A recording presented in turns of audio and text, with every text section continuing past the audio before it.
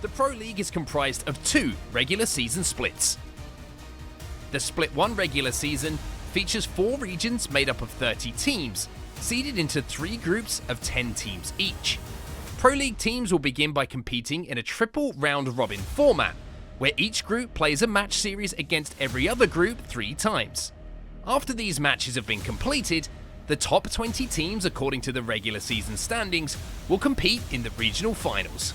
At the conclusion of the regional finals, 40 teams, including teams from all 6 ALGS regions, will have qualified for the Split 1 playoffs.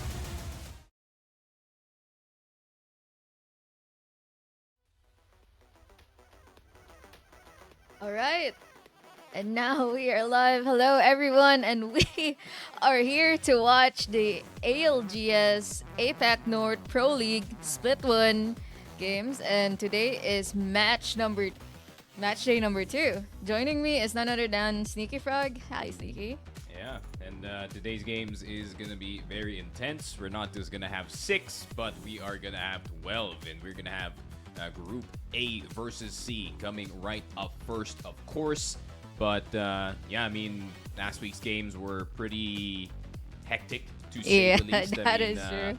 Despite having no contests, there were no repeat winners from the last series. So it's going to be very interesting to see if it could be a different story this time, because now we have contests. Now we have people fighting at the beginning of the game. So it's going to be interesting to see how they adjust accordingly here. And we also saw some pretty interesting end zones, if I'm not mistaken, Sneaky. We saw one ending at Devastated Coast. We saw a bunch of interesting plays from all of these players. And we saw a lot of Bangalores actually. no. Almost every team running a Bangalore. But this is the first time that we will be seeing Group C playing in Pro League, so maybe things might change a bit. After all, we have some pretty powerful teams in Group C, such as let's see. We have Fnatic, for example. I haven't seen Fnatic playing yet. Yeah, and I'm pretty excited here for Fnatic, not gonna lie. I think specifically because they have been dominating the scrims as of recently, whether it is them going up against Group C, them going up against Group A, you always see Fnatic at the top of the scoreboards when it came to those scrims, especially as of recently. But speaking of scrims though, pretty unfortunate performance here from Kinotrope last week, despite the the great performance that they had in the scrims prior. But in my opinion, I think it wasn't about the team and the skill in general of the team. I think it just got really unlucky with the pulls that we had the other day. It could be that, and it could also be teams simply not playing the way they usually are playing in the scrims and playing completely differently in Pro League, because that thing happens, and it's a factor that some of these teams are prepared for. After all, most of them are running Bangalore, a pretty flexible legend pick. But at the same time, there are just things that you can predict, and that is what makes this games fun. You have 6 games per match set, and then we will be seeing how these teams perform accordingly. Maybe we will see some underdogs actually overpowering some of the stronger teams, some of the teams even with LAN experience, or maybe new names. After all, we have Reject Winity over here. They were dominating really hard for the very first match there.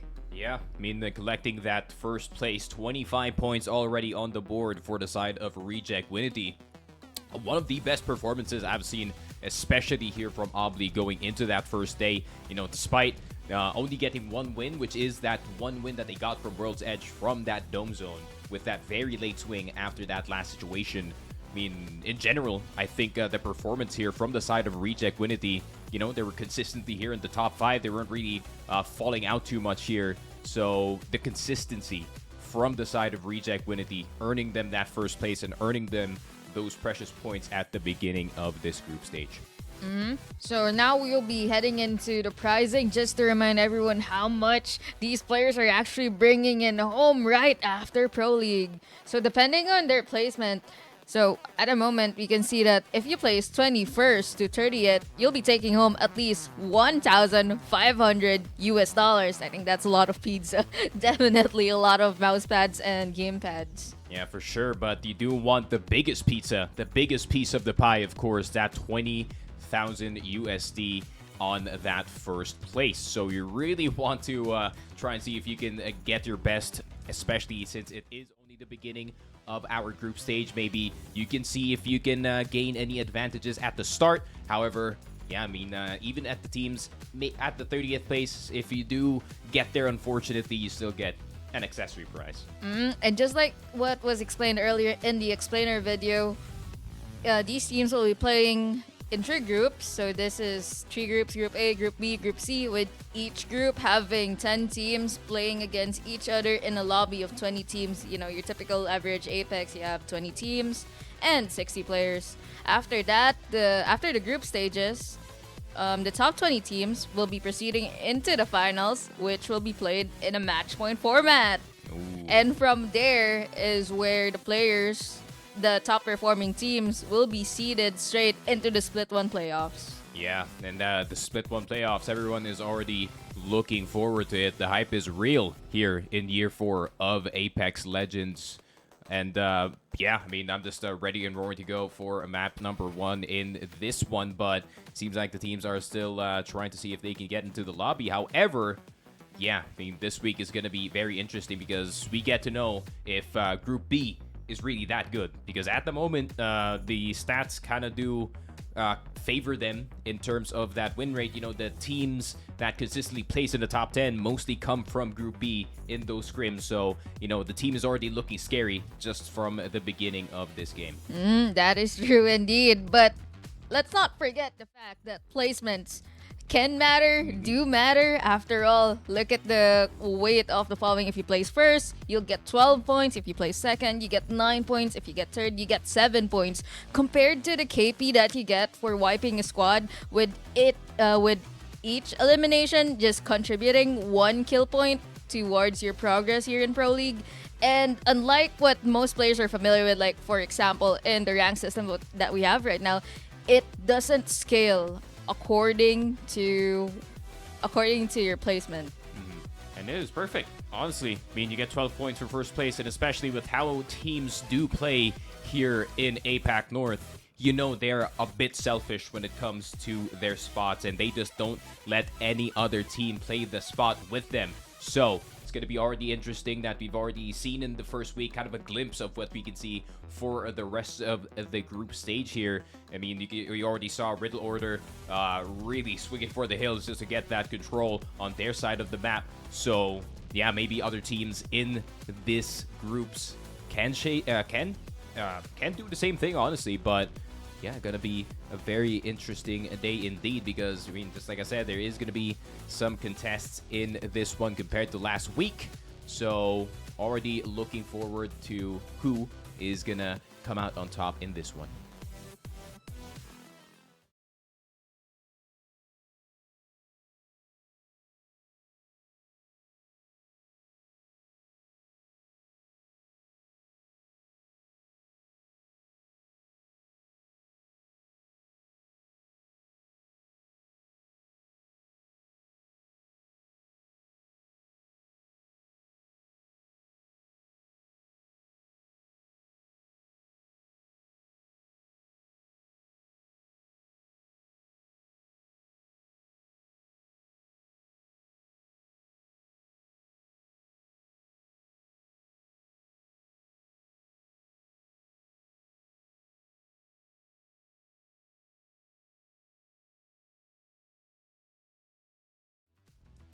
And yeah, and here are the APAC North player transfers that we did just see, I think before the year started, before the roster locks did occur. I think the most important one here is probably the disbandment of FC Destroy at the moment, because you have a beast of a free agent that is Yuka Predator going into a top team like North Reption, who already has an absolute stacked team, and plus you add the firepower of this man, and it is going to be such a scary team to go up against in these lobbies. But not just that, there is some transfers as well going in the way of Fnatic, with Meltzera actually opting in to leave to join Riddle Order, and so far he's been performing really well.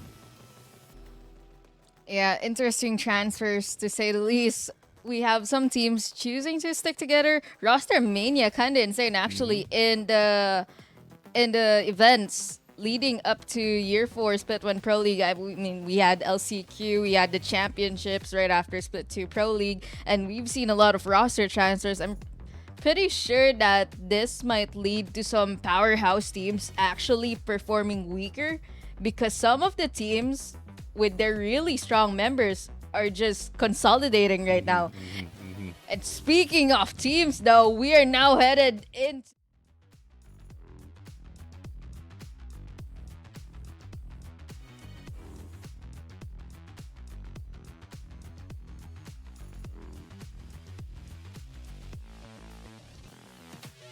There we go.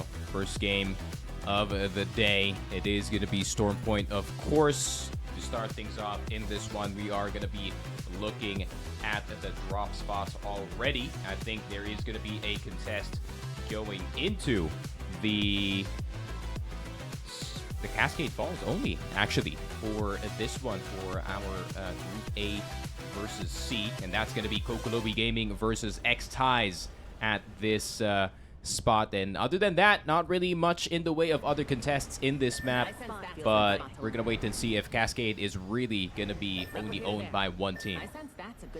Pretty interesting to say the least that among all of the POIs here, Stormpoint having some of the strongest edge POIs, it's Cascades that is being contested at the moment. So we're going to pan into the POV of Cascades in a sec as we're waiting for the teams to drop. There we go. Just good old classic drops as we are used to seeing. Everything is occupied. Cascade, just like we said, there is going to be some contests, and it is going to be X-Ties versus Kokolobi Gaming. Already Sizu getting himself a Havoc PK to start things off as well, and especially on that Newcastle. If you do know your movement, if you do know how to fight around that shield, that PK is going to be hitting like a brick. And meanwhile, at Kokolobi Gaming, we have a conduit known as a legend pick for winning cons, actually, as well as a Fuse, which is a pretty interesting pick, to say the least. Last week, we saw other regions running Fuse quite a lot, but the other regions, such as Apac and EMEA, not really too fun in the Fusey. Meanwhile, Jakusha, with initial shots in the Volt SMG, not really keen on landing those shots in a pretty far range at the moment. Yeah, we're kind of used to seeing this Fuse more on World's Edge more than Stormpoint, but, you know, has found himself in this Stormpoint as well. So World's Edge, not only his only home in this. So X-Ties already trying to play the head glitch temporarily here just to try and gain some information, but Kokolobi playing the low ground the entire time. They don't want to show their cards just yet against X-Ties, who's already ready and roaring to go in terms of the fights. I think they've already looted up. So that's a Volt, an R9, and 2 Mozambiques going in their way. And curiously, both teams are both running a Bangalore with just differing legends, with X-Ties running a Newcastle and a Horizon. Meanwhile, Kokolobi Gaming is running a Fuse and a Conduit. Seems like it's a pretty standoffish fight right now, with both teams trying to protect their respective buildings that they have, not really keen on rotating out of the zone. After all, they're at the very middle of the map. Cascades where most of the fight and convergences happen. Yeah, and Kokolobi and X-Ties taking this one really slow. No one wants to overextend, but that might be the green light. Maya with a good 102 on that blue, and they can maybe fly on up, but they don't have a Horizon here, really. That means they cannot get up very quickly. And that's just an instant Newcastle ult in order to give X-Ties more cover here, but I think there could be a flank going on from Maya coming in from behind, and these poppers are doing damage. And that's a lot of damage from the poppers on the Fuse Cube, but you do Sizu and Elsa is not really keen on moving at the moment, rather defending their spot. Although there's not much that they can see through the smoke, and I'm not sure if they're aware that the other team is repositioning as we speak. Yeah, Maya has to be careful though, doesn't want to end up like Saku, getting a 3-man swung in the open. So U66 just behind the CCG squad here, trying to just play the anchor role, don't want to get flanked. Trying to play that high ground, giving them as much damage as possible, but here comes a 3-man swing. Jakusia is going to be the first one down. Yudu with some nice shots on the R9, and here comes the shield from the Newcastle. Gonna give them a bit of protection, but this is a good start for the side of X-Ties. Already took down the conduit. That means the temp shields are going to be down for now. After all, with the ring slowly closing in, they need to start moving soon, because if you know what happens in Cascades, most of the teams are here to rotate, and it might be a bit too late for this cons as no one's getting Cascades at this point around. Yeah, they need to make a decision here, because I think this is going to be somewhat of a hotspot, considering that the circle is also somewhat in the middle of this spot that they're occupying at the moment. And not just that, they are also in the second circle as well. So there's going to be plenty of fights going on. And speaking of fights, NSD Gaming, Nevidal's already down. Axis, ooh, with the RE45, will not get the kill on Sangjun, though, who's still very healthy. And just like that, Sangjun collecting the kill leader for the lobby with 3 kills already to start things off for Reject. Reject Winity still on fire. Very good start for the side of Reject Winity after their very strong finish from match day number 1. And would you look at that? And it's a Bangalore. Sangjun currently the kill leader for this team. Yeah, and they're already on really good armors as well to start things off. Purple, blue, and just a bit, and Obvi can get that upgrade. So Reject Winity already looking like a scary team going into this round 2 closing. But speaking of round 2 closing, I think CCG, they've decided to concede the fight in Cascade and instead just go for the rotation instead.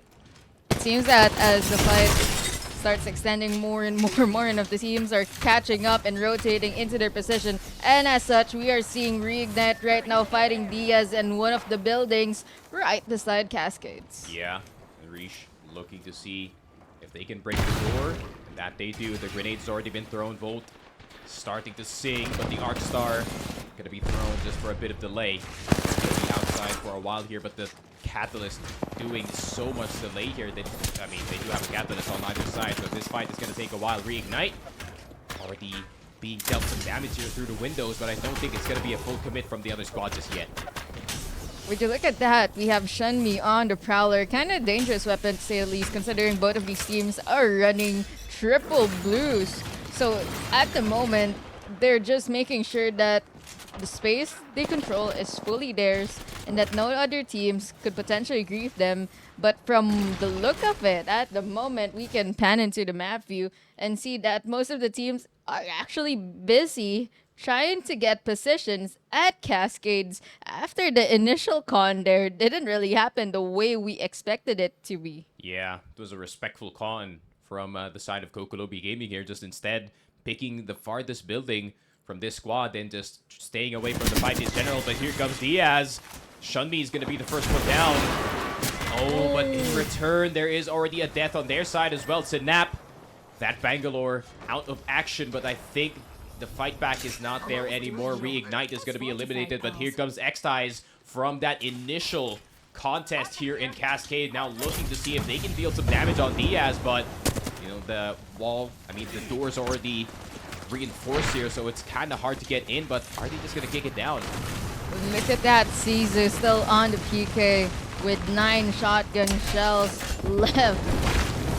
And really want to fight this. Trying to kick the door down. The Thermite's already ready and prepped to go. Diaz opens the door instead, but the Prowler not going to deal any damage. Diaz trying to see if they can go for the back room, but a black hole is going to suck them right back in to the middle of the room. But Diaz trying to see if they can just go back into safety of the room right next to them. But Diaz doing some damage as well. But here comes the nades. Are they going to do damage? Not that much. Xties in a precarious situation, but they can still pop some bats here and maybe do a little reset.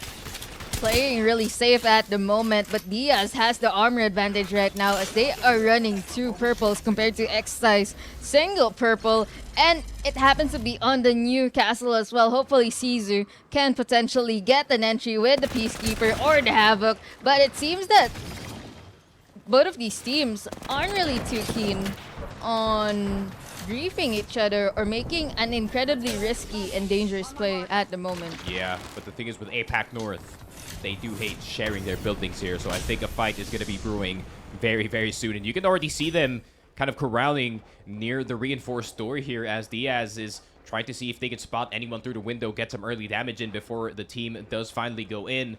But still, they're taking their sweet time in this one, and I think this is only the current fight that is happening at this very moment. And already, the guns start to fly on either side. Diaz trying to see if they can file in. But the reinforce once again, just another reinforce from Resh, making it as hard as possible to enter here. But Xties just trying to break these spikes, trying to make it easier to enter, but it is already so difficult as Diaz is really just melting and wasting as much time as possible. Maybe they're trying to see if they can get the meds off. Ooh, Maker, really cheeky play over there. Thankfully, was able to back up just right in time. But look at that, Sinap just goes to the push. Eva 8 doing a lot of damage, and there you have it. Xties eliminated so fast. And then a survey scan from a beacon nearby comes in. 17 squads remaining. Yeah, they need to get a quick revive down though. Synap was taken down in that initial fight, but that beats Nebula Esports. They heard this entire thing and have an opportunity to collapse on a team that was wounded from that prior fight. Volks cannot get in just yet. The spikes are doing so much delay, and once again, Diaz just allowed to go for a full reset, popping those bats, popping those meds, but still, Nebula is looking for a fight here. They're trying to get some damage through the window, and here comes the spray from Resh. Resh on 1 HP, having to run away. The temp shields are going to be used. And Maker down to 1 HP. Diaz not in the best situation. I think Synap is actually out of meds in this, so they might have to just run away or just fight as much as possible. But Nebula Esports also getting tagged from the side. They're going to concede that fight. Yeah, not too keen to do much at the moment, given that the lobby density is pretty thick right now, actually. As we Yeah. are seeing a mid-map zone, it won't take a while. Actually, it won't really take much time for any of these teams to rotate into the middle of the map. But it seems that as we pan back to Diaz, they're just getting shot at by all of the teams in the neighboring POIs. Yeah, this fight has been going on for 3 minutes at this point since the start of the round 2 countdown into the round 2 closing. At the end of it, Diaz still really holding this building. I mean, you can't blame them because this is one of the more powerful buildings going into these zones. But still, Techwing having themselves under their own fight as well. Anaya on that Revenant. What is the decision here? Anaya does take down Milan from the side of Area 310. They already have 2 players down, but where is the last player trying to run away as fast as possible? But you can't run. You can't hide. Anaya is here. But no, they're just going to let the last guy escape. I think they're already satisfied with the 2 KP that they got and also control of Command Center. However, I mean, the circle's not going to be there, guys, so you're going to have to fight your way out of there against Reject Winity, who's already waiting on the outside here.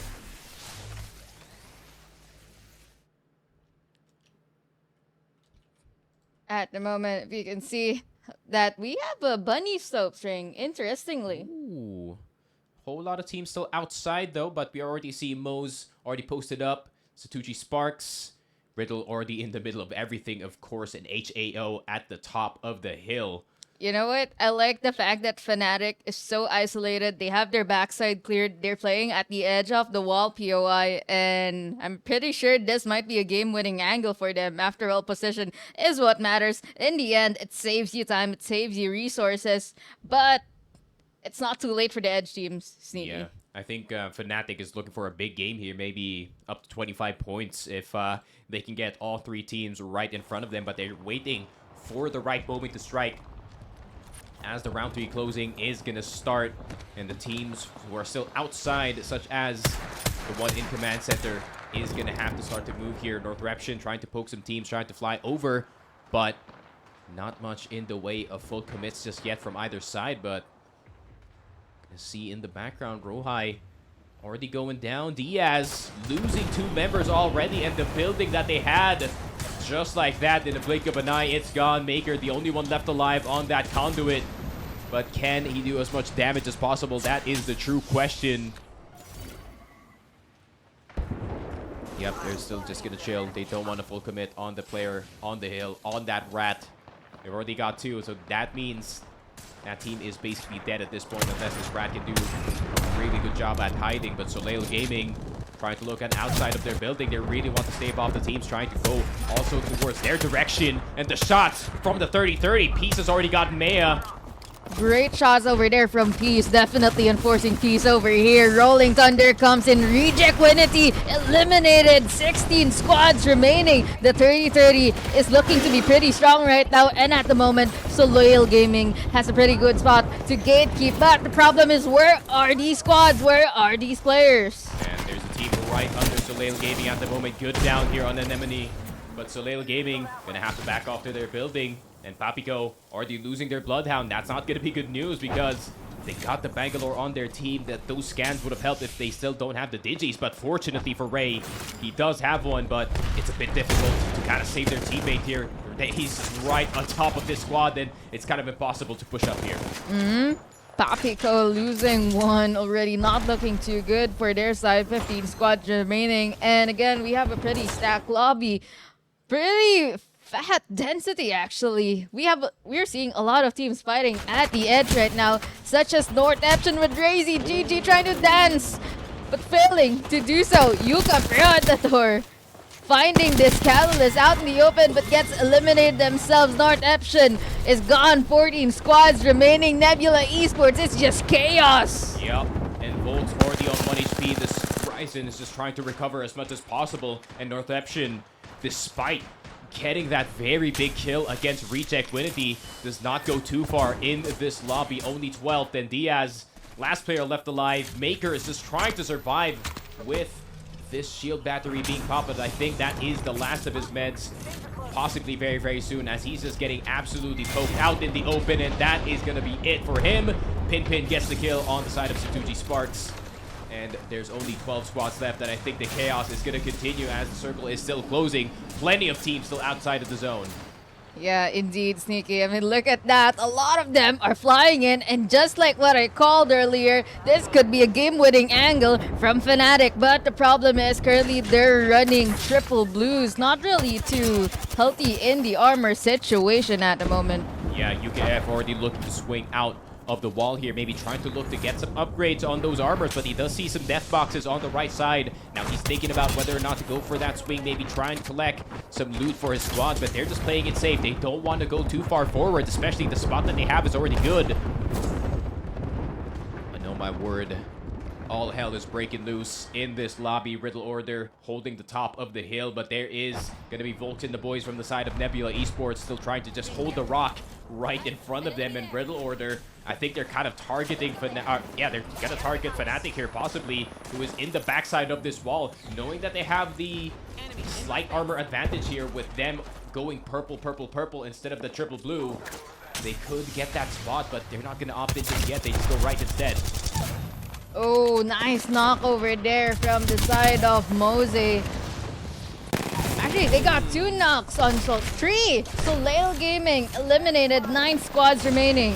Yeah, Soleil Gaming out of the question, and the action just continues. The Satuchi sparks as well. Absolutely catching heat here out in the open, hit by an Arc Star. Zink just trying to survive as much as possible. Chaos is happening, Sneaky. Pulverex Hammer Drill, meanwhile downing people in the kill feed at the moment. 9 squads remaining, and there's so many rats around. Good 163 beam from F-Chan with the R99. Oh, Wyatt Chang did not know what hit him, and it actually was directly above, but Umi-chan is already going to go down. Pulverex are going to have to move from this spot. You're getting absolutely beamed from everywhere, but this is a spot where it's actually out in the open, and he doesn't make it all the way around the corner, but I think FT Yan can still be rezzed, but the circle's already closing, so he might have to leave his boy in the zone to die. And HAO still being thrown alive here, holding the top of the hill. I think they have one of the best spots in this zone, but Fnatic still opting in for the wall, still opting in for the low ground. And UKF already has red, but Satuki is gonna go down. They lose access to the horizon, but I think they're just gonna have to go for the insta-res. Yeah, insta-res indeed. It's believed that they still have time to push this res as the rest of the squads are descending into chaos right now. Mose eliminated, and this is your top 5. We have Riddle Order looking pretty healthy at the moment. Yeah, and I think Riddle Order is actually kind of helping Fnatic here as they're kind of staving off the teams who are attempting to enter the wall, who are attempting to try and get Fnatic here. So Anaya could not go too far forward despite being on that Revenant as Techwing is eliminated, witnessed by Riddle Order themselves. Anaya is going to go down. Fnatic still in the wall. However, this zone is going to pull very soon in just a minute, of course. And I think Fnatic might have a good pull, but they have to go from the other side of the wall. Fortunately, Satuki is still alive on that horizon, so they can just queue over it. At the moment, most of the teams just playing really safe, really passively, not keen on starting the fights themselves. After all, they do have cover, they do have a lot of space. It is round 6 after all, with 4 squads left and 11 players.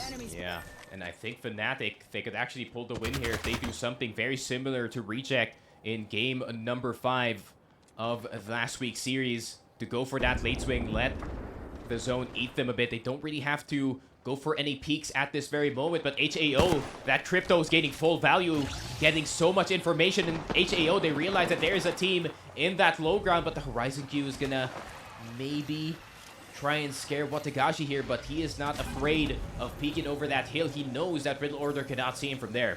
Look at that crypto utility being completely used. All of that information going into HAO's side. Yeah, but 5CG, I think you're going to need to keep that EMP for later, because this is where it matters. The final round closing, 1 minute and 40 seconds, and the countdown starts. The intensity will pump up any minute now. Fnatic still, and this is what I was saying, they're just going to wait for the rest of the zone to be consumed here in the wall, and they're just going to queue over it, possibly look for a fight with that black hole. Instead, maybe going to go for a balloon just to distract the team, maybe try and scare anyone who's on the top of that hill, but I think HAO has a full idea of what Fnatic is doing here.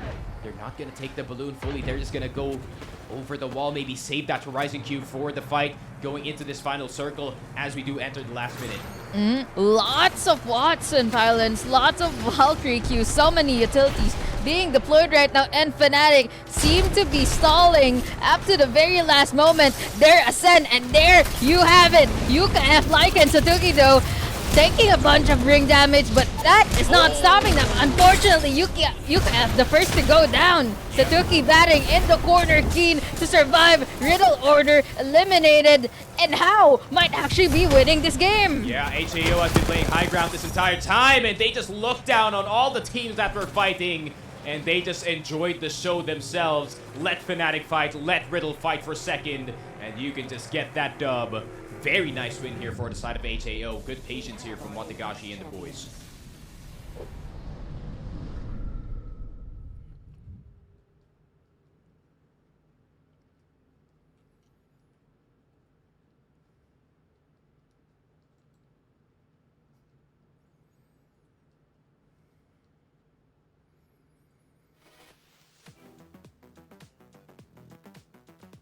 Okay, and now for the match recap.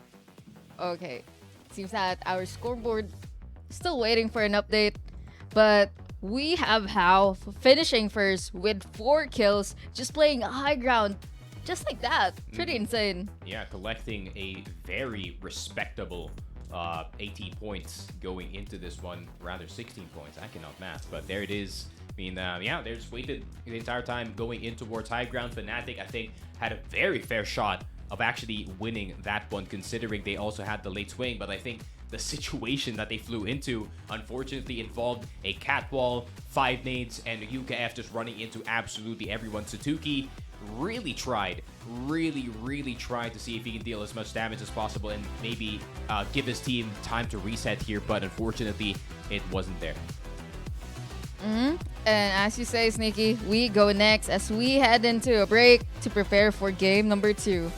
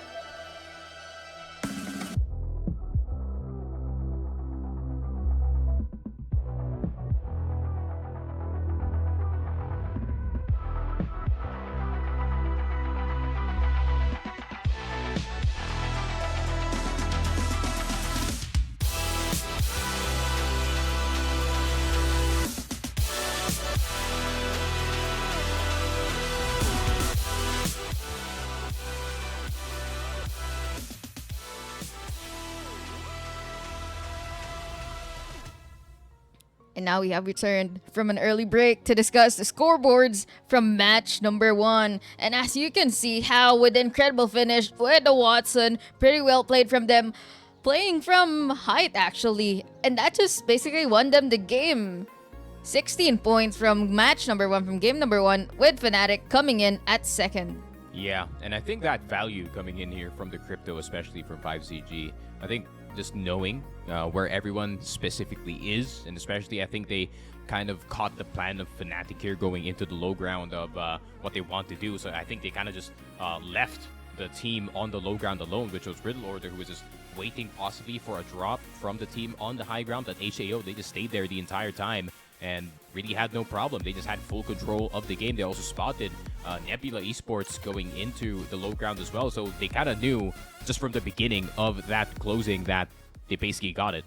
And we can see a lot of the teams actually kind of collapsing around Ring 3, Ring 4, and Ring 5 as they struggle to get into the zone. After all, it is pretty open. Not a lot of buildings, not a lot of cover. But we saw a bunch of solos, a bunch of rats surviving till the very end. And again, with the Bangalore, so many smokes were being deployed.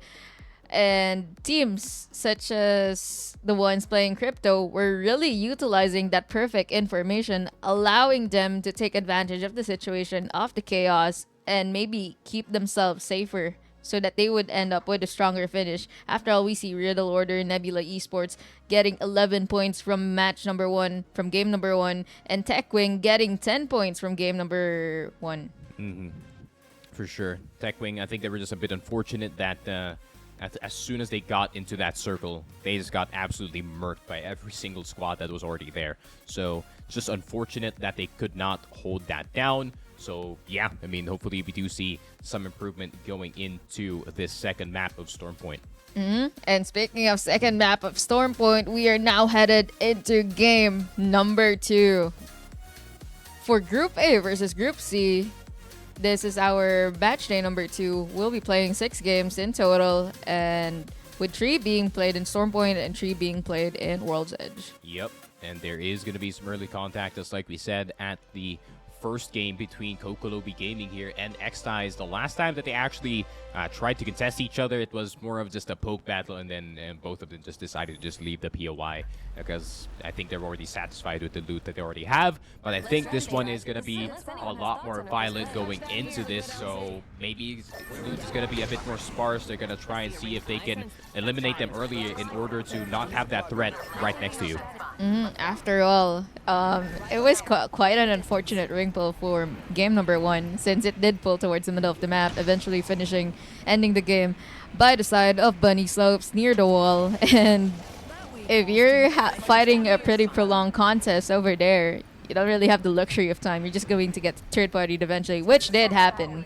None of the teams contesting Cascades actually ended up fully taking over the POI. Kind of similar to how teams play Climatizer here. There is a contest, you kind of do that first, take it slow, and then decide to fight from there. Or I mean, whether or not to fight actually. Going into this one, just a quick loot from every other squad. RE45 already available here for the Fuse. U66 probably happy about his loot at this very moment, but Kokolobi Gaming already looking to see if they can get some early damage in on towards the side of X-Ties, who's just trying to see if they can hear what spot this team is playing. You on the Sentinel looking kind of scary over there, but let's not forget the fact that Kokolobi Gaming's Fusey, Yo66, has an RE45 with hammer point. Ooh, that is going to absolutely shred anyone who is right in front of him. He has an EVA 8 as well, so that shotgun definitely going to help in the CQC, and the CQC is about to happen right in front of us. The shield is already going to go down for the Newcastle, but look at the pace from the side of Kokolobi Gaming. They're still not deciding to fight, and that might be a mistake. Here comes the Fuse though, coming in from behind. Good shots from U66, but the EVA 8 is only scoring 14s. Oh, Maya down, but there's no trade just yet. Kokolobi Gaming, the shots are real. Oh, yeah, Kusia with the very nice shot on the R9, and the Mozambique absolutely shredding. No need for a hammer point. You just need this Horizon. Yeah, no need indeed. And that's it. 19 squads remaining. Coco Lobby taking their very first win of this contest over here at Cascades. Yeah, and they finally just secure it. And this is what I was saying. Coco Lobby this time, they're not going to allow it because, just like I said, Apac North, the thing is, they're kind of selfish about their POIs. They don't want a team playing in the general area that they are, and that exactly what happened here in Cascade Falls. So the rest of the teams are just trying to do it as fast as possible here. Could be a bit of contact in between Soleil and now looking to fight here in Down Beast, but realize Washoy maybe not knowing the situation just yet. They're still trying to see if they can just go out for free here, but no. Soleil got the better loot as well, so I think they're going to opt in for the fight despite Archery only having a Napian here. I mean, that's only going to be, that's the only player that they have to worry about. The rest, they're pretty healthy. Yeah, and after all, a conduit is a conduit, and a conduit on purple this early into the game is looking pretty scary. Peace, though, popping a Phoenix kit this early on, and it seems that Archery found a blue armor just lying on the ground right there. Yeah, and a bit of upgrades all across the board here, and there might be even a third team actually getting themselves involved here on the side of the Down Beast. So now it is a decision to make here for Soleil Gaming. Are we actually going to commit this fight, or are we just going to let Papico take over? Interesting to see that these teams playing these positions. After all, we don't really see a lot of Down Beast fights. Not a lot of these fights happen this early into the game. After all, no point fighting this early for space and pressure. You're just going to end up depriving your team of resources. And even though Down Beast is one of the POIs with some of the better loots in the game, after all, it is by the edge. A lot of the teams are pretty conservative when it comes to resources. After all, they mostly do early rotates, if I'm not mistaken, Sneaky.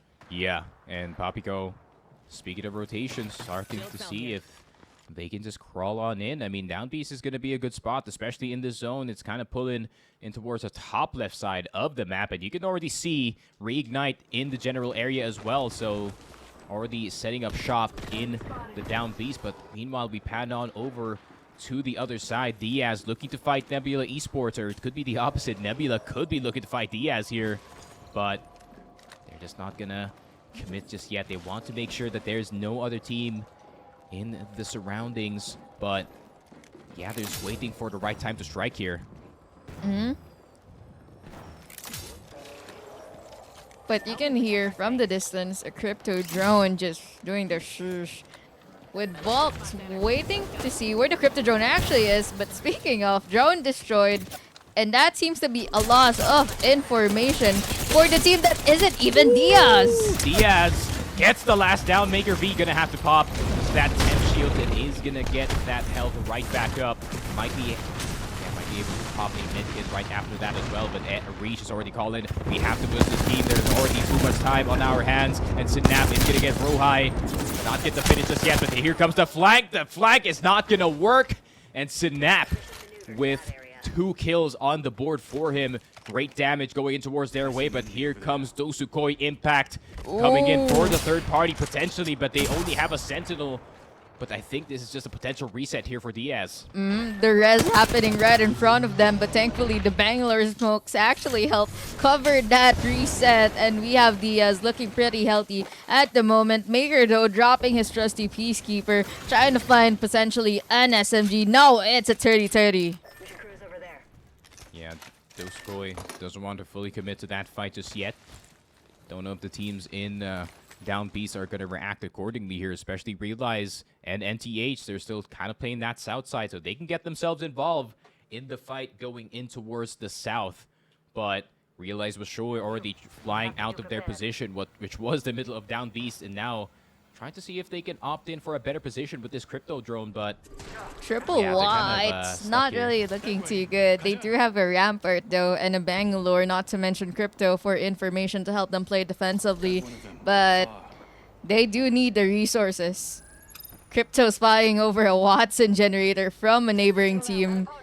And it seems that more and more teams are pouring into Down Beast at the moment, such as Reignite, positioning themselves in the belly of the beast, with Shunmi aiming at the conduit by the gravity cannon. Yep, they do have to be careful, though. so many teams already in the down beast. It's not just one, could be three. So Veil Gaming also looking to rotate in, but Area 310 still kind of playing backfill here. But I think they're just going to get right inside the ring. They're not too far.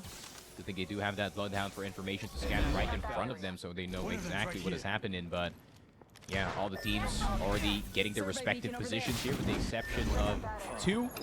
Reception already tried to scout out down beast here, but Yuki Perodator looking for that armor upgrade before they go for that full commit.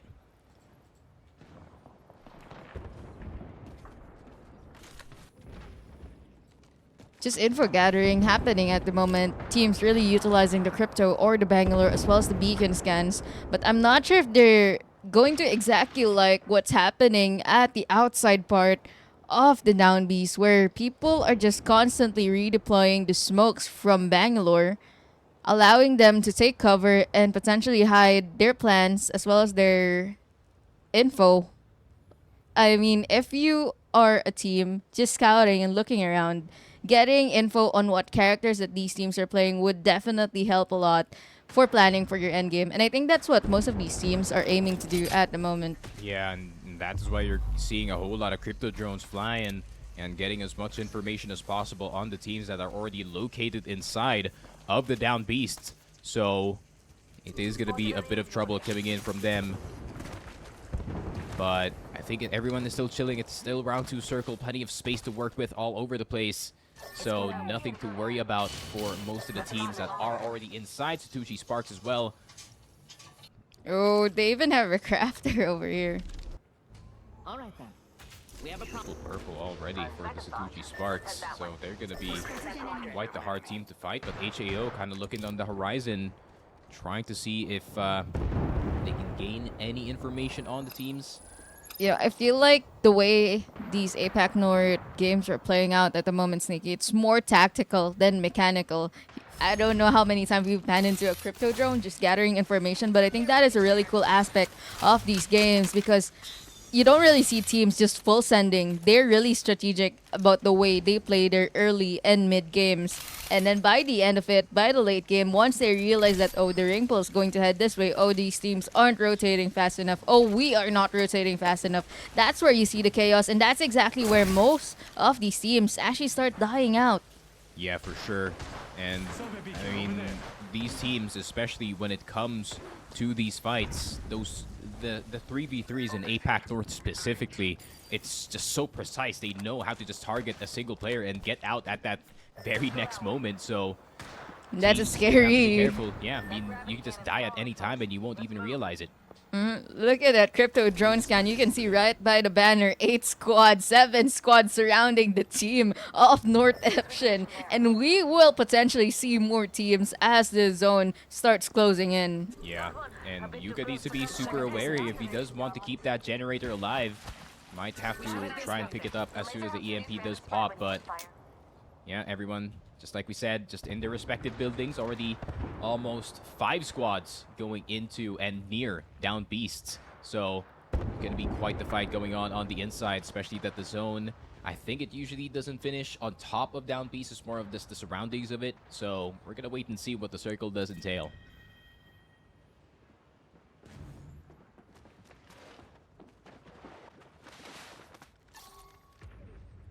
And there you have it. We have Ringtree pulling towards the side of Down Beast. Definitely going to pressure the squads such as Mose that are still by the side of Checkpoint. Anaya though with the Revenant and the 30-30 trying to get some poke damage in order to allow Techwing to rotate into the zone. But they have to be really careful. After all, Checkpoint is still there. There's still a lot of teams just neighboring and hovering beside them. Yeah. And it seems that their safest bet right now is a tunnel rotate. But Anaya kind of a bit too far forward. But after all, Anaya's playing a Revenant. Not really much of an issue at the moment. Libel Ace on the Bangalore. I think the newest addition to the Techwing team, if I'm not mistaken. But oh, spots an enemy just casually strolling by.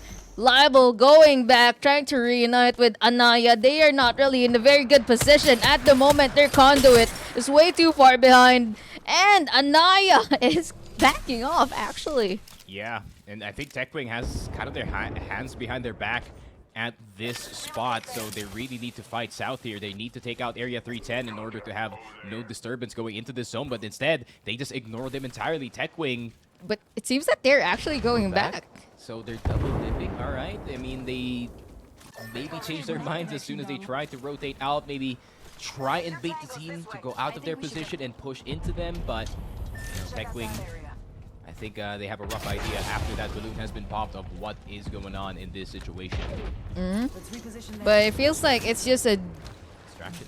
Yeah, it's just a distraction. They were trying so hard to dupe the other teams into thinking that they're rotating that way with Area 310, trying to find them through the tunnels, through the neighboring buildings, and not really being successful in doing any of that. Meanwhile, we pan into the fly view where we see more and more teams descending into the side of the down beast. And it's looking pretty dense, Sneaky. 18 squads, so many, so much chaos even. And this is where the chaos starts. The round 3 circle closing. Every single team looking for a spot. Every single team looking to fight for a spot here. As Area 310 starts to enter the zone. Able to take out the drone here, but they're going to have to back off a bit. They do have the gazebo for now, but that's a down on Lemon. That could be a green light for Fnatic to push this team, and Mitarashi already eating 2 nades. But it's how that's actually nade spamming them complete with the Valkyrie rockets. And it seems that it's not looking too good for Milim over here. Yep, and HAO was actually waiting for this moment to happen on Area 310. They were waiting for a squad that's right behind them to get downed by one of the teams that are actually so far. Apac actually took one person down with a charge rifle. So I think it's just going to be Satuchi Sparks trying to see if they can get some accessory KP from that fight, but it's not going to happen. They'd rather just keep the tunnel that they have at the moment. And because of that, Milim still alive despite the grief from Satoshi Sparks. The Sparks not keen on compromising their position, and Milim's just now bullet dancing, trying to avoid the bullets, trying to avoid the fuse cues. Yep, spotted by that drone, so they are aware of his presence here on the gazebo, but doesn't want to go for the full commit just yet. They know that more than one team is also looking at that spot, and here we go. The down beast is only worth 3 legs, possibly going into this last zone. It's half water, half beast in this final circle, but Reignite looking over, trying to see if they can gain position on one of these legs, but HAO having to move as well. They're quite far from the round 4 zone.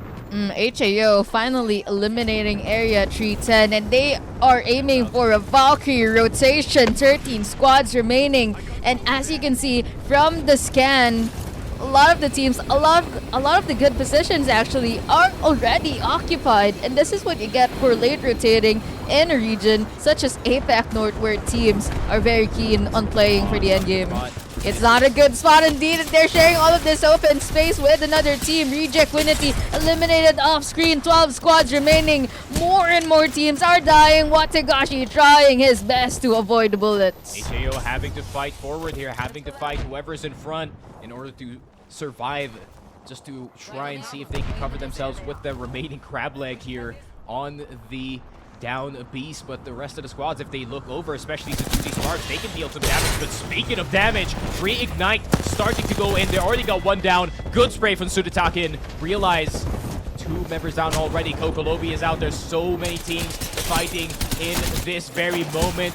Reignite gets one more, but that's actually Tano Master also trying to dip into this fight, and instead he's the one who goes first down for his squad. Reignite absolutely on fire right now. Matsutash getting that KP and just backs off. Matsutash with the longbow, now griefing a completely different team. This is so fun to see, actually. 10 squads, round 5, so much chaos. You pan to the right, you're shooting another team. You pan to the left, there's another team. You pan to your bottom side, and there's a different set of teams as well. Look at Satuki heading headfirst straight into a fight, and Laika getting it down. 72 on the red, and that Valkyrie sadly cracked, tries to fly away, and that's how eliminated. 7 squads remaining. Yeah, Hao got that 8th place finish, but I think they're going to be slightly sad about that, considering they actually won the fight for control of that spot against Area 310. And unfortunately, they do go down to Fnatic, who's kind of godlike on these timings to go for these third parties, and we only have 6 squads left in this very tiny zone, which is somewhat out in the open. The only people with cover is Diaz, but they don't have cover on their front. It's more on top. And aside from that, we have 2 solos playing at the moment. So in actuality, only 4 of these squads are actually a complete trio. Reignite aiming for the early end game, late game rotate, but Matsutosh not looking too good. Goes down first, and they are getting shot from their behind. Oh, absolutely beamed with that bow check from Satuki. Absolutely taking everyone out. A sandwich in between Northreption and Fnatic. Absolutely shredding Reignite. And Fnatic looking to see if they can go farther into the zone. They have just been fighting and succeeding in every single skirmish that they have just had. And they are looking for one more. Great 100 crack on that wingman. And they go under. They do have the Newcastle ult to play for that slight cover. Also have the climb up option indeed, but Diaz looking to climb right back up into this one, but the spikes are really making it difficult for this team just to climb up. Liker though not looking too good, but Satuki on the bow check looking pretty scary. Spots another squad but has to target swap towards another end. It seems that Fnatic is actually the squad that is sandwich. Yeah, and the squads on the low ground have a decision to make. Do you play second, or do you try to see if you can go for the third party and try to play for first? Diaz opting in for the first option instead. Synap with some good damage, but has to back off. The temp shields are going to save him a bit, but this fight is not looking good for them. The team on top, Soleil Gaming, looking to gain some damage, looking to gain some ants, and they do in Resh here. Looking to go for the finish, but they can't just yet. The rest of the squad in the low ground looking to swing. Soleil, though, trying to look over. Satuki does get Synap. Fnatic trying to play for second. Soleil trying to seal the game. Still on the low ground for 30-30 doing some damage. There is one spike out in the open here on the water in order to provide some cover. Fnatic with a good fight. They got into the high ground. Soleil Gaming, you thought you had control, but it was Fnatic this entire time. Oh my word, Fnatic steal it from Soleil's nose. And just like that, the superior fighting force of Fnatic got the win in game number 2. I did not expect that. That's just pretty insane, Sneaky. You've seen what I've seen. Initially, they were being sandwiched. Initially, they were at the disadvantage. But the teams were too complacent, and they let Fnatic rob it straight away from them.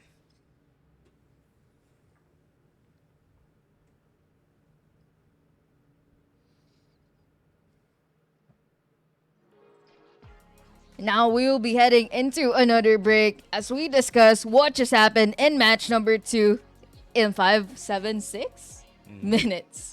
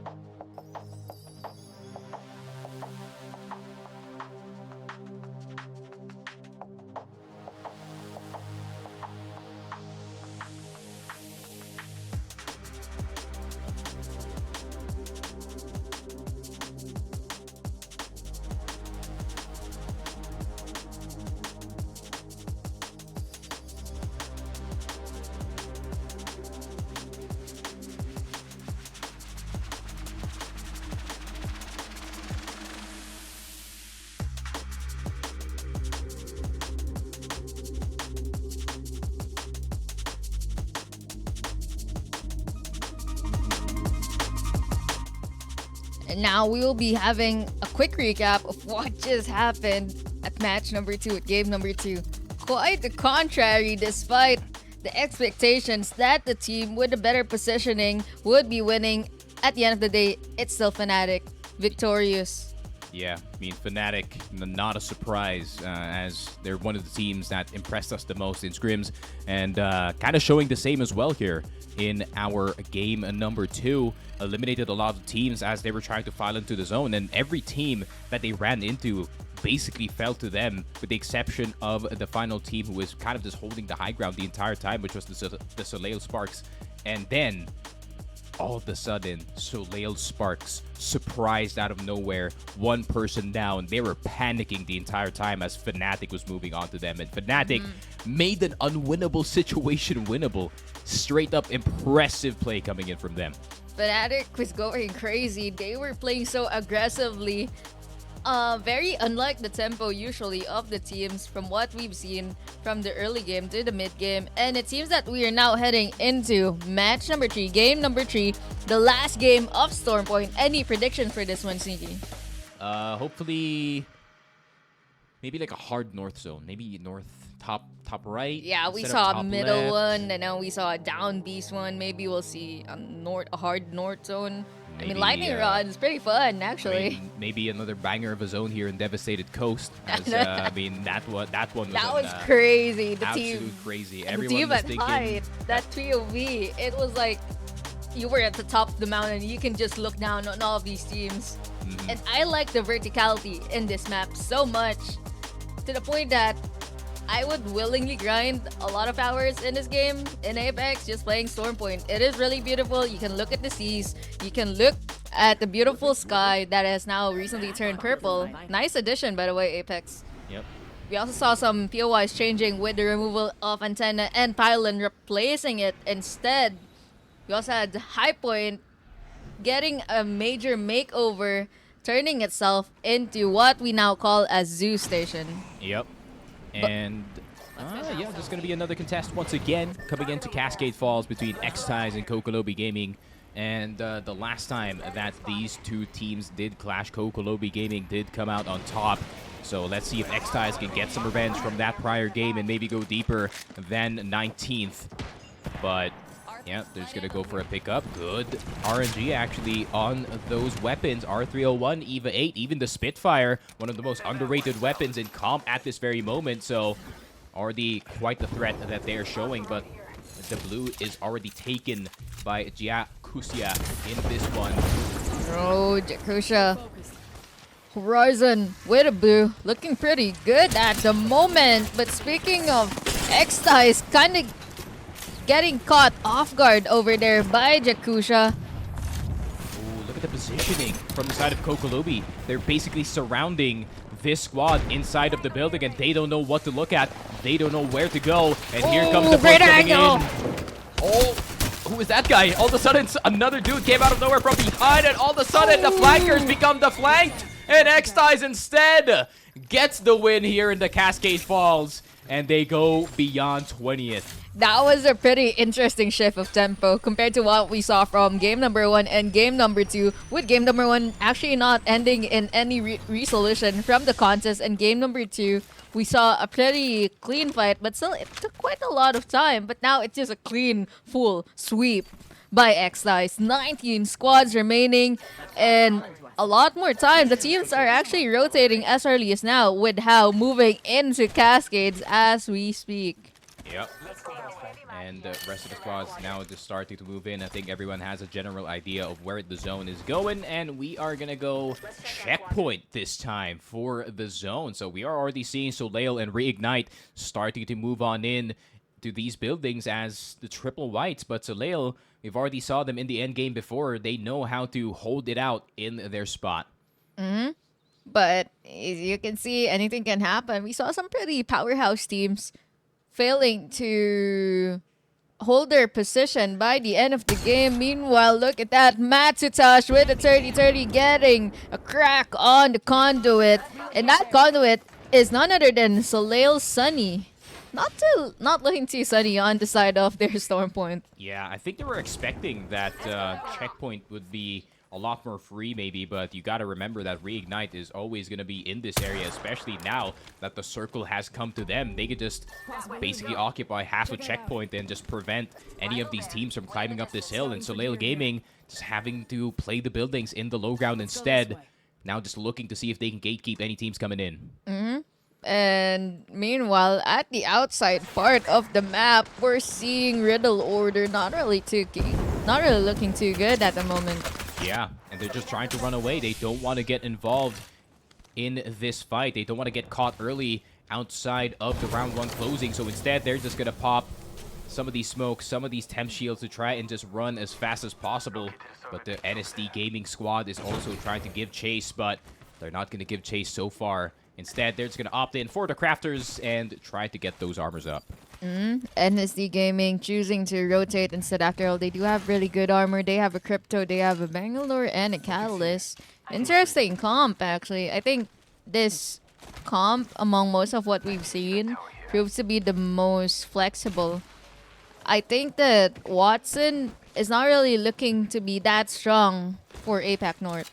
Yeah, it's kind of like interchangeable at this moment. I think the more mobile teams go for that Catalyst instead of the Watson, because you know you can kind of move with the character, and you do have that catwall for the sake of the rotation. But some of these teams, they do love that Watson. That generator can really save you a lot of these meds. It can really save you a lot of those troubles with those nades. So it's going to be a 50-50 depending on how you play the style.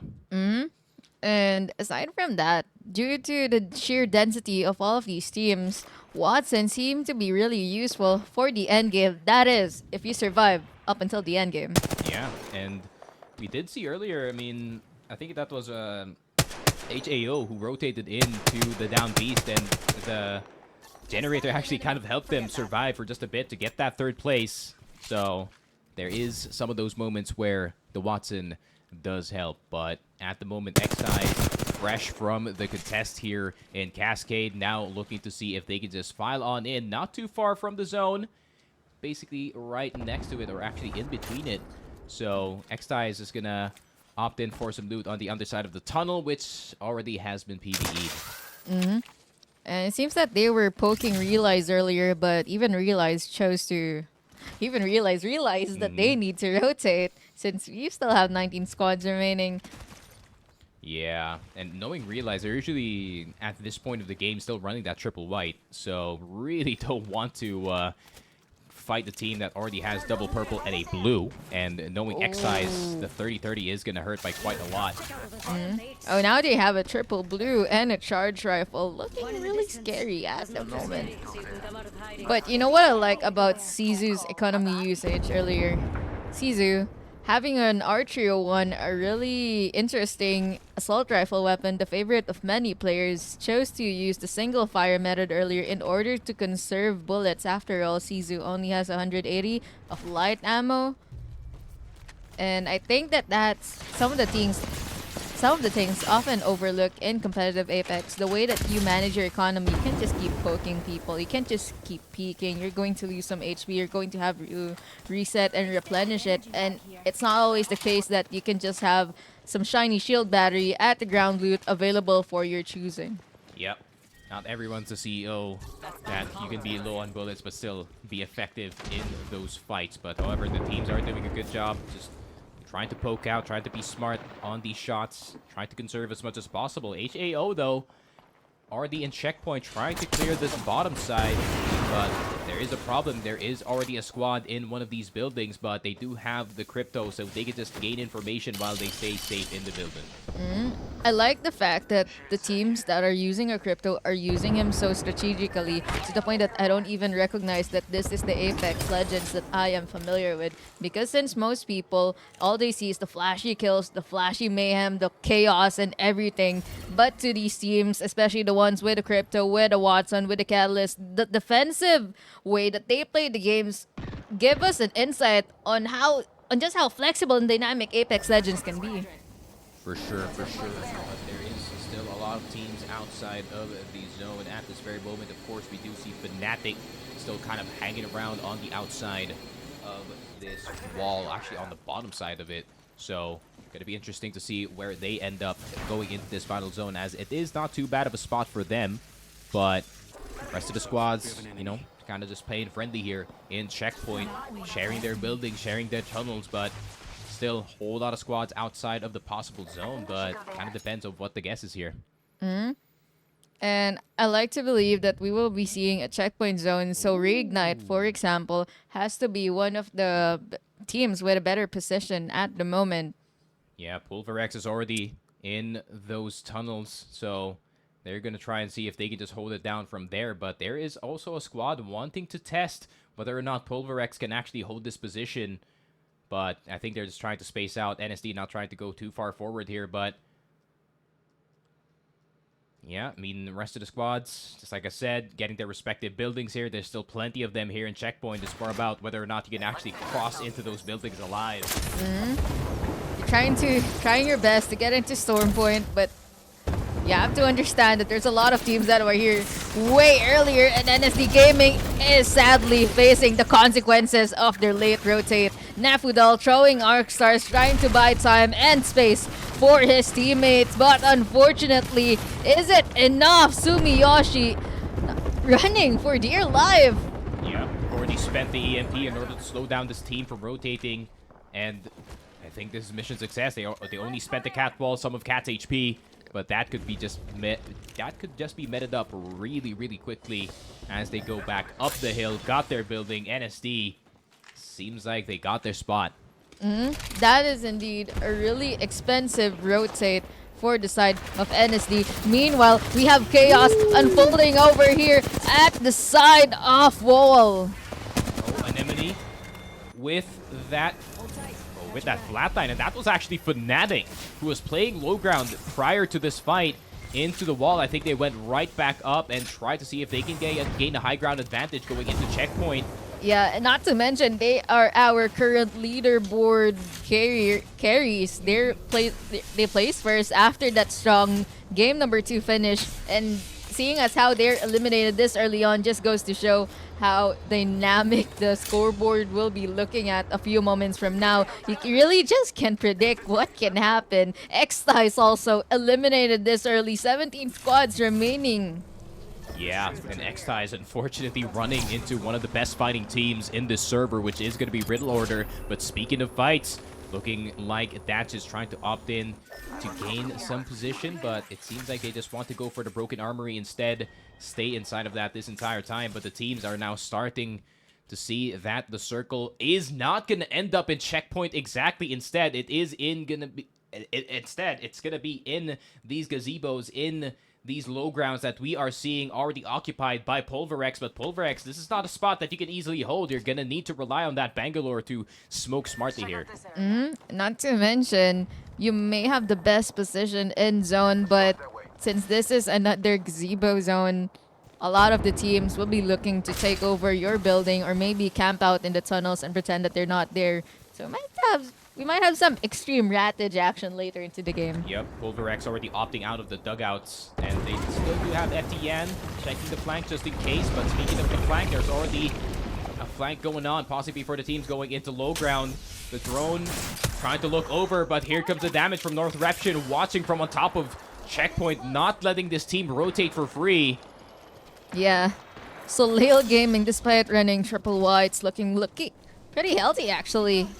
I think they were the team that was running away from Reignite at the very start of the game, and it's good that they were able to survive for this long despite really not having a lot of HP on their side.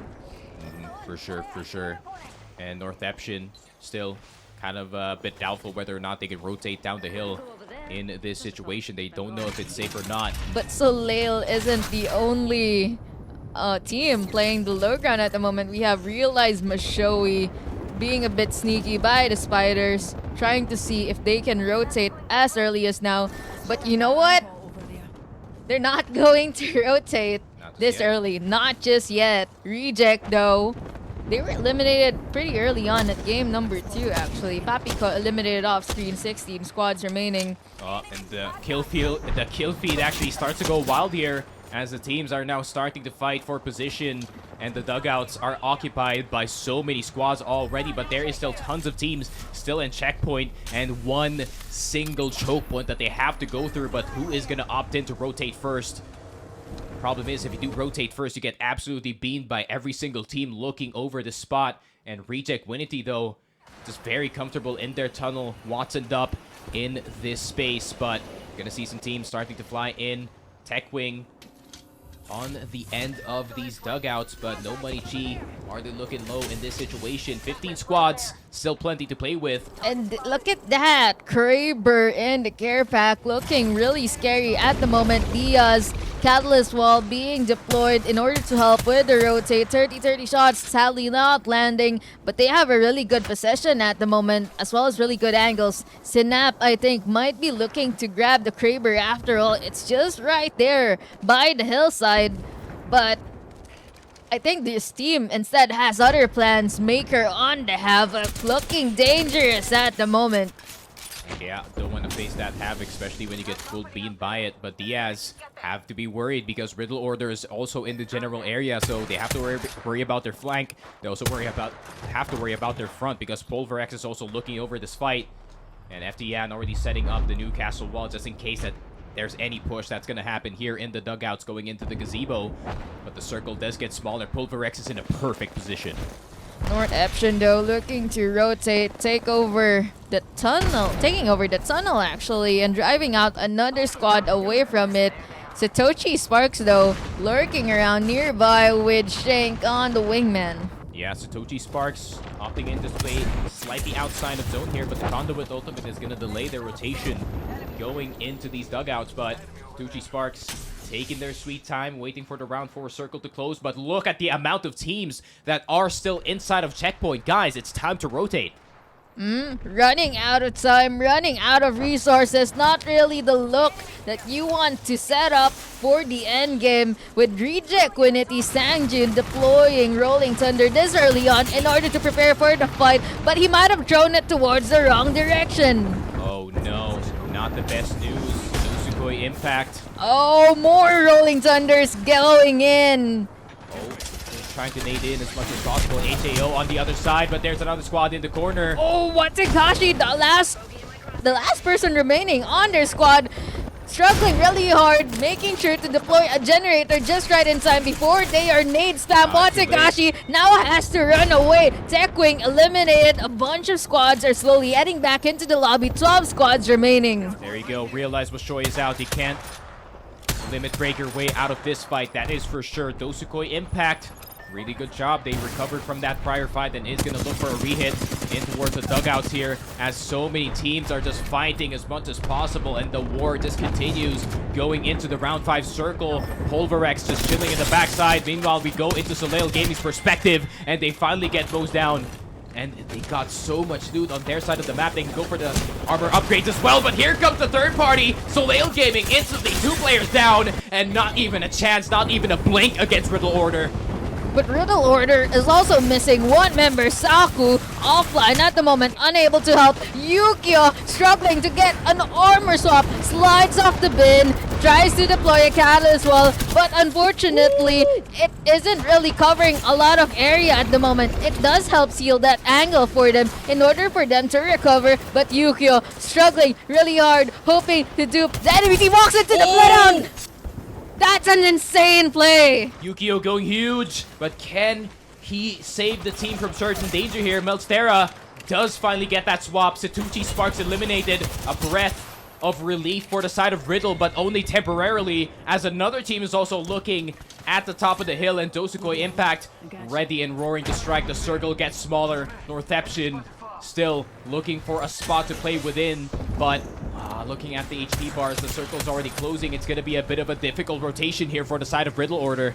It seems that Riddle Order is really struggling hard to get away from the chaos, but resetting is going to take time. And aside from resetting, rotating will also take a lot of their time. Northeption looking ready to gatekeep the squads. They have this side of the tunnels prepared, and they are now scouting for their next enemy.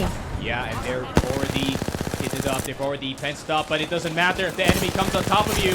NSD Gaming, good spray from Axis, but they cannot get enough damage in. This is a trio, just to remind them. Axis gets absolutely beamed, absolutely pushed.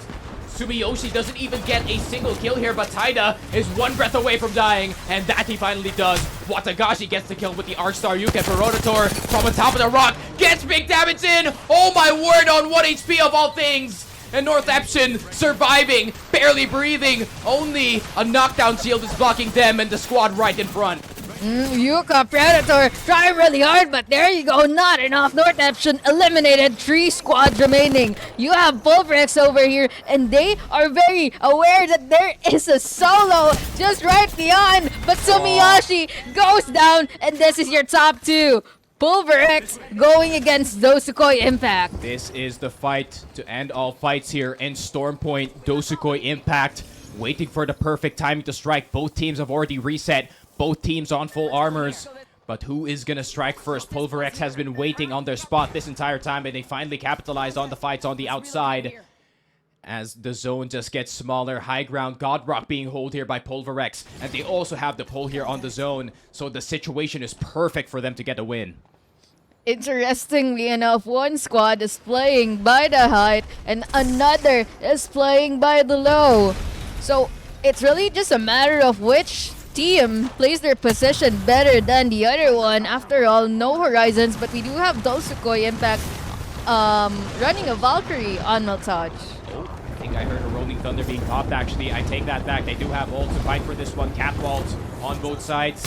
Newcastle also put this ultimate down earlier, so additional cover for the side of Pulverex. But I think this is going to be the push-in coming in from the Osukoi Impact. However, the Catwall delaying this fight so much. Pulverex trying to look for a better position as the zone does close farther. Dosukoi having to go back into the dugout, and now they have to climb. But the damage coming in from the left side. Title Master, can he go for more? Good cracks, 2 cracks. Meltage gets 2.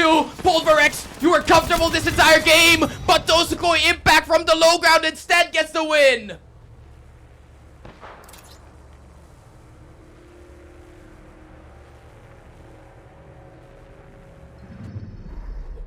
We have our Apex champions.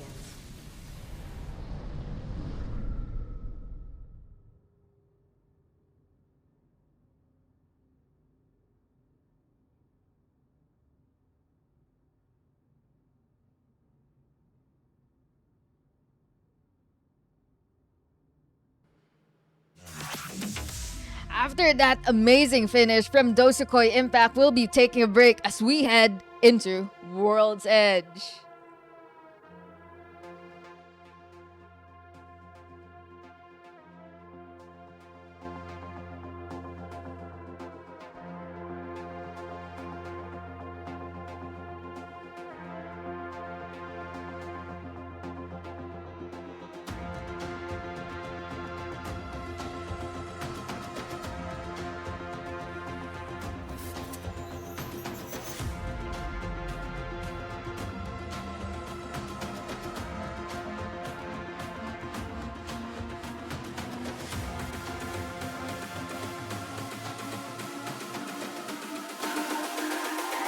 It's all about humanity. About humanity.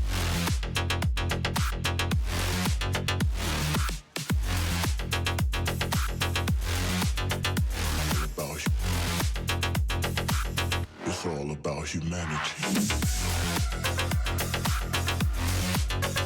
About humanity.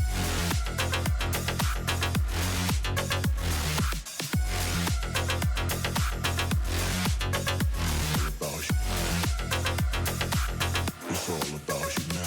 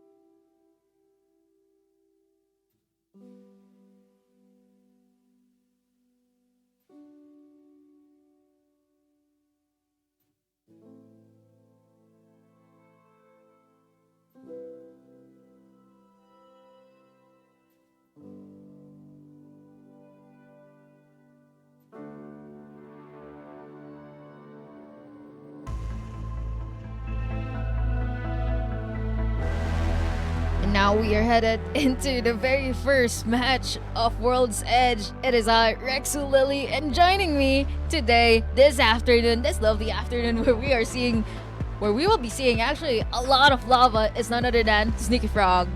Yup, and we go into World's Edge here for game number 4. It's been a spicy few games that we've had in Storm Point, not gonna lie.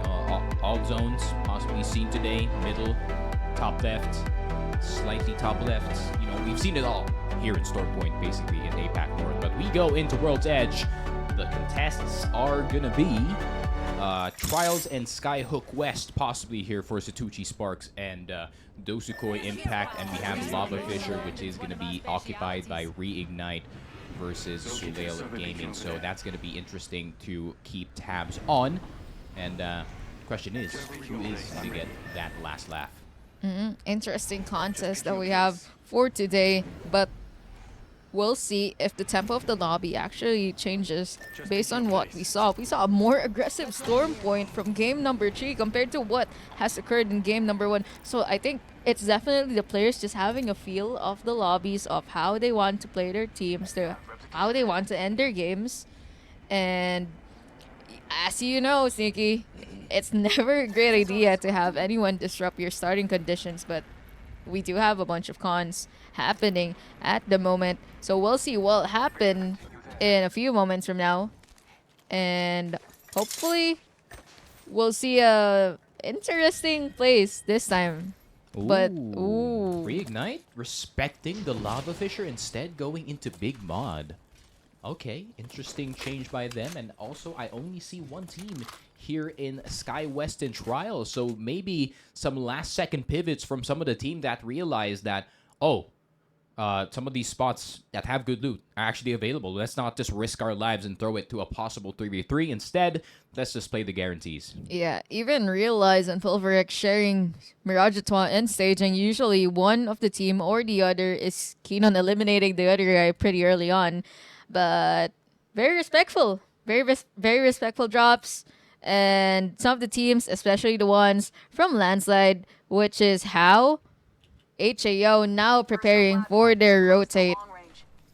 Yep, happens when you're that far up north in this zone. At the same time, the contest here in Trials in Skyhook did not occur, unfortunately. Satuchi Sparks went Epicenter instead. And yeah, interesting how that's going to pan out. That is for sure, because I know that there is a team camping around the survey at this very moment, and they can just move on through. But instead, look at XTS. They just decided to opt out of the fight. They just wanted to stay in a god spot instead. And we also have North Eption by the side of Epicenter. Just kind of lurking around, threatening the poor squads on the lower ground, trying to find their way into height. And hopefully they are there first, as opposed to the other squads that are lurking nearby. For sure, for sure. North Eption, though, wanting to start off the fights. First damage here in the lobby, and it comes from North Eption, the nemesis of Razy. But I think the other squad does not want to opt in for a fight just yet. It's still super early here in Climatizer, so don't want to go for that full commit. Still 20 squads remaining. A lot of things still can happen. But interestingly, North Eption is running a Watson, Bangalore, and a Valkyrie. We don't really see a lot of Valkyries at this area. And good fences over there from the side of Yuga Predator. Yeah, and North Eption looking to gain that early position here in zone, considering they do have that Watson. And that they do, they're still pretty deep in this one. So I think they're going to be hanging around this building for a while they wait for the zone to close. But still, some of the other teams still outside, ready and roaring to go, hopefully. But yeah, North Eption just going to stay inside this entire time. But yeah, it seems like the north side of the map is really filled to the brim. However, no violence has been witnessed just yet, as we still do have 60 people on the map. And we do have somewhat of a middle closing circle, but okay, let's do a bit of guessing here. Maybe it is gonna pull in towards more Climatizer. I'm feeling the open field. Yeah, possibly Sneaky. It might be a Climatizer ring, seeing as so many teams are attempting to rotate northwise as opposed to east side or west side. But Satoshi Sparks, interestingly, losing one of their members already. Good shots over here from the side of their Bloodhound with a triple take. But losing a member this early on into a fight, not looking too good. Reignite gets 1 KP from that. 59 players in the lobby, and that's your first blood. Yep, and that's a rough casualty as well. You already lose your Catalyst so early. That means your rotation power is going to be cut by quite a lot. So Reignite, good first pick. That means the other team is just going to back off. They don't want to get themselves too involved in this train. And Reignite going to use that Loba to catch all that loot instead.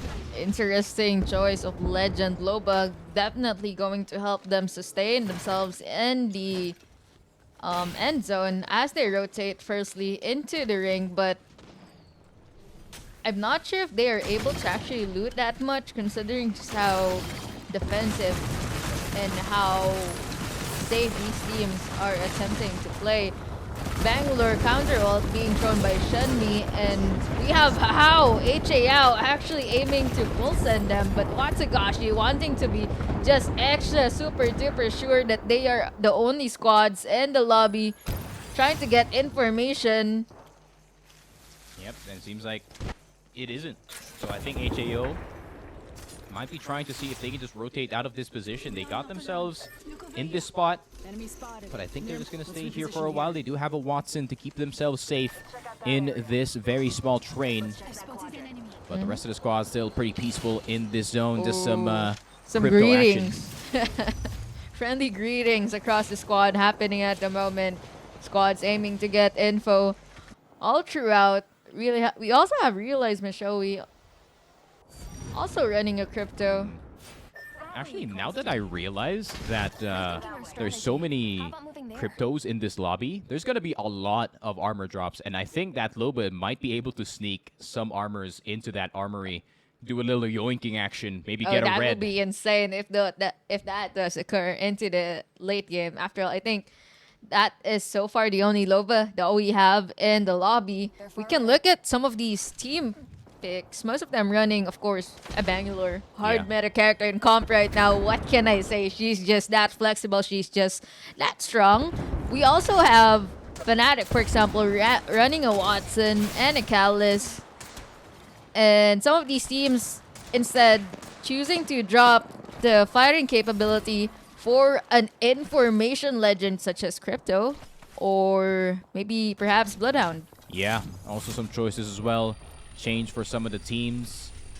Valks are about to be pulled out here in World's Edge. You don't see them a lot because, you know, World's Edge, you don't need that fast of rotation. But some of the teams, especially the teams who opted in to play that Watson, they really need to get that quick rotate into the zone itself. But we are going to see Riddle Order gonna go up in this mountain, but he's gonna gunshots go being down. heard far outside, just being extra careful.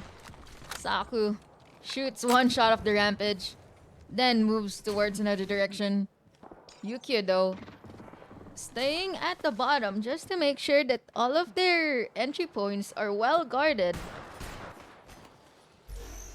Yeah, Riddle Order, you don't want to be held out here.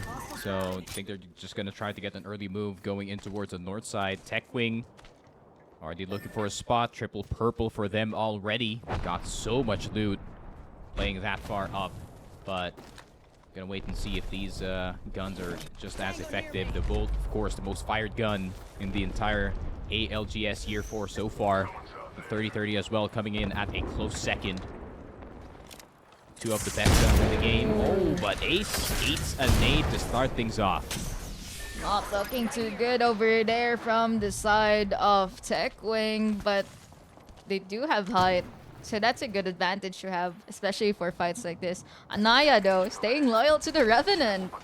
Despite map changes, we switch from Stormpoint to World's Edge. Still, Tech Wing is running a Revenant. And I simply love to see off-meta picks and what these pro players can do regarding the off-meta legends such as a Revenant, such as a Loba. Maybe we'll see them actually outperform and see some interesting edge cases where these competitions actually end up working. Yep, but Anaya, though, want to keep yourself alive, my friend, especially with how effective a Revenant can be in the epicenter specifically. The amount of spots that you can climb on over Yeah, look at that vault.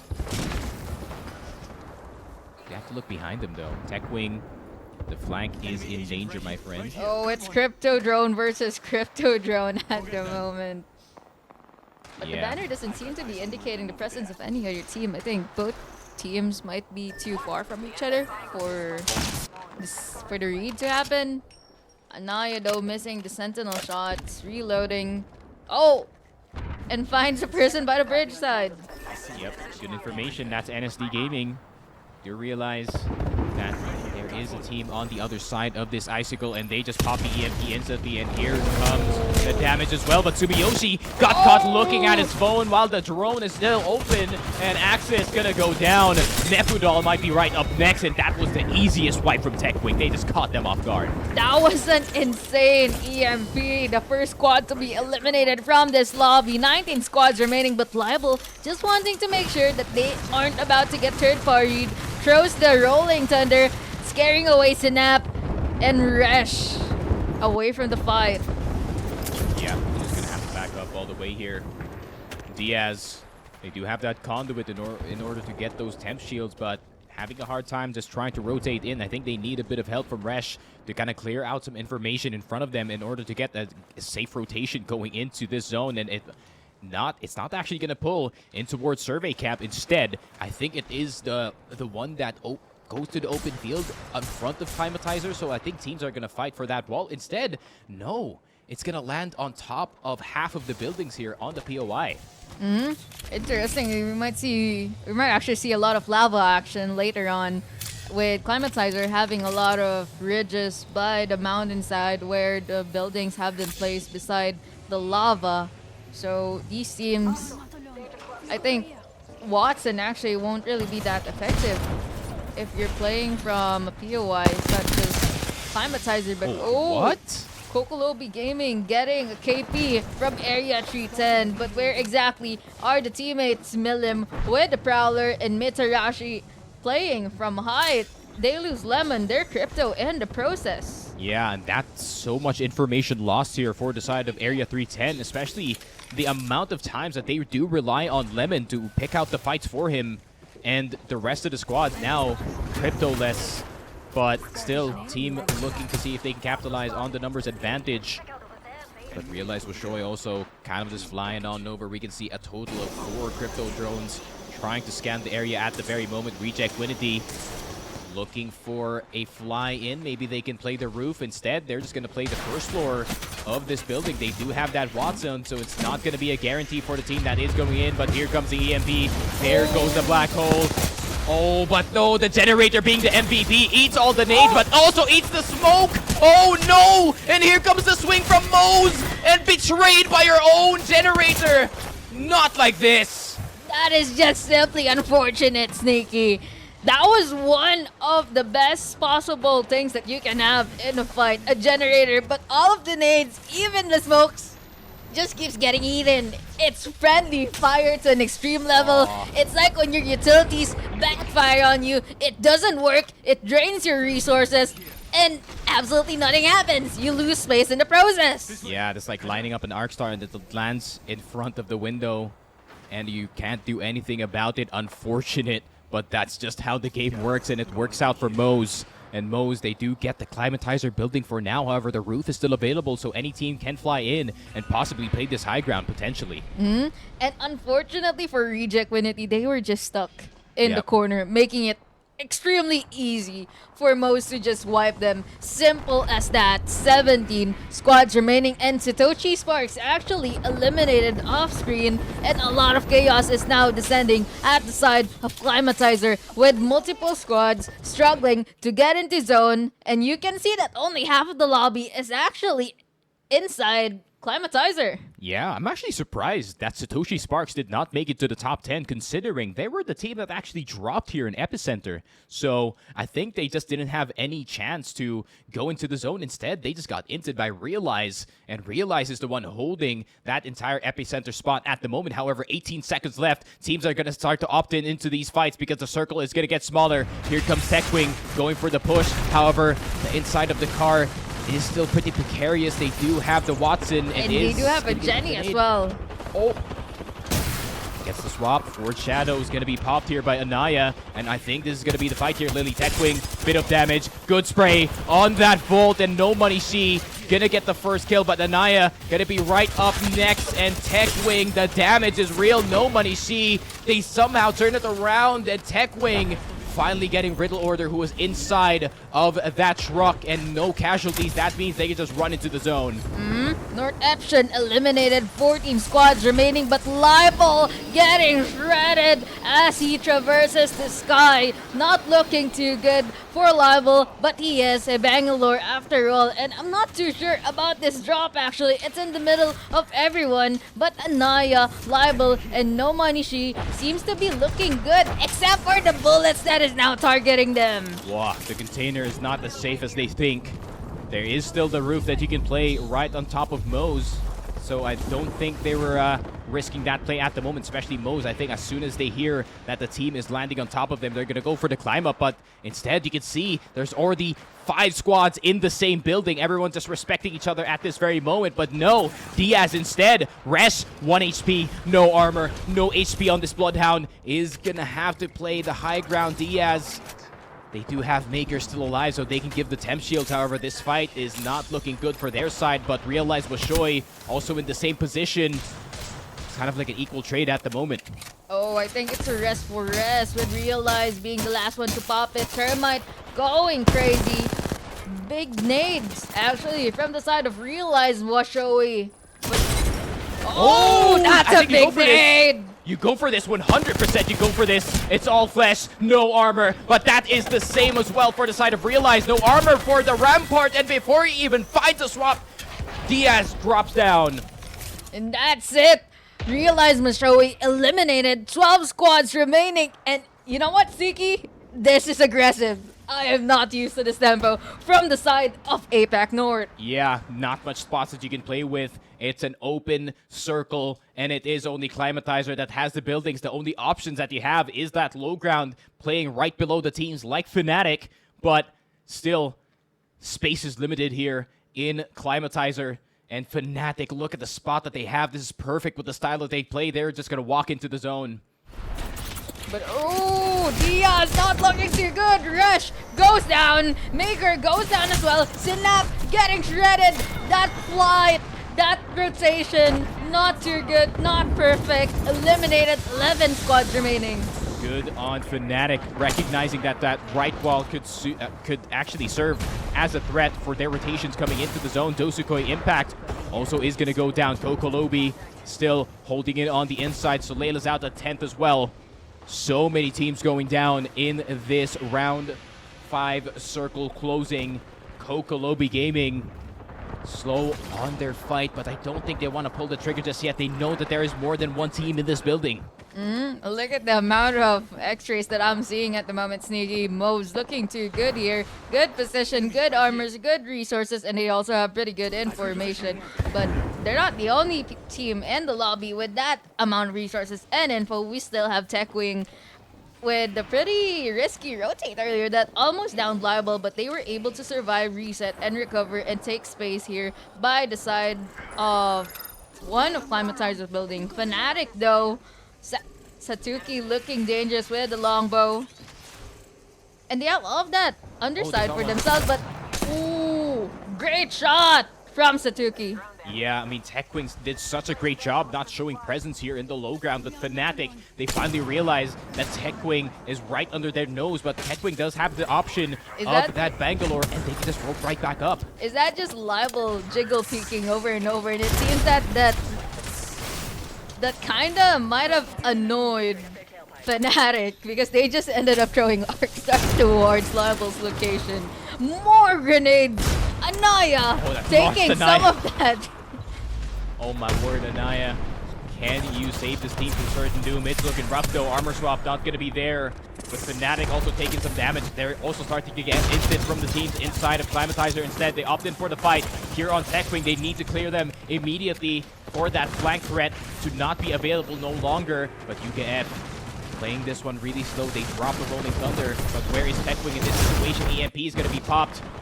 But Fnatic, they're going to be fine. No problem for them. The generator is doing such a great job of just keeping the armors up.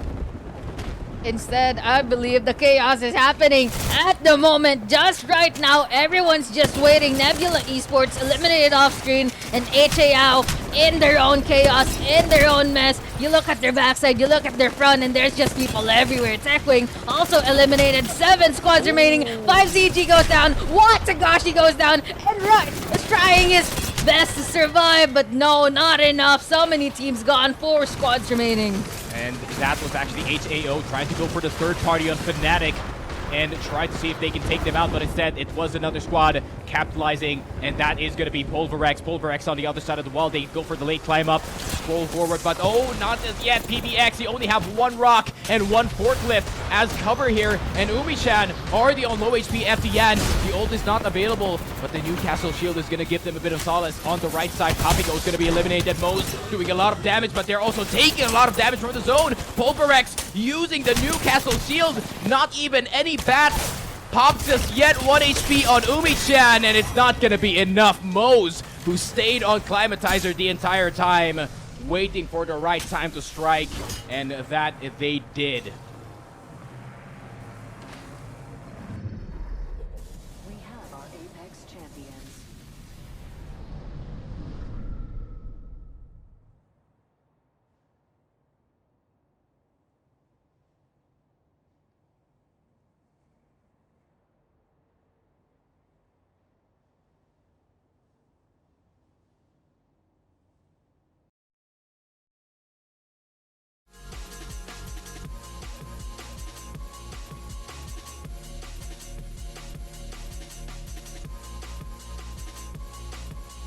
Okay, so that was very well played from the side of everyone in the team, but still, Fnatic dominating the lobby with 39 points so far overall. Riddle Order coming in second with 38, HAO How on third with 27, Diaz at fourth, and Pulverex at fifth. And now we'll be heading into a short break as we head into game number 5, our second game for World's Edge.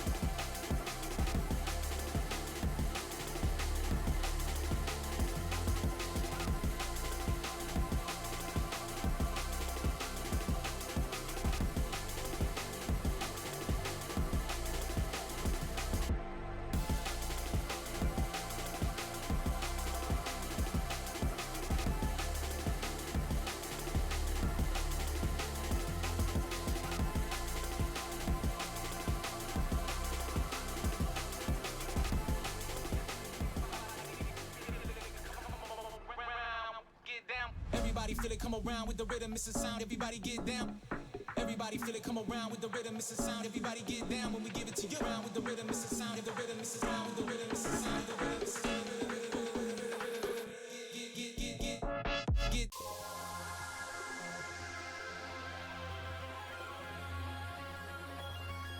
Get.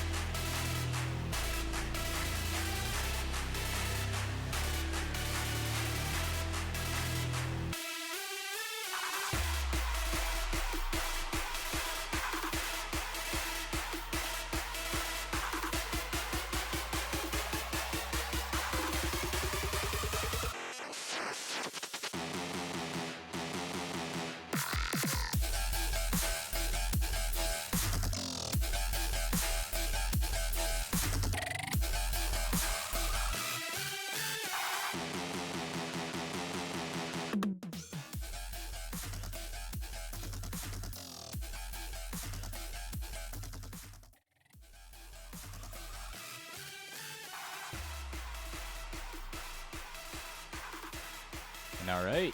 Hello, and welcome back to the APAC North ALGS English broadcast, of course. My name is Sneaky Frog. With me is Rexu Lily, and we take a look at the scoreboards coming in from the last game. Fnatic still leading the charge here in first place on our leaderboards. However, Riddle Order is not that far behind with 38. HAO third on 27, Diaz with 25. And I realized that Fnatic and Riddle Order, at these two teams, they got a lot of kills. Indeed, Sneaky, you're correct about that. They do have a lot of kills. And as we look into the stats, that so far, our kill leader of the games for match day number 2 is actually tied between Riddle Yukio and Riddle Maltsera. They both have 10 kills in total for the past 4 games. And it looks like they might be picking up even more in the future. I mean, to be fair, the way that they play the game, I mean, they get the early rotation in, but they try to see if they can get some kills still from the teams who are trying to see if they can get in and get that spot. However, Satuki, not too far behind. That's why Fnatic has been really beaming absolutely everyone thanks to his play in this squad. And yeah, I mean, it's super impressive showing from these top 2 teams so far. And it's kind of part of the storyline of the rivalry in between these top 2 teams. And it's going to be interesting to see who is going to end up on top in this one. And now we will be panning into game number 5 as we begin our second game of World's Edge. I think what's interesting, aside from what we saw earlier, is the fact that so many of these teams are running Bangalore with a 95% pick rate.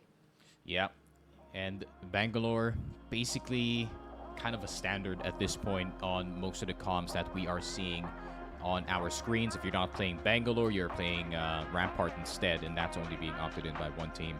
But yeah, I mean, there is still a whole lot of Apex to be played in this one. And speaking of the drops, though, I think some of the teams have actually changed their spots in this one. I saw a team opt in for Epicenter instead, and there was a team going into Big Mod as well. So gonna be a bit of a peaceful start here for everyone as they start to fly in. Not too keen on maybe we might actually see a south pulling zone for once. Because so far, even in the Stormpoint ones, we saw a mid-map one, we saw a north one, we saw another north one, and now for World's Edge for game number 4, we saw another north one. So really curious to see what kind of zones we might be having, because at the moment, so far for match day number 2, APAC North, the North teams are having it really easy. For sure, for sure. I mean, knowing our luck, it's probably going to end up at around Skyhook. So, yeah. Good luck to the teams who are kind of hanging around south. Oh, we get a south zone. Oh, I think we Finally. just caster curse this World's Edge game. We get a south zone, and it seems to be pulling towards the side of Stacks, but we're not too sure about that yet I already because saw that. I already know that zone. yes, exactly, Sneaky. If you're thinking what I'm thinking, Lava Siphon is completely in the picture. Harvester as well. And we cannot discount the fact that this might pull towards Gazer, towards even the outskirts of Overlook, the no-name POI, or even Fragment. Yep. Could be the very, very hard circle of the one near the mountain as well. So there's still a whole lot of options here for the teams to pick what spot that they could possibly play here. Fragment, still a whole lot of buildings that you can occupy here in North Eption. Slowly starting to move in from Monument, going in towards Fragment very, very soon. But XTS is also in the general area, so they have to be careful about that team who's already in the spot. And you know what? Aside from the fact that we might be getting a south pulling zone, we do have a lot of teams running a Watson. And you know what Watsons can do? Watsons can scan ring consoles. That will definitely help them with their rotate, with their endgame positioning. And it seems that North Eption is one of the few squads who has already that in formation. And as you can see from their POV, we will have a Fragment pulling ring. Ooh. Interesting, interesting. Teams already starting to file in. North Eption opting in for the 3 floor. Maybe try to look to poke out of these windows in order to upgrade some of those white armors. So we're going to have to wait and see what is going to be the course of action for their way. But, I mean, so far, no teams really running into each other. It's still 60 on the dot. And all of a sudden, I just cast a cursed whoever that was. That was 5CG, the crypto of HAO actually. Gonna go down first in the entire lobby.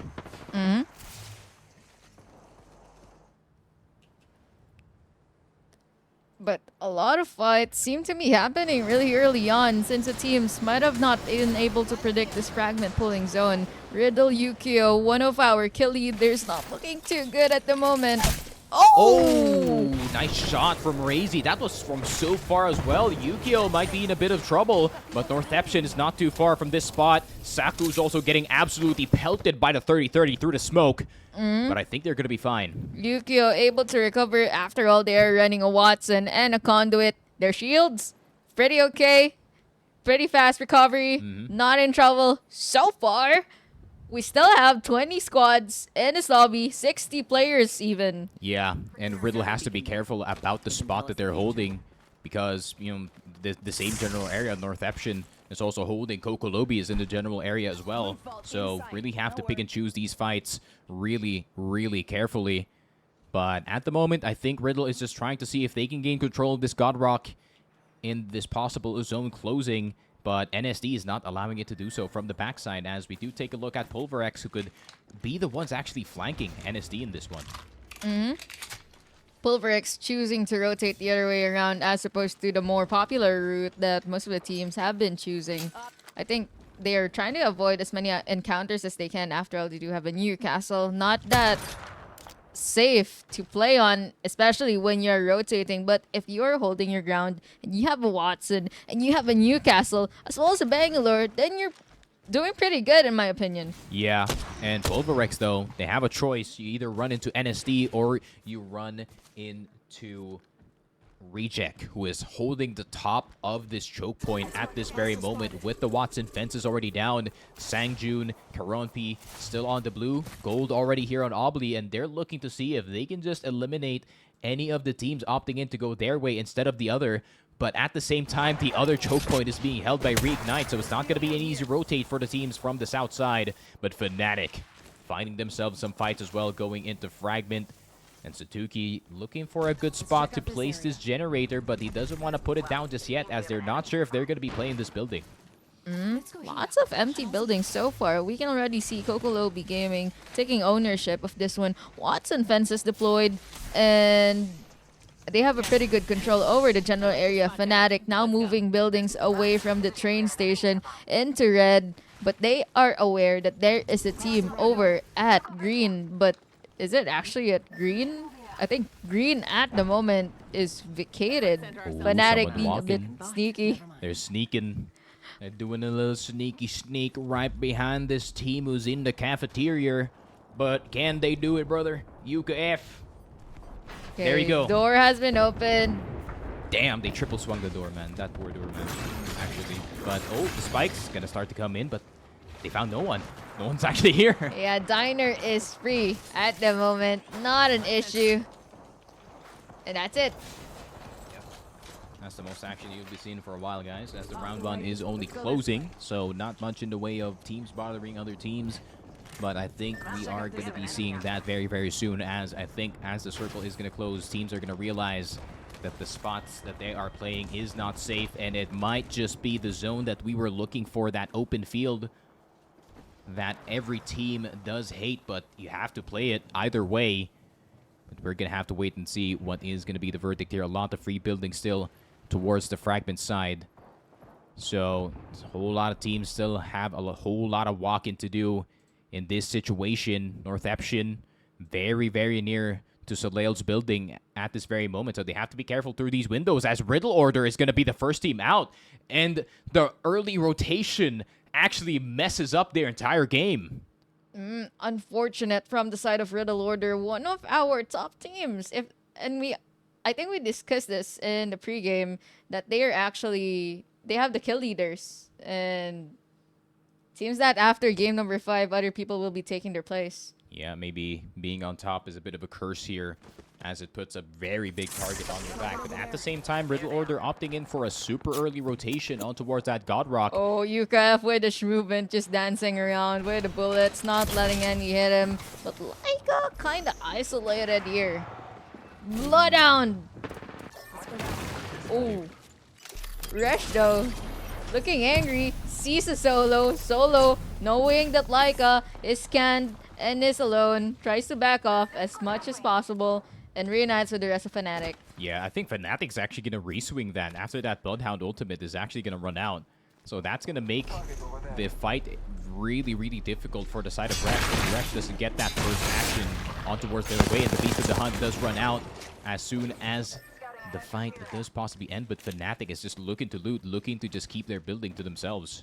And now we pan into the map view to see where exactly is the circle leading us. But oh, it isn't really pulling towards Fragment north side. Instead, we might be having a game ending right out into the open, which would have benefited teams such as Realize, who is running with a Rampart, or teams running a Newcastle. And that's definitely going to spice up things a little, I think. Yeah, would have benefited the team of Riddle Order, who rotated there early, but unfortunately, they just got absolutely beamed from every single direction, as that's not a good spot to play super early in the game. So I think that is going to be property of NSD as soon as they turn the corner in this mountain. But Pulverex... I think this is the second time around that I've seen them rotate this exact spot. They need to figure it out, man. But oh, they're getting landed on. Oh, shots. There we go. Good shots from Omi-chan. But F-chan, meanwhile, struggling to get inside. Sees the Valkyrie. Sprays the car SMG. Not enough. Valkyrie flying out in the open, trying his best to survive. And it's Meltage from Dosukoi Impact. Yeah, Meltage trying to survive. Might be able to punch the Crypto out of danger and into safety. I think their Valkyrie and Meltage doing that silly flyby actually helped buy them time, and they might even be able to reset. I mean, they already got DSK Tamanaha back into action. Yeah, and I think Dosukoi kind of inadvertently helped the teams who are actually holding the top side of these hills, so Reject doesn't really have to worry about their backside anymore as they're kind of busy fighting each other. At the same time, there is another squad looking over this hill, so gonna have to be careful whether or not that they're gonna cross on in all the way. But NSD, I think they realize that there's a team coming in from right behind, and NSD having to back off. Nefudal, 1 HP on this blue armor. Does have the wingman though. Could be the difference maker. Longbow shots though, out in the open. Kind of scary. Thankfully, they do have a Bangalore and they do have smokes. Sumiyoshi, meanwhile, on the drone, gathering information for his team. And an armor swap seems to have occurred. Meanwhile, Dosukoi Impact really careful on their rotate after their initial rotate being denied by Pulverex, who does have a Newcastle. Ooh, slowly crawling on forward. Dosukoi Impact. Oh. Don't want to go too far. This Wingman though, and the Digi-threat. I think Nefudal is about to go crazy, but that drone is distracting him surely, and shots are being fired. Non-hits though, non-lands. Yeah, but this wingman could be the difference maker, knowing it deals 50 apiece on this bullet.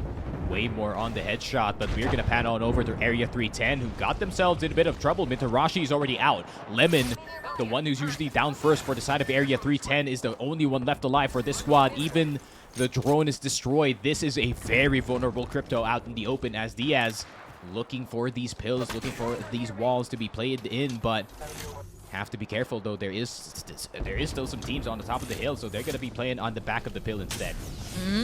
Thankfully though, seems like most of the teams are resetting and are safe. 19 squads remaining, 56 more in the lobby. Bangalore utils, you can definitely hear so much utilities going off out in the open actually, and from afar. I think what's interesting though is despite the presence of Bangalore and Watsons and of course the Cryptos, people are still running Conduit. Teams such as Diaz seeing the possibility of prolonging their fights and recovering from it easily with a Conduit.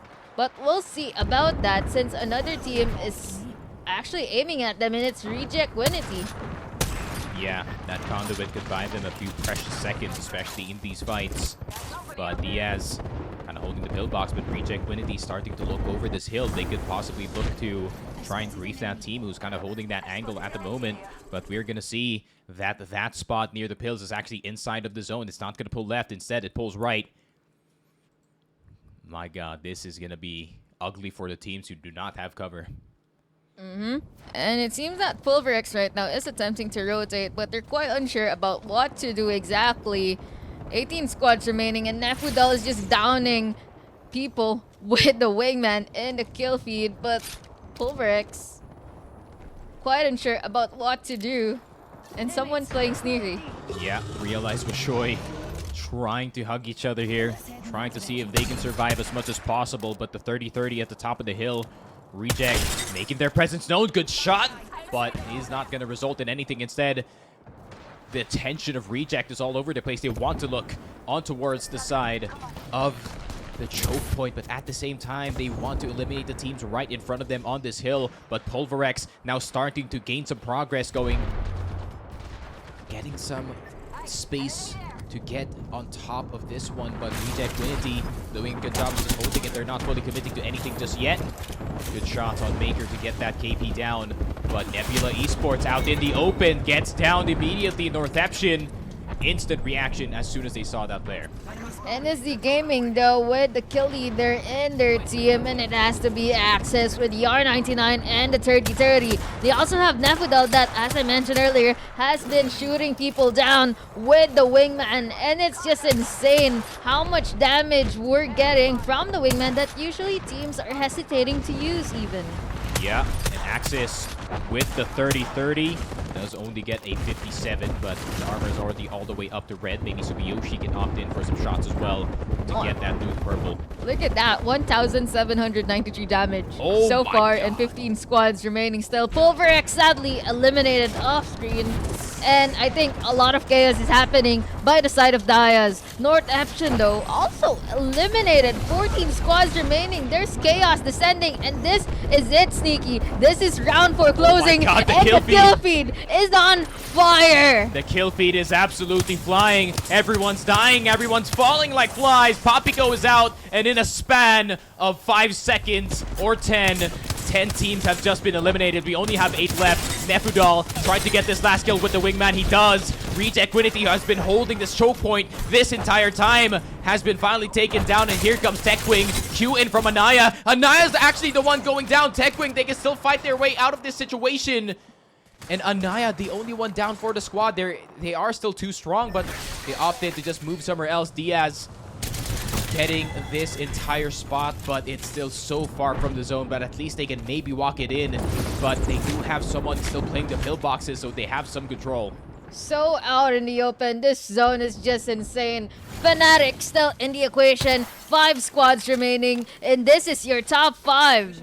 Yep, Fnatic playing the backside of this rock. Not spotted by the teams at the top of the hill, so this is 2 different scenarios happening. So Dosukoi Impact looking to see if they can get the late crawl in as well from the right side. They're not too far from the circle, however. If they start to move up, they're going to be out in the open, possibly shot by the team who's currently holding these pillboxes. Diaz in a perfect spot in this zone. Round 5 closing though, they might have to move forward a bit.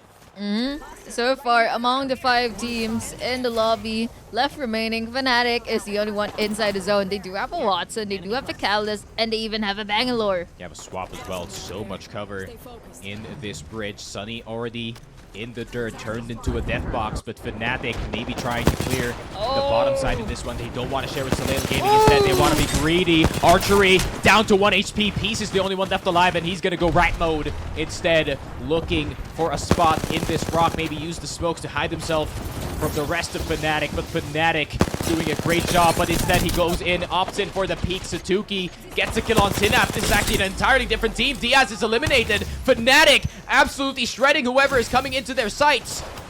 Oh my word, Fnatic holding the backside like gods at the moment. Dosukoi Impact going to be right up next on the menu, and we do have our top 3. Oh, but the fight isn't over yet. It seems that Fnatic wants to end this early, but Yuka F gets punished. Oh, Anaya, who was once down, now back up again. Can the Revenant represent? with the first win for the character. Ace gets the kill with the 30-30, but Satuki, the only one left alive, not much health on the side of Fnatic. And that is gonna be the dub going their way. What a swing. And finally, a win for Revenant. Yeah, a win for Revenant indeed, Sneaky. We have Techwing, Anaya, Liable, and No Money winning game number 5, our second game at World's Edge.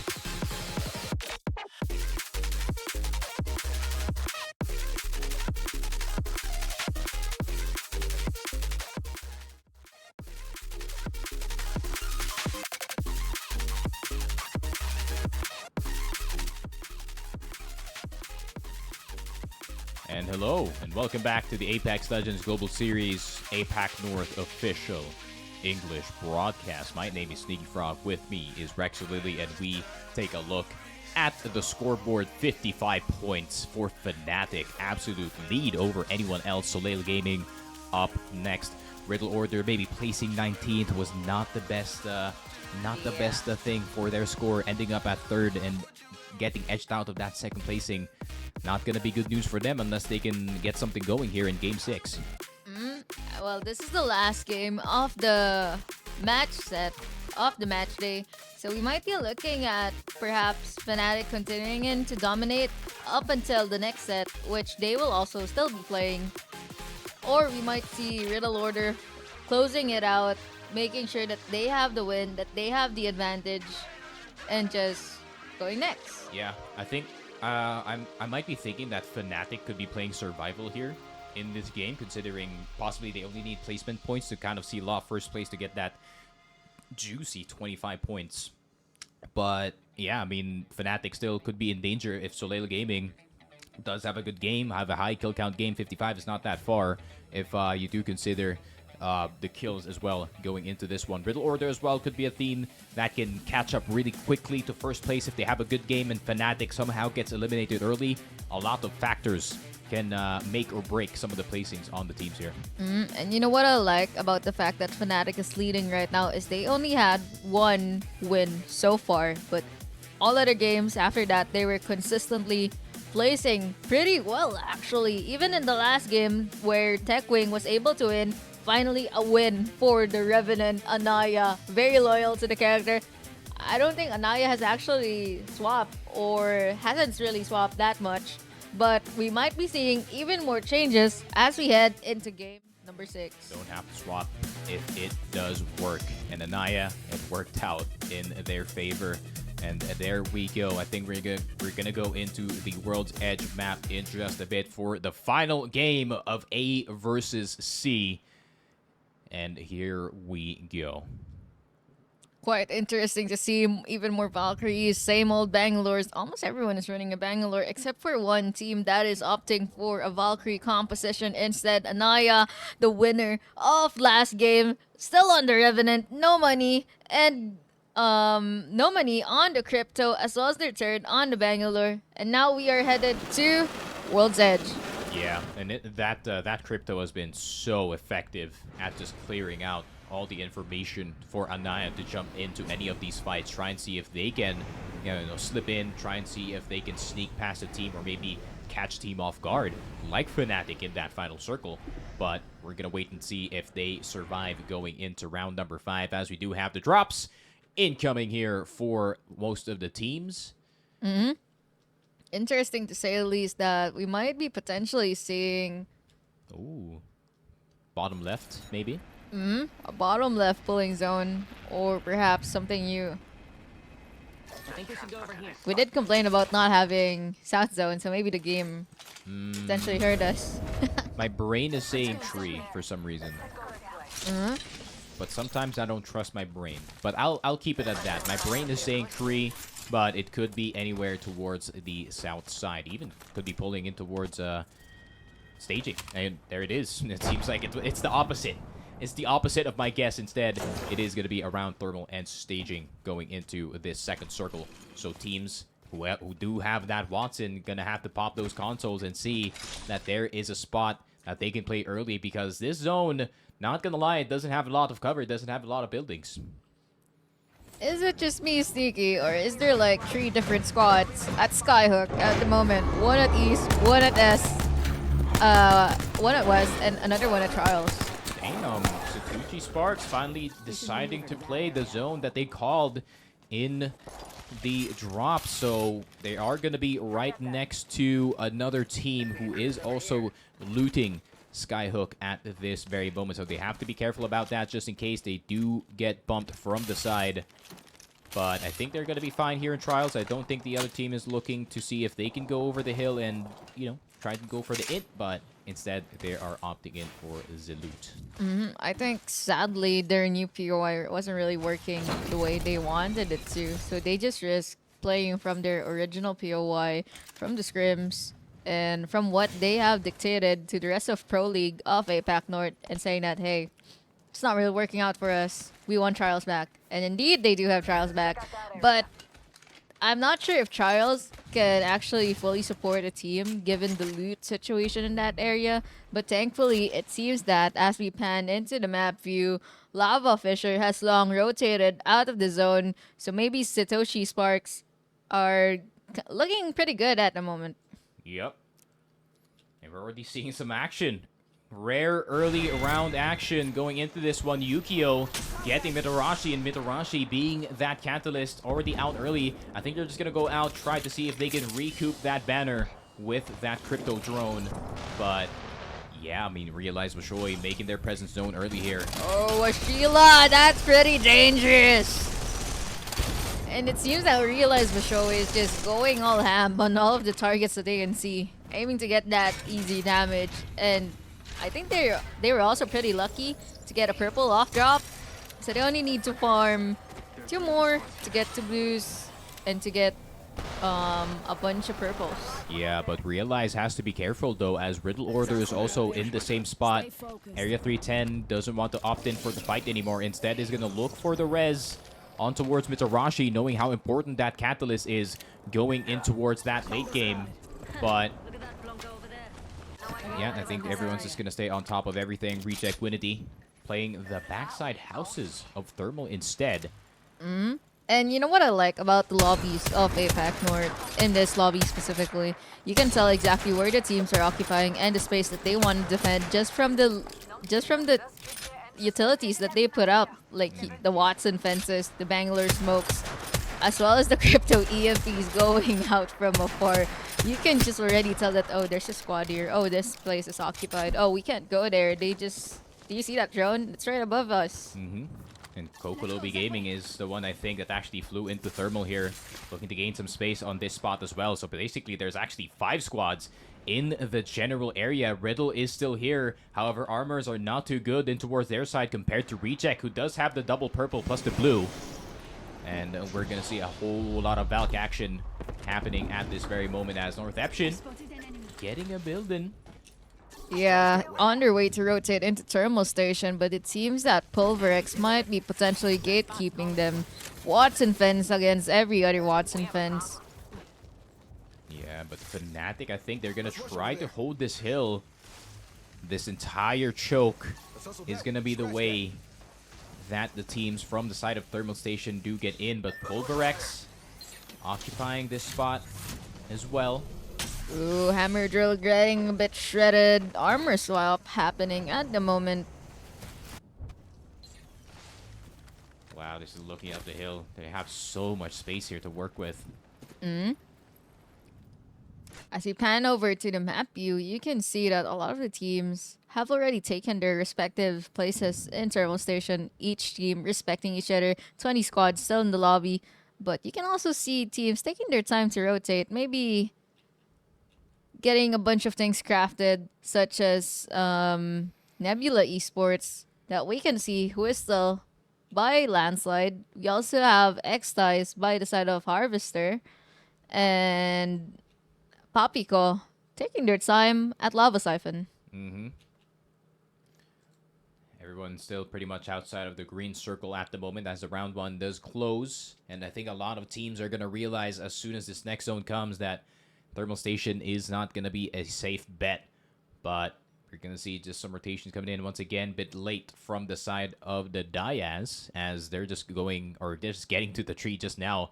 As teams on towards the north side, they could actually spot each other out. Satoshi Sparks maybe could be able to disrupt the rotation here going in towards the north side for the side of Dosukoi Impact.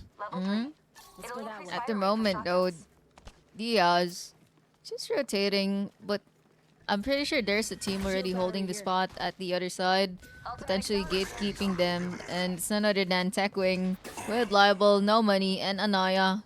No Money already getting red this early into the game, and Anaya able to take advantage of this terrain off the side, but ooh! Survey Beacon, Anaya gets scanned, prepares the Sentinel, and that catches the Conduit off guard. Yeah.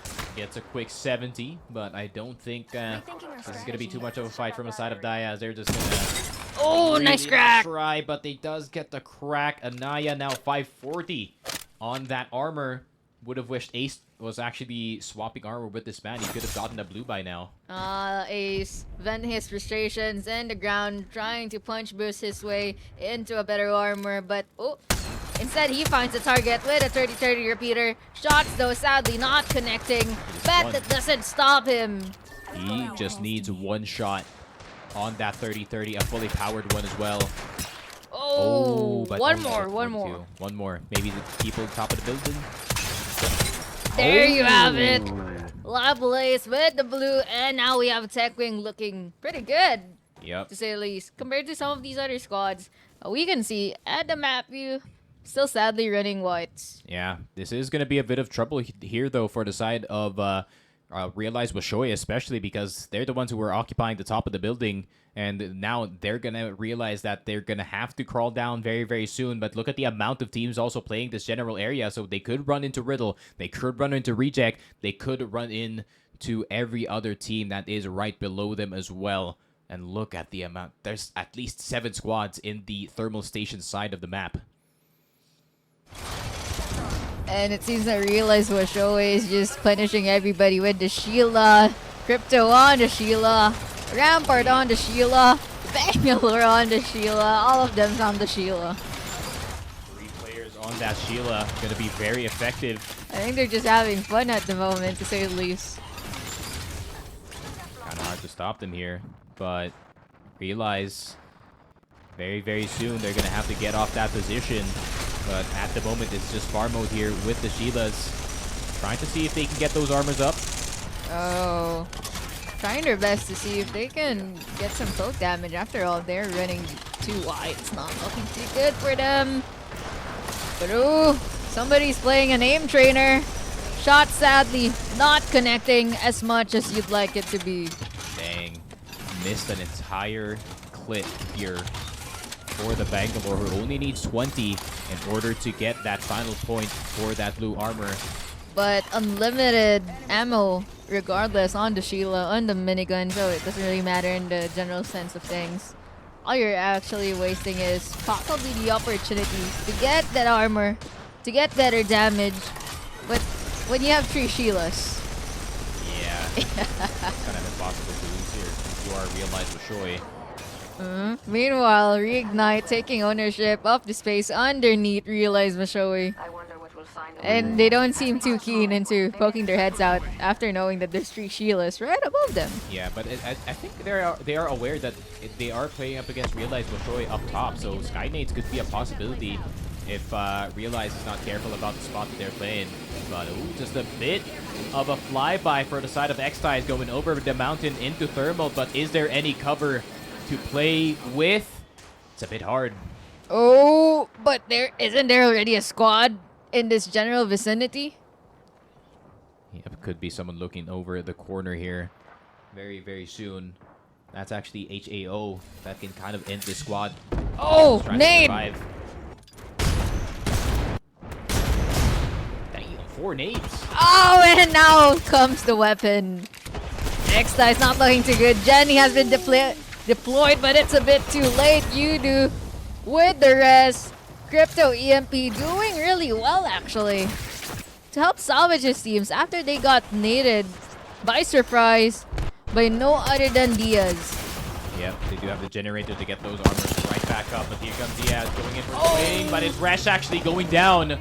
Synap and Maker gonna have to make this up, possibly with a kill, but X-Ties, they're not really gonna commit to that just yet. Instead, they're just gonna go for the full reset, maybe try and see if they can swing Resh here to get the kill, especially knowing that this team is actually low. Oh, but there's another squad on the other side. Good spray on the bolt. Synap trying, but failing. X-Ties getting the kill. Oh, actually, it's X-Ties with the flank, but so far, another fight is happening over here with How going against area treats and Lemon getting cracked, popping a shield battery right now, running the R9 piece. Yeah, and I was wondering why they were so distracted in the fight going in towards the low ground, and instead it's actually Area 310 opting in for the fight while the other team is fighting on the underside. And oh my word, Area 310, they got the building. Could be a good position going into round 3 closing, but the round 4 closing could be bad news for them. But I don't think it leads that way unless it is that half lava, half building zone. Very rare circle, but Area 310 still just holding the building. Everyone on the other side of the map, though, starting to opt in for the fight. Kokolobi Gaming doing a bit of poke damage with the 30-30. X-Ties is out. Realize Washoy is out. And Realize Washoy, I just said they're going to have a hard time rotating because they're stuck on top of that building. Techwing is out. Situchi is out. Everyone is absolutely dying, dropping like flies in this lobby. And there you have it, the kill feed has finally caught fire, and we are looking at more teams getting eliminated, going back into the lobby, and waiting for their next match day. 13 squads remaining still, and honestly, they still have a lot of space to play with. Kokolobi Gaming looking pretty safe and chill right now. Every team that has a house, that has a building to themselves, has already barricaded it and defended it and fenced it even. But the teams that are stuck playing out in the open with their really late rotates and poor positioning, not looking too good for them. Yep. Such is the case for Fnatic, where all 3 team members are sadly sharing this really small choke point. Yep, there is still Pulverex right in front of them, and Pulverex still deciding whether or not to clear their behind or to go forward, but it kind of depends on the course of action here at Fnatic. Are they going to be the ones flying out in this situation, or are they going to fight Pulverex instead for this spot? And looking at Pulverex, is none other than NSD Gaming too, so they need to be really careful about this. If they choose to gatekeep and fight Fnatic, right at this choke point, they risk getting thirded, they risk getting eliminated pretty early on, in my opinion. Yep. And Pulverex, yep, just opting out for the fight, rather, from Fnatic's side. But this is actually good for Fnatic. That's going to clear their front, and they can just hold this top spot the entire time. They're not the stranger to playing outside of zone going into the next few circles here. They're just going to walk it in. NSD Gaming going to be their main problem instead, with the bow check already available. Oh, and it seems that NSD Gaming is looking to aim at them. Bojack, though, arrows not landing, but they land right in front of them.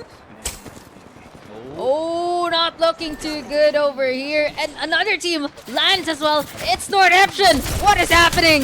Oh, Northeption in the middle of everything. Crazy. Low HP Taida could be up next. Gets absolutely shot. Even a wild Kraber shot from FT Yan from the right side. And Pulverex rotating out of that spot might have been the rightest decision you've made in this game. NSD Gaming already down 1 member, and they're in a very vulnerable spot. The team on the low gun can finally move up. Northeption is going to be eliminated, but an opportunity for the team to fight back, and it is actually Fnatic finally moving in. The MP not going to be broken. Everyone's going to be down in armor. Big nade though from the side of Raika, downing Sumiyoshi, Satuki, downing a lot of people, deploying the generator at the moment. Laika trying his best to recover, peeking the angles and making sure that the enemy team is nowhere nearby. Riddle Order, though, spots the generator, eliminating a bunch of nades and chooses to focus their attention elsewhere. Yep, Melstera dropping that Rolling Thunder right behind him, but however, he was not aware of the presence of that generator, so it just ate every single missile that they could ask for. But Pulverex is actually eliminated from Fnatic. That delayed fight at the top of the hill instead. And now won by the Fnatic squad. Another 3 points down to secure them first place possibly. This could be a fight going into whoever gets second, whoever gets that next point in the leaderboard. Riddle Order just trying to play the backside of these containers. Don't want to go too far forward as Reject Winity does have the building. They have the best spot at the moment. And now you can hear the Valkyrie ults happening outside of Thermal Station, outside of these buildings, as Kokolobi Gaming gets in to the fight. But do they know that there's a squad here? Are they keen on pushing this, really? Oh, not just there. Oh, the Jenny. Oh, the look over here, Lily. Not like this. Kokolobi Gaming in a very, very bad spot, but they're somehow surviving. No one wants to swing from either team here inside and on the roof. Reignite choosing to stay here all comfy despite the termites, despite everything that has been happening. Instead, they're choosing to grieve them. Coco Lobby Gaming eliminated Nebula, gone as well. 6 squads remaining. Kokolobi Gaming not watching their backside there. Unfortunate. But here comes HAO looking to capitalize on the rest of the kills. Very nice shots, but they have to climb right back up. The nades are going to start to fly. Arcstar right behind them, and that might be Fnatic making their presence known. No, it's actually Reject. Karampi with a very nice arc.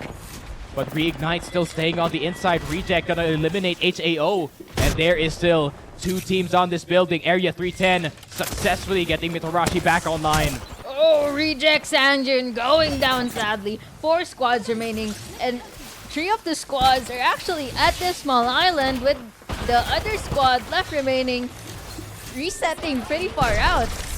Wow, a very clutch Horizon Q as well to block off the door in order to get time to get that res off. And Reignite looking to loot the scraps of Kokolobi Gaming, who are just death boxes on the outside. I mean, look at that. We have Area 310 staying at the opposite side of the island. And I'm not sure if any of these teams actually know that they're just kind of avoiding all of the chaos by staying there. Yeah, Reignite still on the inside. Reject Equinity sharing the building, but I don't think they want to share too long. Riddle Order with some nice shots coming in from the backside. Unfortunately spotted, so now that gives away their position and possibly their end game plan. Riddle ordered. Oh, the lava. The lava! Oh, no, the floor is lava there, Lily. Mitarashi is the first one down.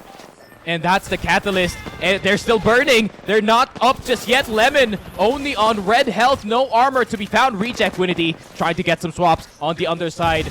Oh my word, just one building still. But the fight between the first and the second floor is just so intense. Riddle Order waiting for the right time to strike going into this final round closing. Everyone's waiting. Who's gonna get it?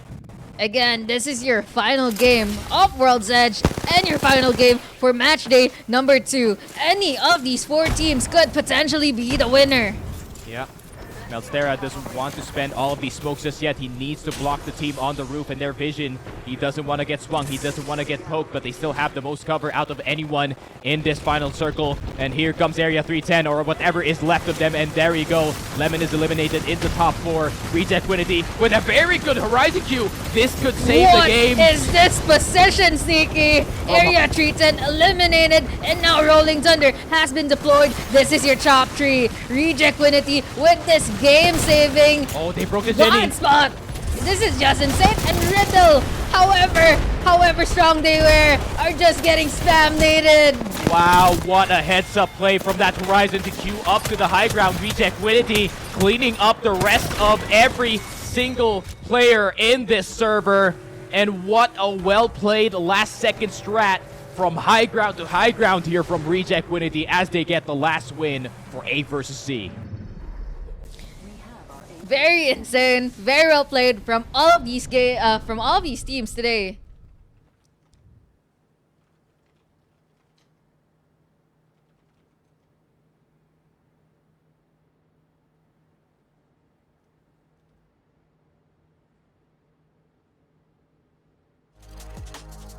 And now, Sneaky, any words from our fight, from that fight actually, by the side of Turbo Station? I think that Horizon Q, that positional advantage just won the game for them.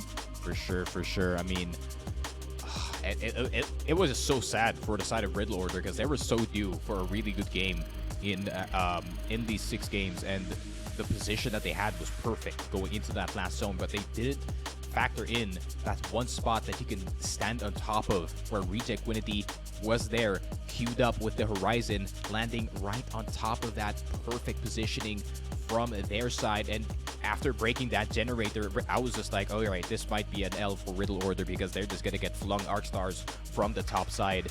And just like that, they fall, unfortunately. So now for the match day results, we have Fnatic, of course, leading, keeping their lead despite not necessarily winning game number 6, finishing at 64 points for this match day. Coming in second is none other than Riddle Order with 54 points, not too far behind Fnatic.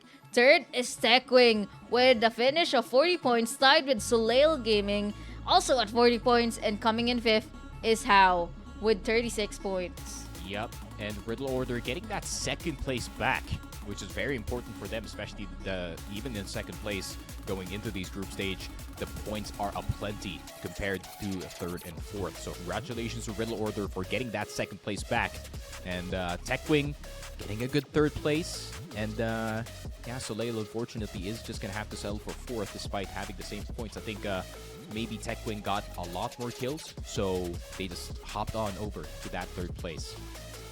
Not too bad though, in my opinion, Sneaky, because after what we saw, very dynamic games, very different ring pulls. I think the game actually listened to us when we kept mentioning that the pulls, the zones were pulling north, and we saw a bunch of southern zones.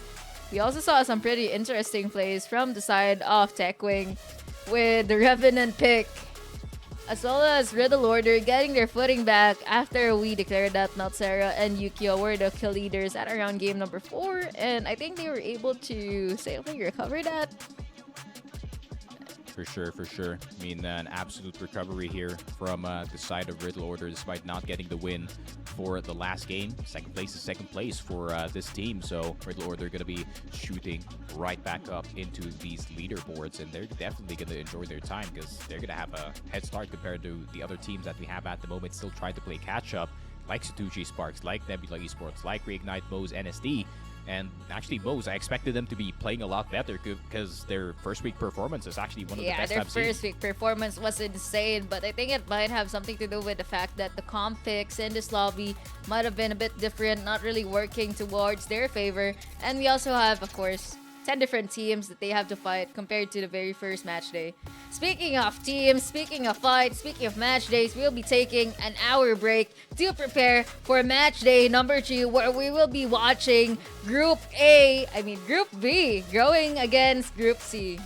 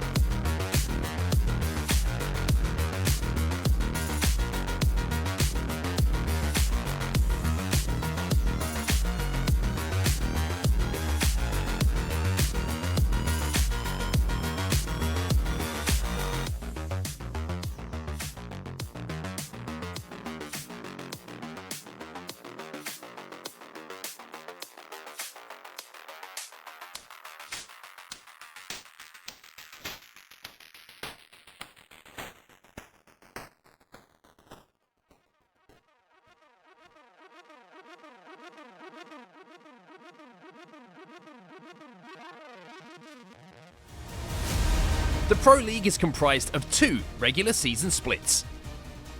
The Split 1 regular season features 4 regions made up of 30 teams, seeded into 3 groups of 10 teams each. Pro League teams will begin by competing in a triple round-robin format, where each group plays a match series against every other group 3 times. After these matches have been completed, the top 20 teams according to the regular season standings will compete in the regional finals. At the conclusion of the regional finals, 40 teams, including teams from all 6 ALGS regions, will have qualified for the Split 1 playoffs.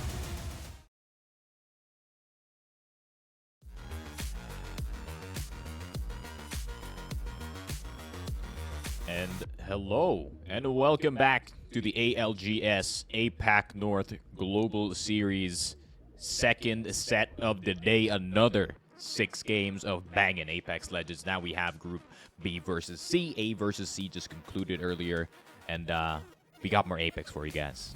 This will be our second time around watching Group C participate for the day, and we have a bunch of really strong teams, namely Fnatic, that was just dominating the group stage from earlier. So we'll see, perhaps they will replicate their same strong performance. And now we are headed straight into the action, into Storm Point for 6 games, beginning with this wonderful, lovely tropical map. Yep, Fnatic looking to gain another 25 points in order to further their lead in the group stage. And definitely that can happen. Their performance going into the first set was really something to behold. I mean, even though they only got 1 win, the amount of kills that they got on some of these scenarios really just pushed their number up in the leaderboard. Yeah, that is true indeed, Sneaky. It's just kind of insane how much power they were able to display from earlier. So now we are looking into the drop spots of the teams. And potentially, are we seeing any cons here? Yep, I think there is going to be 2 contests here in World's Edge, which is Play Outside versus NSD Gaming in Lava Siphon, and Reignite and Soleil on that Lava Fisher. I assume, though, because this is coming from, once again, the scrims. But it seems like Lily, once again, peace prevails. Peace prevails indeed. Stormpoint looking really neat at the moment. Not a lot of action, not a lot of chaos. And I think that is just to be expected from how we've seen the Pro League teams like to play and like to win their games. Yeah. It's almost as if everybody has been dodging that up until round 4 closing, round 5 closing, and that's when actually the real chaos starts. A lot of teams just getting eliminated, the kill feed catching fire, and a lot of unfortunate things happening. But that is exactly why you would see a lot of APAC North Pro League teams rotating really early on and avoiding playing by the edge. For sure, for sure. The one detail that I like to think about from that last set, though, is by the time that game 5 or 6 rolled around, the teams actually started contesting now. I mean, they started to fight for the POIs, less peaceful. I think when it comes to the early game, maybe they want to kind of just live as much as possible, try to farm the placement points at first, maybe. But, yeah, at the moment, no one's opting in for a fight, so everyone has their rotations as a priority. And it seems like we're going slightly south to the right of the map this time. Interestingly enough, we have Nebula Esports rotating and having a Gibby by their side. You do not see that a lot. That is for sure. I'm actually thinking, did Nebula actually have a Gibby the last time that they rolled up? I do not think so, but I could be very, very wrong. To be fair, Nebula Esports in that last series that we had didn't really had too much in the way of top 10 finishes. I think they got at most a top 6 finish on one of the World's Edge games, but other than that, hopefully we do see more top 5 appearances from the side of Nebula, because you don't see a lot of Gibby, that's for sure. I see an enemy. Indeed, you don't really see a lot of Gibby, so it makes it really interesting how teams such as Nebula Esports are going to play him. They did get inside the inner circle pretty early on, given that they do have a Watson that allows them to see ring information And looking like a lot of other teams also have their own tridents. Already see a lot of teams rotating into zone already. So already seeing some action. Oh, and towards the side of Meltage and the boys. And let us see, will this be a full commit from the side of Dosukai Impact, or is this going to be a back off? I hear a nade, and someone just got cracked, and someone just got absolutely shredded. And O2 Esports, they lose their Horizon. They only have a Bloodhound. They only have a Conduit, a 2v3 to start things off. Not the best way to go into the first game. First elimination of the entire server. And oh my word, O2 Esports are really just trying to back off as much as possible here. But I think, oh, never mind. They actually just got murked by the side of Dosukoi. That's actually Play Outside, who is kind of hovering over that spot, trying to see if they can get some accessory damage, maybe some accessory KP, but I don't think anywhere is to be found. But Meteor is going to be up next. A whole lot of teams actually falling at the start of the game. An unprecedented thing here in APAC North. Ooh, sniper versus sniper. It looks like we're seeing a bunch of long-range battles happening over here. Nabula is esports trying to get a position inside zone really early on, considering their comp, but it seems to be not working towards their favor.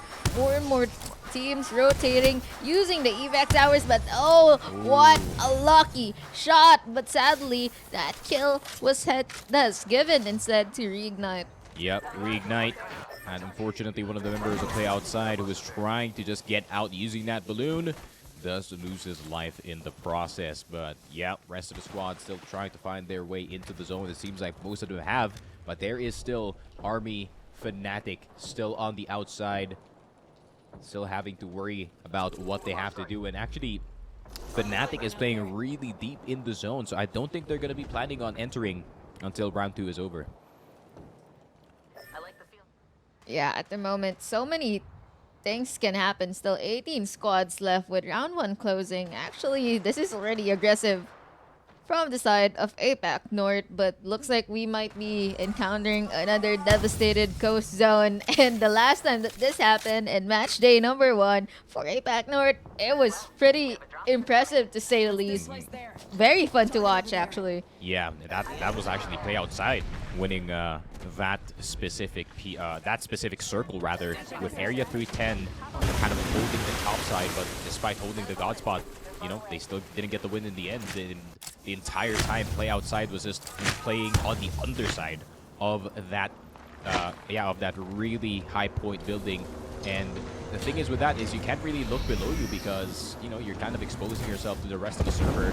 So they were just playing safe that entire time, but we're going to see Play Outside. Speaking of the devil, they're just going to be working their way into the bottom side of this crane possibly soon, as they only have made it to the cannon so far. But Irie taking a few shots of damage. No armor to be found, but I think it's not going to be a full commit from that side just yet. Man, they are definitely playing outside at the moment, given that they don't have any building, since other teams has already beat them to their respective positions. Meanwhile, we take a look at the map, and oh my goodness, so many teams already in the inner zone. You can see chaos descending at the moment with teams grabbing their own building. Sometimes some of them are even sharing, but I don't think that's necessarily a good idea when you share a building, when you coexist with someone else. But some of these teams kind of forced to do it. No space, no chance to apply pressure to anyone else. Sunny, unfortunately, getting beamed from afar and now has to recharge her shields. Yep. And I'm a bit worried for the side of Soleil Gaming because, just like I said last time, that someone played on this top spot, they actually only got second place despite such a good position. But it kind of depends on how they execute, especially on that drop down going into that last circle. How will they operate with that amount of pressure on their underside? But speaking of the rest of the squads here, though, still trying to look for a way in to this round 2 circle. Such as Fennel with the pretty late rotate, actually. Most of our viewers probably would consider this an early rotate, but if you're playing pro league, this is already considered pretty late, since as you can see in our map view, a lot of the teams already by the side of Devastated Coast.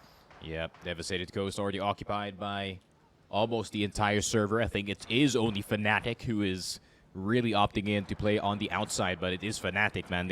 You go up against that team, you have a 70% chance of losing the fight. So, gonna be a difficult one if anyone runs into Fnatic very early on, but you know, rest of the squads are just fencing up. Classic Watson action here, all over the place.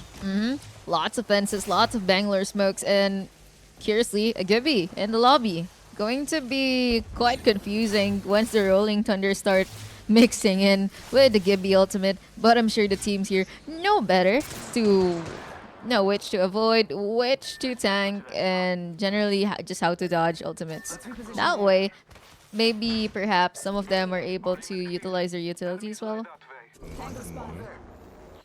But Papico, though, already spotting someone in the distance. Oh, good shot here from Axel, or Axis. Great poke cage going on.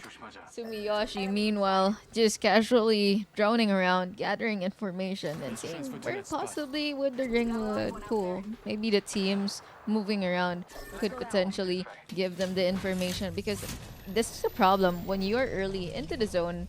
When you are not necessarily moving around and you just have to bunker out, you can't really go outside and scan a ring console. You know, you have to trust your predictions. You have to know your circles.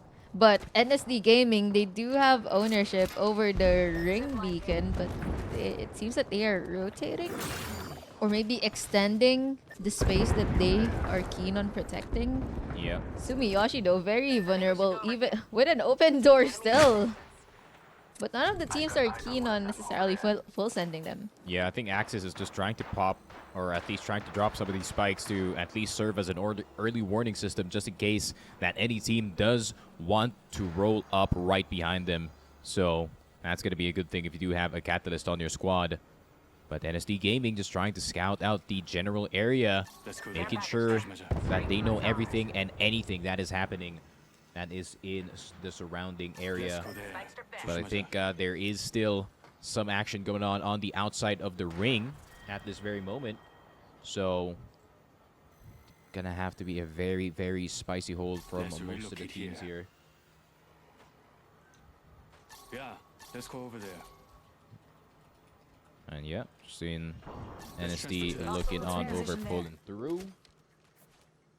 Papico, though, with a really late rotate. Yeah, and Fnatic, that's what I was talking about, man. SBI Esports running into them here in Pylon, into their rotation, and unfortunately, that is going to result in the death of 2 members, and now it is only going to be GSN KRU, the last member left alive for the side of SBI. So, yeah, like I said, didn't learn their lesson, man. You run into Fnatic, you're basically asking for it, but at the same time, why not, man? Just go for it. Go for a really brave fight. If you take out Fnatic, that is going to be such a huge weight off the shoulders on so many teams here, but still, teams are just holding their respective sides of their map as well.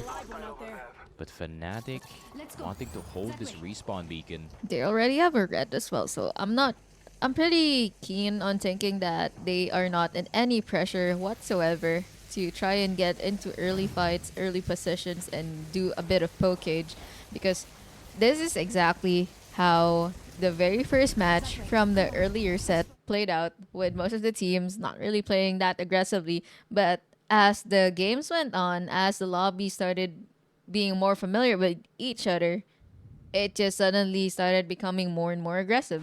Yep, for sure. As we do see some of the teams start to fly in, going in towards Devastated Coast, but most of the buildings already occupied. NES, Nebula Esports starting to get some damage poured onto the Reignite squad. Only 1 member left alive, if I'm not mistaken. No, they actually got Shunmi right back up after that res to the Takin. With that conduit, it's going to be a bit difficult considering no red health here for Shunmi. But Matsutosh, all hope still not over. There is a respawn beacon right inside zone, but with 18 squads remaining and a lot of them pouring in, I'm unsure if they are even able to do a complete reset for their team. So potentially Reignite might be stuck playing as a duo for the rest of the game. For sure. They don't have crypto as well, so they can't go for the further respawn beacon here. Especially there's a lot of teams surrounding. this squad at this very moment as Dusukoi Impact says goodbye to the lobby.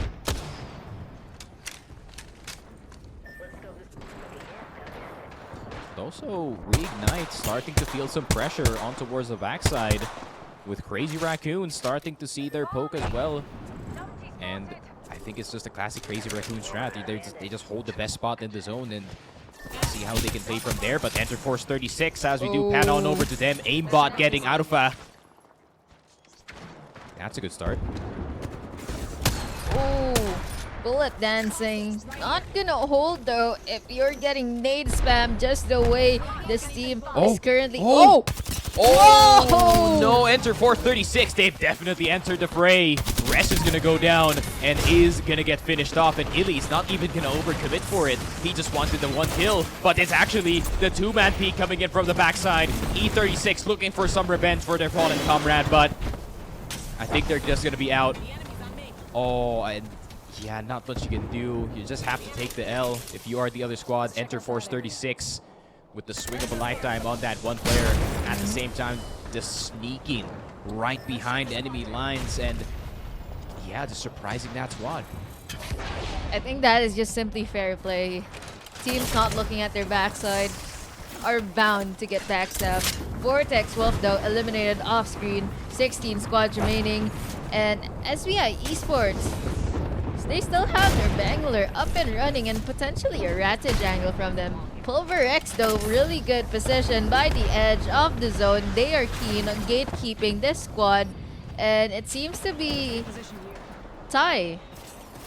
Yep, Tai just gonna be waiting on the underside of the railings here. They do have the respawn beacon just in case that anything funny happens to this squad and suddenly one person becomes a death box. But ooh, lots of downs going in on the kill feed. I think the fights are now starting to pour in as the round 4 closing is about to end. And here comes the generator coming in from Tai. The RE45 spray is perfect from Infamous, getting Ubi-chan, but Pulverex, can they survive the situation? Tai trying to see if they can get the finish. CK Yuta, this would be a finish of a lifetime, but the shield from the Newcastle denying them the kill. Instead, Pulverex is eliminated before them. Despite that, the side of Soleil Gaming looking from the skies with the 30-30s.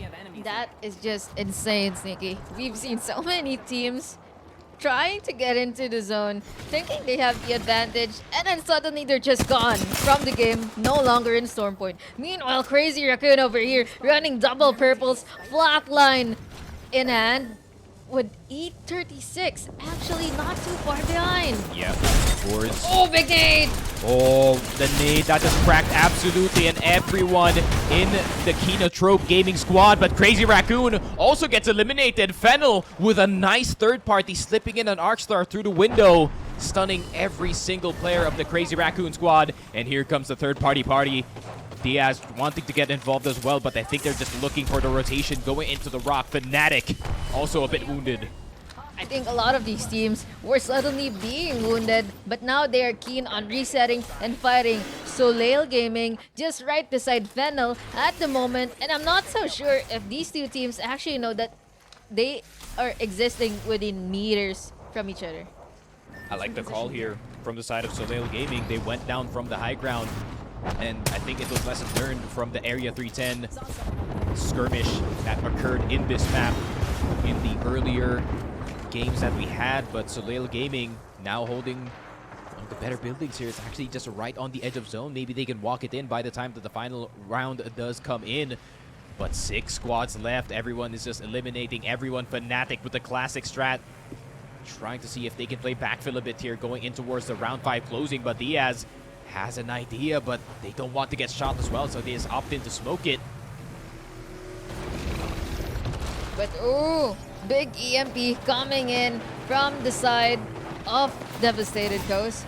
Fennel, though, seems to be unaffected. So are most teams. Enter Force 36. They still have Boris, still alive. Fnatic, though, eliminated. 5 squads remaining. Yeah, just a bad situation there from Fnatic, staying on the outside, already spotted by 2 squads. But here comes Diaz, trying to see if they can capitalize on a very low X-Ties, and that they do. Gets the kill. But Soleil Gaming, once again, just farming with the 30-30 on the side, griefing as much as possible. 4 squads left, but they have to be careful on their backside, but they do have it fenced up. Soleil Gaming trying their best to clear, swinging with each other, not wanting to separate from their team member. However, unbeknownst to them, there is a solo, and that solo is keen on staying hidden. Doesn't want to show himself just yet. Maybe a top 3, a top 2 finish is a long shot, but still a very, very doable situation for the side of Enter Force 36. Fennel, though, still kind of stuck on this rock, but they're pretty close to this final round circle. They won't have to walk for a while, so the other teams might have to move up before them. Diaz, though, meanwhile, looking to be the healthiest among all of these teams, running triple red and doing extremely well, in my opinion, in the side of their positioning. But if you look at that, all 3 teams have various sides of the zone, with Vorus just slightly sharing their space. I mean, his space with Soleil Gaming. Yep, Vor's kind of spotted on the top side now, starting to get shot from the squads that are outside of said building. Fennel starting to rain the bullets in. Soleil Gaming just trying to stay inside as much as possible. They don't want to risk it just yet. They're waiting for the certain timing. Round 1 closing. 1 minute and 15 left. Enter Force 36. Wars trying to just walk it in. He's praying that the other teams fight first, but now he's going to be forced to swing. Going back up the roof. Maybe go right side. It might be safe there, but it might be not as well. Wars trying to pop some meds here to try and survive. Maybe get the 3rd place, but here comes Fennel. Moman on low HP. Kurihara. Whoa! Gets naded from the sky. And it seems that Diaz has seen their prey, sadly, and the Force 36 eliminated. And there you have it. 3 full squads. This is your top 3. This is a good play coming in from Diaz, catwalling the backside, so they have a bit of space to play going into the last 30 seconds of this final circle. 3 squads, 8 people climbing on the roof. What is happening? Valk trying to climb up, just trying to live as much as possible for his squad. Diaz, they have a shot, they have the dizzies, the damage is real. Soleil Gaming is down, and unfortunately, the turnaround from Fennel instead is gonna get them the dub of game number 1.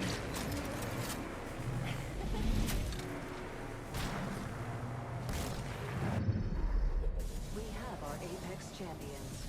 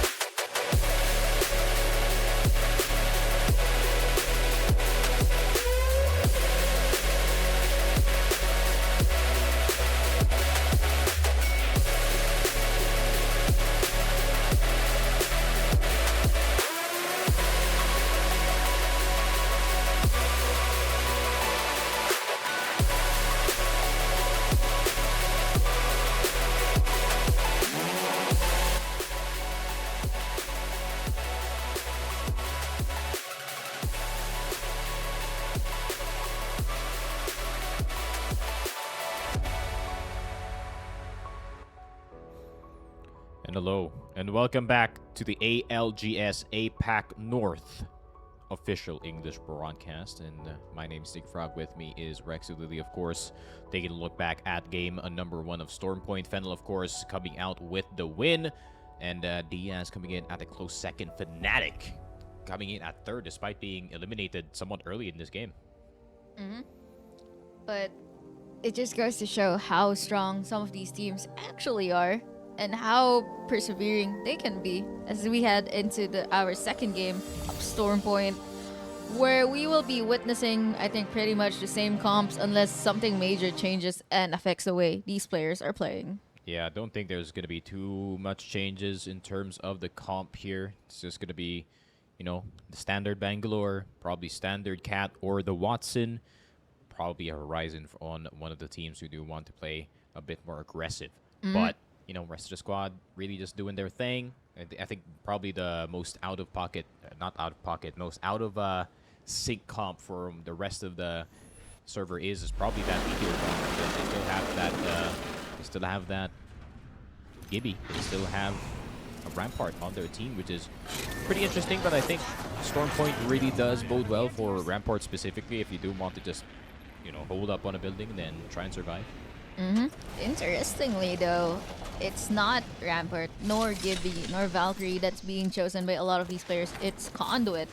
And we saw her utils being deployed quite interestingly at the very last few fights for game number 1. We saw it taking so much space, and the teams and the players avoiding it as if it's lava. And just the usual respectful drops, I assume, but there is a bit of spiciness going on the top right of the map, and Fennel gonna have a little action incoming here very, very soon, as there is also a squad on towards their side as well, so they have to be careful. But I think the other squad is probably just, you know, looting the south side of Lightning Rod instead, and probably is gonna get out with that Trident. Maybe Ty's gonna try to go for an early rotate. Are you seeing what I'm seeing, Sneaky? It's a mid-map zone. Ooh, kind of hanging in towards Stormcatcher, actually. Okay, it's a zone that me personally, have not seen too much in this one, or in this game, so it's going to be nice to see something different here. But Ty, looking like they want to fight the team that is right behind them, maybe farm them a bit with the triple take that ZK Yuta has. It seems like they are taking advantage of the crafter that is at their POI that sadly Thunderwatch doesn't have.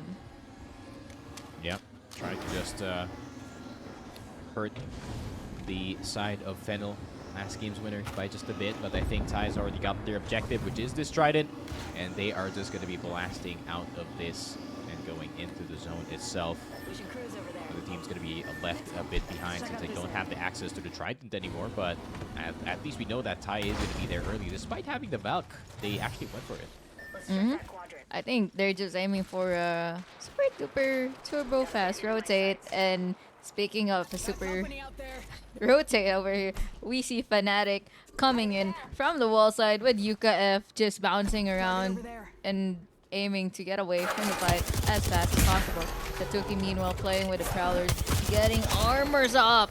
Volt SMG is actually one of the most used weapons that we've seen, Sneaky. Yeah, but Fnatic still has to be careful. Ty is also in the general area now that they have rotated from the top side with the help of the Trident. Got there very quickly, so the wall could be a very intense fight between Fnatic and Ty here, but we're already seeing the kill feed being lit up as we see Meteor take down a Chaoson, but the rest of Vortex Wolf is still pretty much alive. Sammy and Kuma just trying to get away as fast as possible, but it's just a hard time for them. Interesting comp here from the side of Meteor, running a Gibby, Rampart, and Bangalore. I can definitely see the... Ooh. Flying Ruined, almost down here, 1 HP. And it's not even Vortex Wolf. Yeah, and a whole nother team actually flying in, going in towards the cannon, looking for just a quick rotation, but Meteor is still kind of focusing this low ground. And Yeah. the nades, these are gonna hurt. Seems that Roki has other ideas. Meanwhile, Kuriton gets one down. Actually, no, eliminates the entirety of Vortex Wolf. 19 squads remaining. Yeah, this is just a good hold from the side of Meteor. They got all the angles from the underside, eliminating that threat early. But Meteor also spotting that there is someone coming in from the east side. And it seems that most of these teams are keen on defending their positions, especially Meteor. But with the risk of your POI being the one where the ring would likely pull, is the risk of more and more of these teams aiming to disturb your peace and get your building for themselves. Yep. Or these shots being fired on all across the map, actually. And Meteor trying to see if they can get some accessory damage on the teams lying in. But O2 Esports gonna be eliminated. All right, that's a good fight coming in. Ooh. Seems that they were unable to recover aimbot in time. Enter Force 36, trying to see what is going on. But unbeknownst to them, so many teams are already in the vicinity. And it seems that it's only about to get worse from here onwards. Meanwhile, Tai trying to build their fortress over here. Jenny exposed, 0 to no cover. But I don't think anyone has an exact vantage point on this. So maybe the Jenny is safe. Infamous for being a Watson player, is going to make sure that the space is well protected. And possibly Iron is way ahead of the pack already. Scouting for enemies, maybe trying to get some loot. And that seems to be Vortex Wolf's death boxes, if I'm not mistaken. Yep, X-Ties is holding the stair side. Don't want to go too far forward as E36 is still on the other side of the staircase. And look at the amount of teams already occupying the inside. And yeah, not much movement coming in from the other teams, but in Stormcatcher, the teams at the bottom, they do have some cover that they can play with. However, the real goal is at that topper. E36 is not actually standing there anymore. They're now on the bottom side. Someone fought them off of it, and it is the Meteor. But Tai is looking to see if they can regain high ground here, since they already recovered from that last fight. And it seems that despite everything, most of these teams are actually keen on not really pushing anyone. You've seen them just moving and traversing building to building. And I think that is part of their game plan, just letting the lobby tempo play itself and adjusting accordingly. Yeah, and Meteor has the one of the best spots here right on top of Storm, and they can just set up these walls from the rampart, do as much damage as possible on the teams or occupying the underside while you do have the advantage. Oh, that is a very dangerous crafter pull from Nemu over there.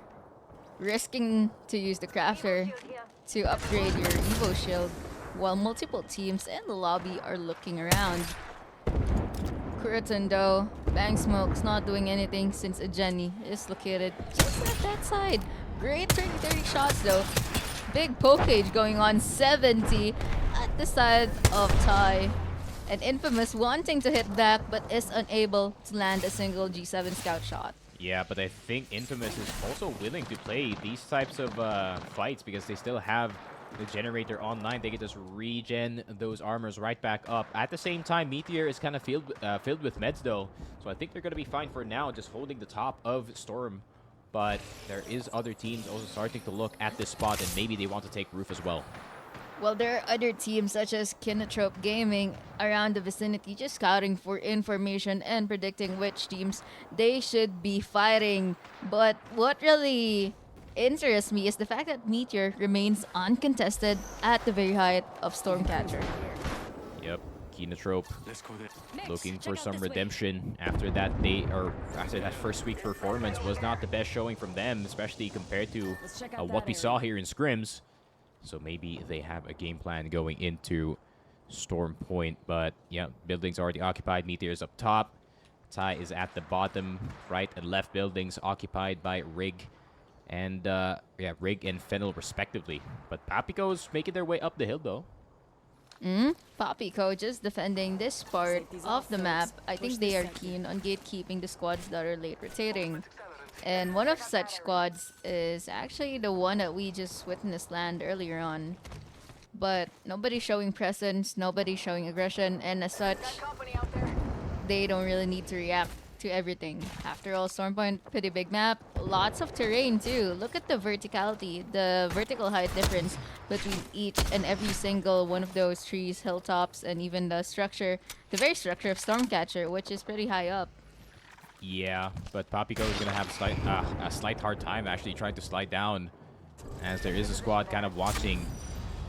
But Fennel, still, Kurihara just playing right outside of zone, but still keeping his body inside so he doesn't get hit by anything. Not the zone at least, but Tai still kind of holding the slow ground. Not much movement from any of the teams here. Even Diaz is aiming to ambush a squad potentially, but they are outside of the zone. With round 2 closing in, I think they are aiming for a pretty late entrance. Dosukoi though, not doing too good. Meltage popping a medkit just right in time, but is tanking all of that ring damage. Medkit getting dropped by some of his teammates. Dosukoi Impact now moving and rotating. How about moving there? I like how the lobby is pretty much divided between, oh, let's get into zone fast, and then, oh, let's tank some ring damage. I think it's a very interesting difference between a set of players and the way that they want to play their game. For sure. Fnatic still kind of holding command here.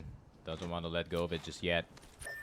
So, they're just going to chill for now. NSD Gaming, they do have a spot near the circle itself, and is going to try to just play this left side wall, but it's going to be a bit difficult considering there's also teams coming in from the bottom side of the hill.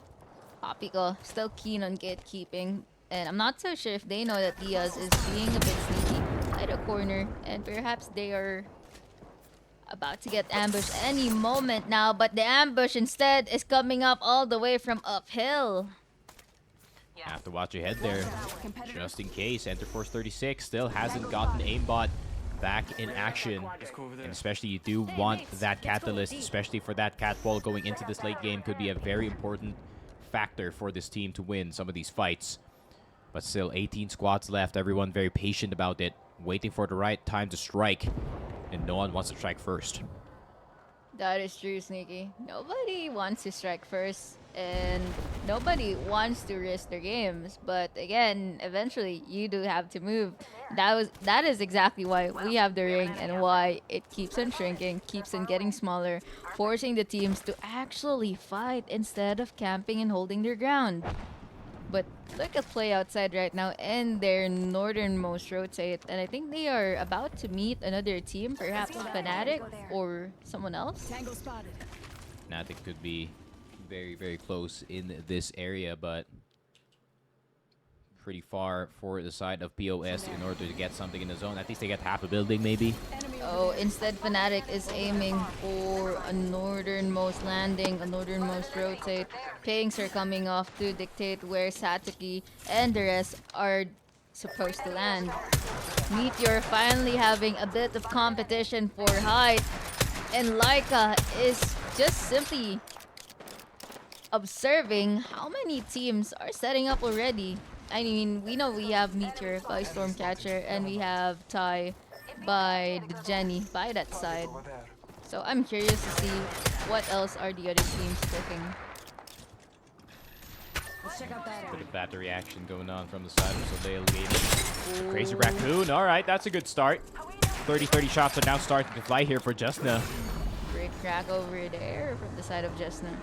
The secret facility looking really nice. Some of the latest additions to Stormpoint, with Crazy Raccoon for now calling it their shelter, calling it their home. Bogey here. We got company. Go too far forward. There's still plenty of circles that they can still work with in that door, but you don't want to rotate too late at the same time. Everyone's going to be staring at you by the time you get out of that door, so looking for the right time to go for the rotate, possibly when the team right in front of them is fighting, so they're all distracted. Diaz finally rotating in after camping that really small corner in Stormpoint for a very long time. And it seems that they were pretty successful in their rotate, but unfortunately for them, these pillars and the height differences are all they have as cover. Yeah, they also have to worry about Tai too on the right side of the cannon, so they can also try and see if they can look over the spot. Meteor, someone has a bow check, and that could really do a lot of damage as people are now starting to fall in the background. NSD trying to fight back. Soleil also in action. So many teams already trying to fist fight here. So many teams are attempting to fight for position towards the inner zone, and it seems that suddenly the space is not being respected just as much as when it was in round 1 and 2. There we go, play outside. Looks like they want to go for another first place finish here in Storm Point in order to use their points. They are indeed playing outside with a 30-30, but unbeknownst to them, the team is already pushing. San Popo sadly gets backstabbed, and nobody from play outside seems to be aware that they are getting pushed from the front and from the back. E36 rolling up as a duo, catching Tanpopo off guard, and now it's an equal game between play outside and E36, since it is now both of them on the 2v2. But I think that's mission accomplished for their side, but they want to go for the bigger fight, but E36 might be paying for it. But Fnatic is over here, and they're ready to cause some chaos. Enter Force 36 and SBI Esports eliminated, and 14 squads remaining. Not a lot of squads. The kill feed isn't necessarily on fire still, but we're bound to see more chaos as more teams desperately try to get into zone, such as the case with Play Outside. Only Irikana and Watage left alive. Yeah. Play outside now opting in for the tunnel instead, as NSD is actually eliminated in the background. So many kills are flying all across the board. Ooh, what's happening over here? Kuriara! Good shots! Reignite! Now, Callus Wall being deployed to act as cover for the reset for Pinota. Yep, he needs to pick up that purple as well. He does have half armor in this situation, but Fennel could be stuck in a very bad position if they get caught out in the open. But at the moment, they're the only ones actually actively inside of the dotted ring. So they're going to have a hell of a time trying to farm whoever's outside. Ooh, a reset and Play Outside hears it. Chaos descends. Is this risk worth it? Irie trying his best to stay alive. Unfortunately, the risk isn't good enough. Synap and Resh still moving on, still playing. Play Outside eliminated, 9 squads remaining. Yeah, unfortunate for the side of Kinotrope, honestly. Almost getting this entire squad, but it seems like the Diaz boys fighting too good. Second for a reason. Bulverex having their spot within the zone as well. Round 5 is about to close in 45 seconds, so some of these teams are going to start them to... You're going to start to see some of them move in these situations, especially these top left team. But Diaz is already on the first move, but it seems like they're just getting pelted by bullets. This is what's dangerous about being the first to move. Among all of the edge teams, everyone is just keen on targeting you. Meanwhile, one of the powerhouses, Crazy Raccoon, sadly eliminated at 9th place. 8 squads remaining, and Meteor Kuriton spots somebody and downs them. Shows no mercy with the Vault SMG. Have the high ground. They can just hold Mozam? You seeing what I'm seeing? It's a Mozambique with a golden bolt. Kuriton keen on finishing this squad. Roki, the first to the team, and tries to PK. There you have it. Diaz eliminated, but Nemu goes down as well. However, Kuriton, the current kill leader of the game, 6 squads. Oh my goodness. Only Kuriton is left. Yeah, Kuriton's already collected so many points in terms of the KP. However, gonna be a bit of a struggle trying to see if he can just get back into safety. It seems like no is a question. 5 squads left, 15 bodies left alive. Plenty of Apex still to be played. Soleil Gaming, really good spot over there from them, but R99 shots not gonna connect. Predictive aiming not really working towards pieces some favor. And this is exactly why the Catalyst Wall is so important for rotates. You can have the best senses, I guess, the best intuition, and it'll still be really hard to predict how these teams would be moving. After all, the Catalyst Wall does completely block your vision. For sure.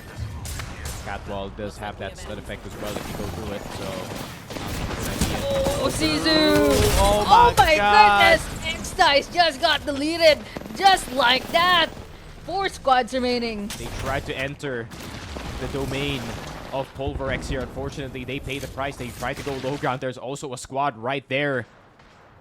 What a push that was supposed to be, but then it seems like both of the teams in the building is just ready. Don't want to give up this map control that they have just yet, and I think Soleil Gaming, they kind of have a safe spot here considering they have 2 points to take with. So maybe they can go for a late swing, but it seems like the fences are going to be penetrated from the backside. Peace gonna get hammer drill, but Sunny gets one in return. Great spray on the R9. Pulverex is eliminated. We only have 3 here, Lily.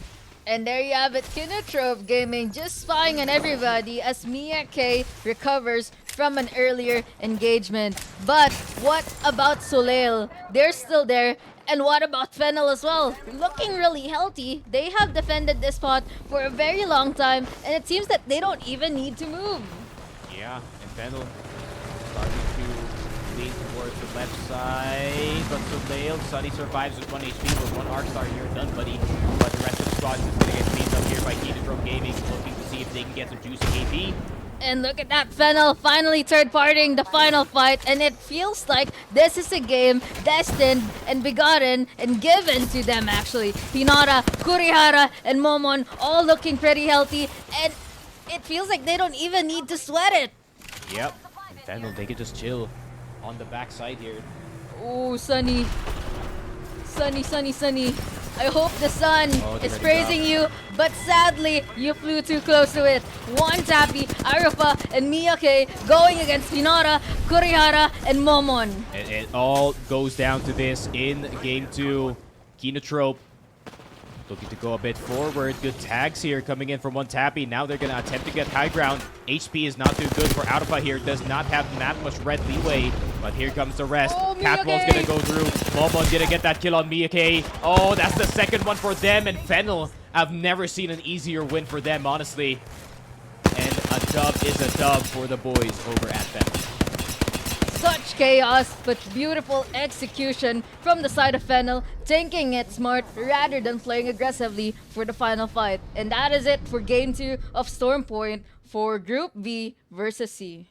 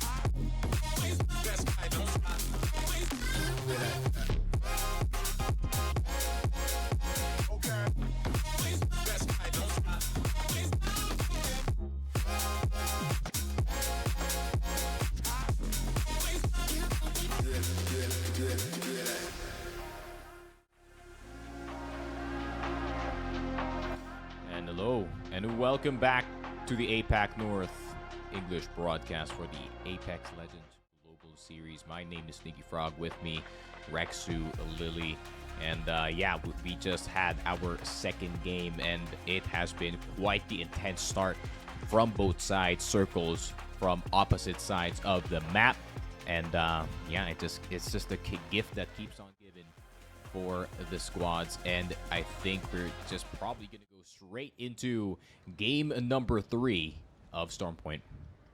Indeed, Sneaky. We are headed into game number 3, and as you know it, guys, this is our final game, actually, at Stormpoint. Yep. Four more games to go for today, and this will be your last opportunity to see APAC North playing at the lovely, beautiful map, the biggest in the game so far, Stormpoint. Yeah, last chance for redemption for some of the teams here. At least in Stormpoint, gonna try and see if they can do some heavy damage. Maybe we're actually gonna see the contests this time. Just like how we saw in game number 2. That maybe, you know, the teams who did not drop towards their contest were just building confidence from game number 1, and now it seems like they are a lot more confident. A lot more confident and a lot more aggressive, but also some teams just don't really change. I think the tempo difference is really starting to show. B versus C, definitely a lot slower than what we saw earlier at A versus C, but that doesn't necessarily mean it's a bad thing. We saw more teams playing their positions really well, but we also saw teams just straight out not executing their game plan good enough to the point that they had to sacrifice quite a lot, and unfortunately, you can see that in the scoreboard with the early eliminations, with the late rotates that are ending up ruining their game plan entirely. But there's still World's Edge, and there's still this final game of Stormpoint, so all hope is not lost. Meanwhile, another mid map ring. Pretty There you go. interesting to say the least. Smack dab in the center. So, no teams from the top and the south don't really have to walk that far, so I think they can take their sweet time looting and try and see if they can gain position after you do get said loot. But the team's already starting to file in, going in towards the spot, maybe near Cascade Falls. I mean, XTS is already there, so they're probably going to keep that spot for a while. Reignite also has the tunnel in the middle of everyone, so up to them whether or not if you can remove them from that spot, but kind of hard. Play outside though, landing right smack at the middle with Wataga looting the other side. And compared to what I saw from other regions, usually they steal a Trident and fast rotate that way. But instead, Play Outside is opting to just walk it out. Not too bad actually, considering that some of these teams just turbo fast rotate. I mean, look at that right in front of Irie. You can see some dive trails far out. Just goes to show how fast you should be looting if you want to play in Pro League. Yeah, kind of wish they had a Trident at this very moment just to get the rotate in faster, but unfortunately, you do not. But yeah, rest of the squad's probably just going to play respectfully, just like we said at the beginning. I think at most there is going to be a fight in between Vortex Wolf versus Ty in Command Center, but maybe they're just going to see each other and just going to back on out. Pretty early to say what other things is bound to happen. We have Meteor, for example, with late rotate, actually with the super early rotate, but instead they are choosing to go back to where they came from after seeing that another squad has already taken the position of where they want to rotate. Meanwhile, Ty taking over Meteor Stormcatcher. Yep.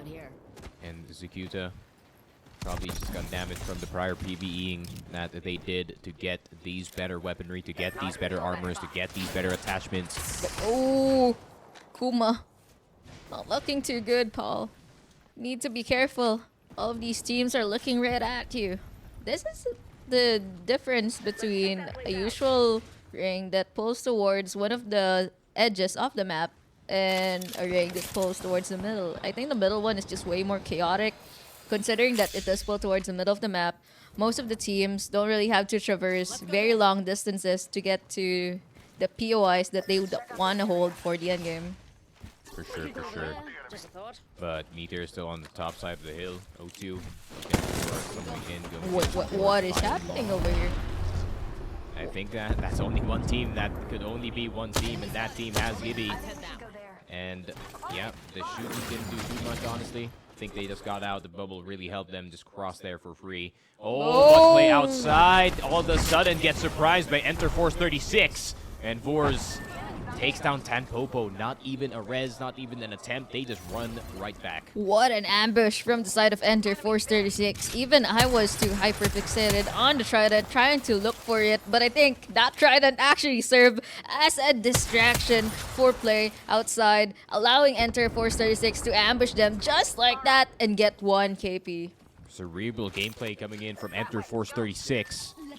And that's the first blood for the entire Game 3. I think they're probably going to get them right back up with the respawn beacons, considering there's still a lot within this zone.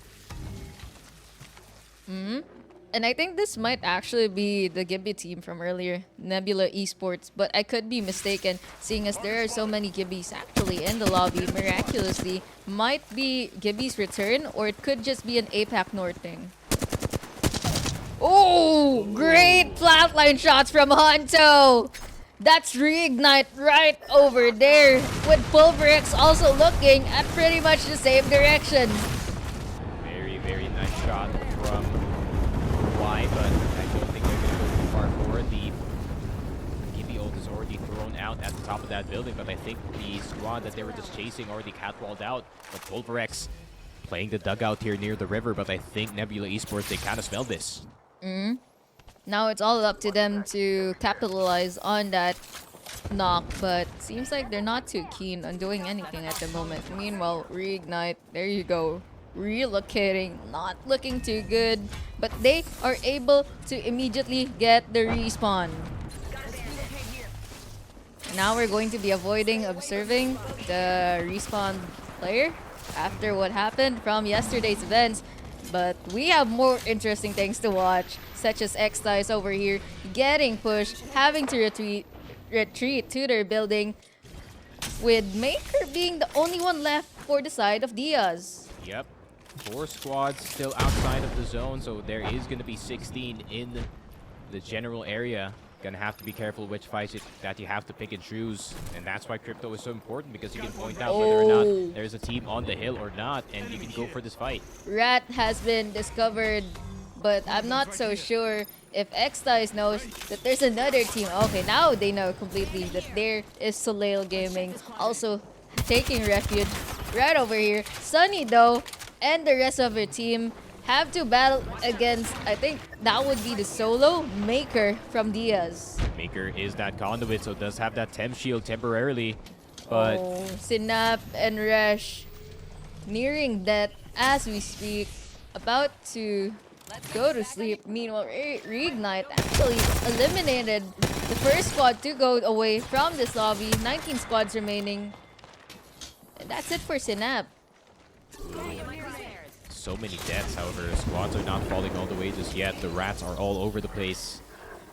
And Sizu is going to try and see if he can look for any rats that are near his building. There you go. Action happening right over here. Soleil trying to 3v2. Or is it actually another different squad? At this point in time, I'm not actually so sure. There we go. Easy finish here. Resh is going to go down. Oh, it must be Makers. Makers still somewhere, maybe hiding in the corner. O2 Esports eliminated off screen. 18 squads remaining. O2 Esports, another not good placing from their side, so they're not going to shoot up the leaderboard anytime soon. But now we do see the circle. It does pull more towards Launchpad now, so gonna have to wait and see which team's already opted in for that spot early, and it seems like Crazy Raccoon already has an idea.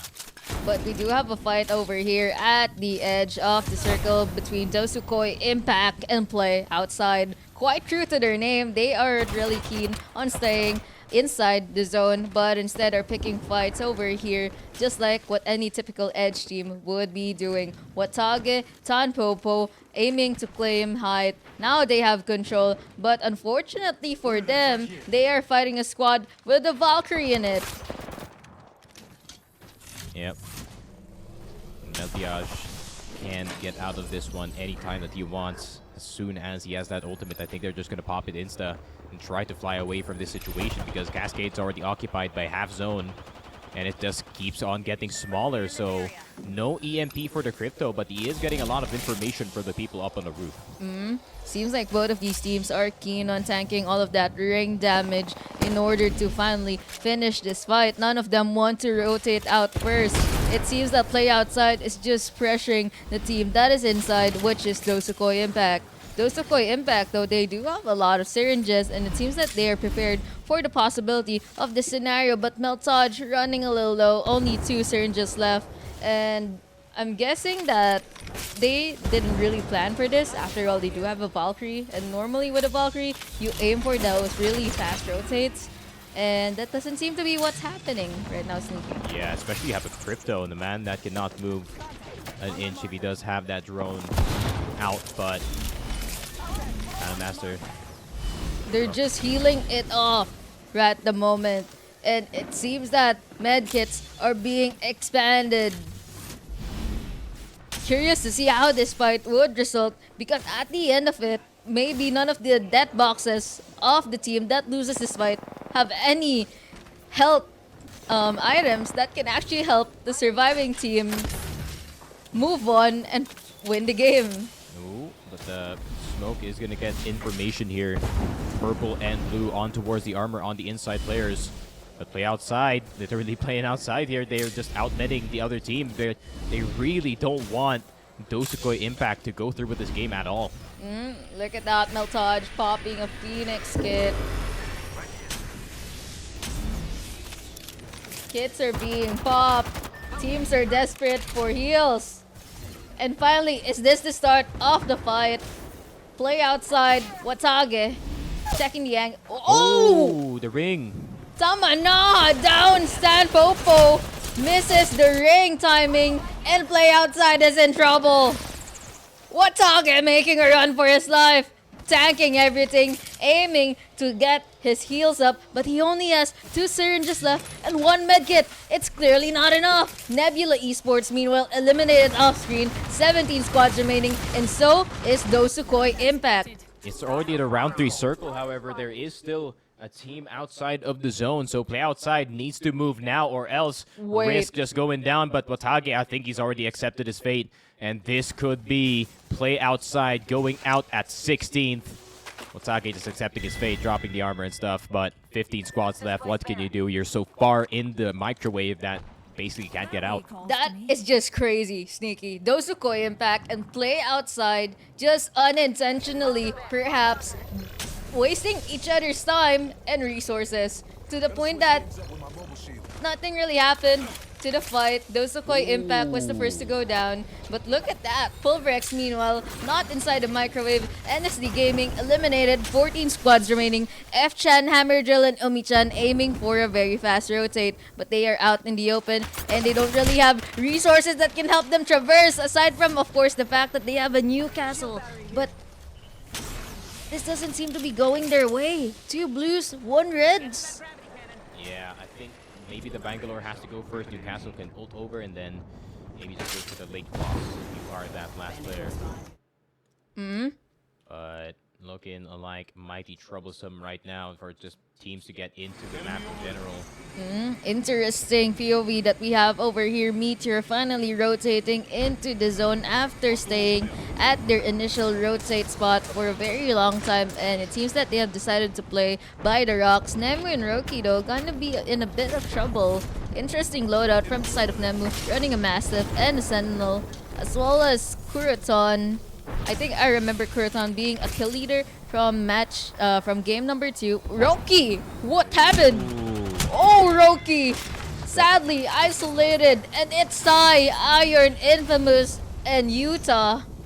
Now they're aiming to play by the corner. Fettel is eliminated as well. 12 squads left going into this round 4 circle, the least we've had all day. Yeah, definitely. This is surprisingly aggressive from the side of Apac North. Oh my goodness, SBI Esports trying their best to survive. Farming though, farming with the wingman. Oh my word, the wingman is absolutely shredding that thing with the Digidread. Is an absolute monster of a weapon, and it just keeps on singing. Satuki's gonna go down. Fnatic also caught in the crossfire in between these two teams, and it seems like UKF, the only one left alive. Can he clutch it up? Can he clutch it up with a triple take? No, he cannot. SBI Esports take him down on the low ground. However, it's not yet done. There's a team on the high ground once again, now right behind them. Good wall jump over Oh, the whole enemy, but aimbot. enter Force 36. Here comes the 5th party, and the party after that. And it is Meteor. It's actually a duo. Meteor though, trying their best to recover some scraps perhaps, trying to fight back, and Aimbot cheekily holding height, but can't see anything through the smokes because, oh! He doesn't need to because he gets pushed instead by Kurotan. Enter Force 36, eliminated, 9 squads remaining, and Kurotan, the earlier kill leader from game number 2, actually a scary fragger to say the least. Yeah. It just becomes extra scary. Did pick up that wingman, Snap. That's a giant wingman if I have seen one. It's a Kramer and that can be Miltus! Snap! At least they forced the bubble. That's something you can be proud about. 140 finally for Snap here. But I don't think they're doing a good job of staving this team off. They still want to go far forward. They need to throw some nades or at least try and delay their rotation going into the zone as much as possible. Blink is not going to hit for Snap, and Snap might be dead sliding down the hill. And not like this. Maker is also in the zone, but he's taking so much damage, and Diaz is eliminated. 8 squads left, and Meteor survives another day, but it might be their last day actually. Kurotan is getting pushed from behind. Oh, ring damage! No way! 17 squads remaining. The microwave just hurts a lot. The heat, you can feel it in the air. The Watson, everyone, the Bangalore piece might have been rotating towards the wrong direction compared to their teammate. Go down ultimate. Smokes are somewhat useless this time, so Little Gaming is eliminated in the background by X-Dice, but Papigo popping that ult early. That means probably wants to fight or maybe to see through the smokes, but depends. 6 squads remaining and still so much more space. This is probably the least dense lobby that we have seen so far for today. What's interesting is the teams aren't necessarily playing hyper aggressively. It's just a matter of getting caught in the chokes that led to what we are seeing at the moment. Pulverix not looking too good with only Hammer Drill left alive. X-Dice camping the bottom port of Launchpad. And Crazy Raccoon doing actually pretty well. Oh, 6 squads left, not much time to go for it. Round number 5, and it is closing in just a bit, and it is closing on the very tip of this pier. Pulverix is finally eliminated as Hammerjill is finally taken down. Crazy Raccoon, at least they secured themselves a top 5 finish. Maybe now it's their turn to shoot up the scoreboard.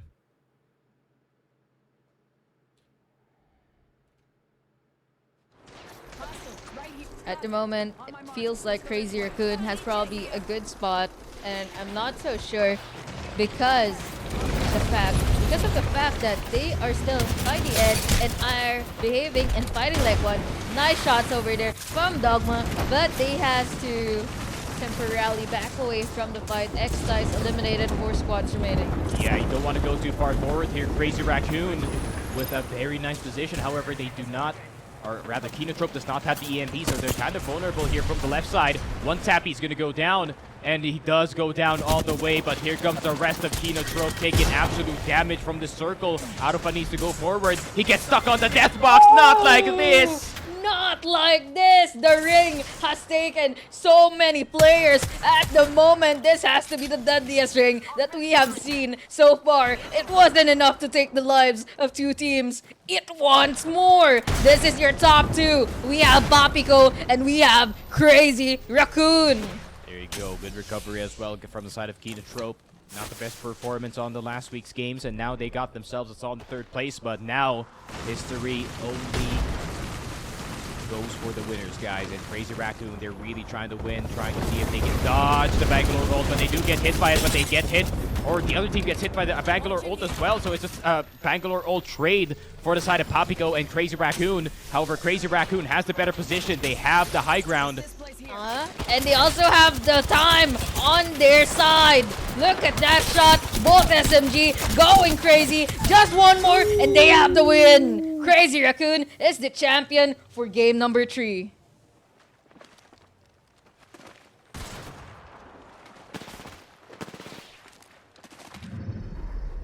We have our Apex champions.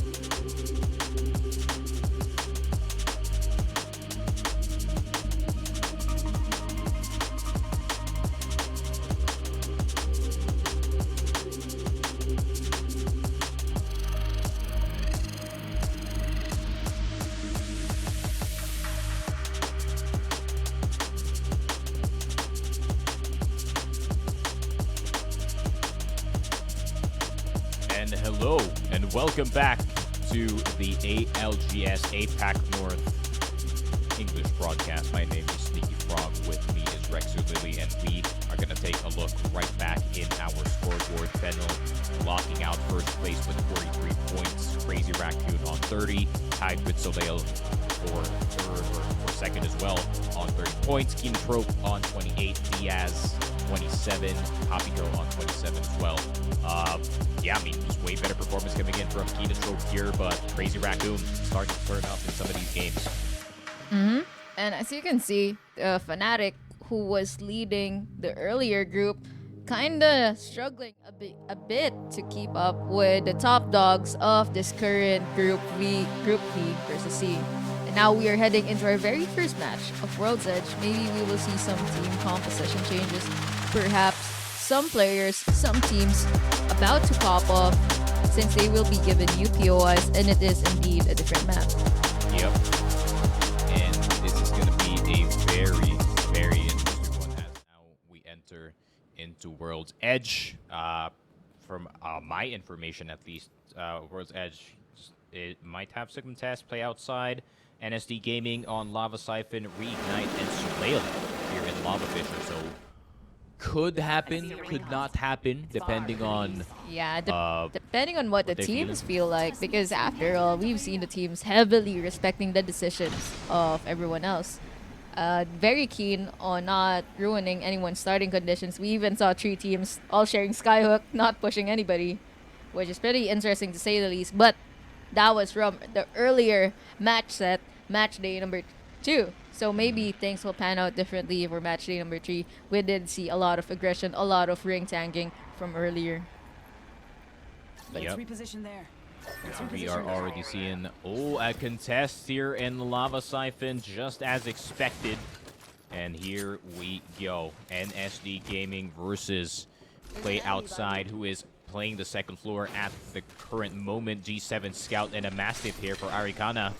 Ooh, an R301 upgrade as well. This is so good, but NSD Gaming, you can see who already has that purple, but don't leave Nefudal behind. Oh no! Oh no! Nefudal, there is one chance for Play Outside to get an advantage here, and it's to somehow get Nefudal, but I don't think they're paying attention. They're looking at somewhere else. Unfortunate.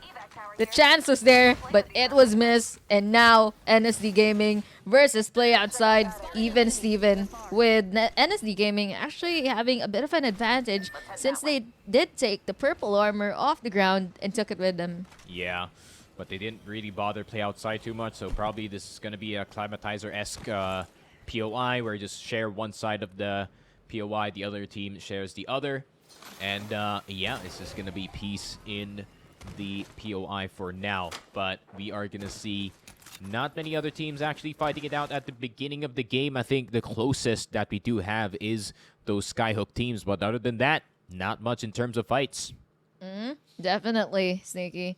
I think most of the teams are simply looting, rotating, and aiming to get into the zone as fast as possible. And it looks like we have a zone pulling towards the side of launch site where Fennel is just simply looting.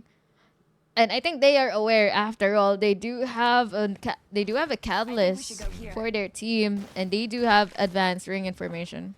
Yeah, Fennel currently very comfortably in the lead.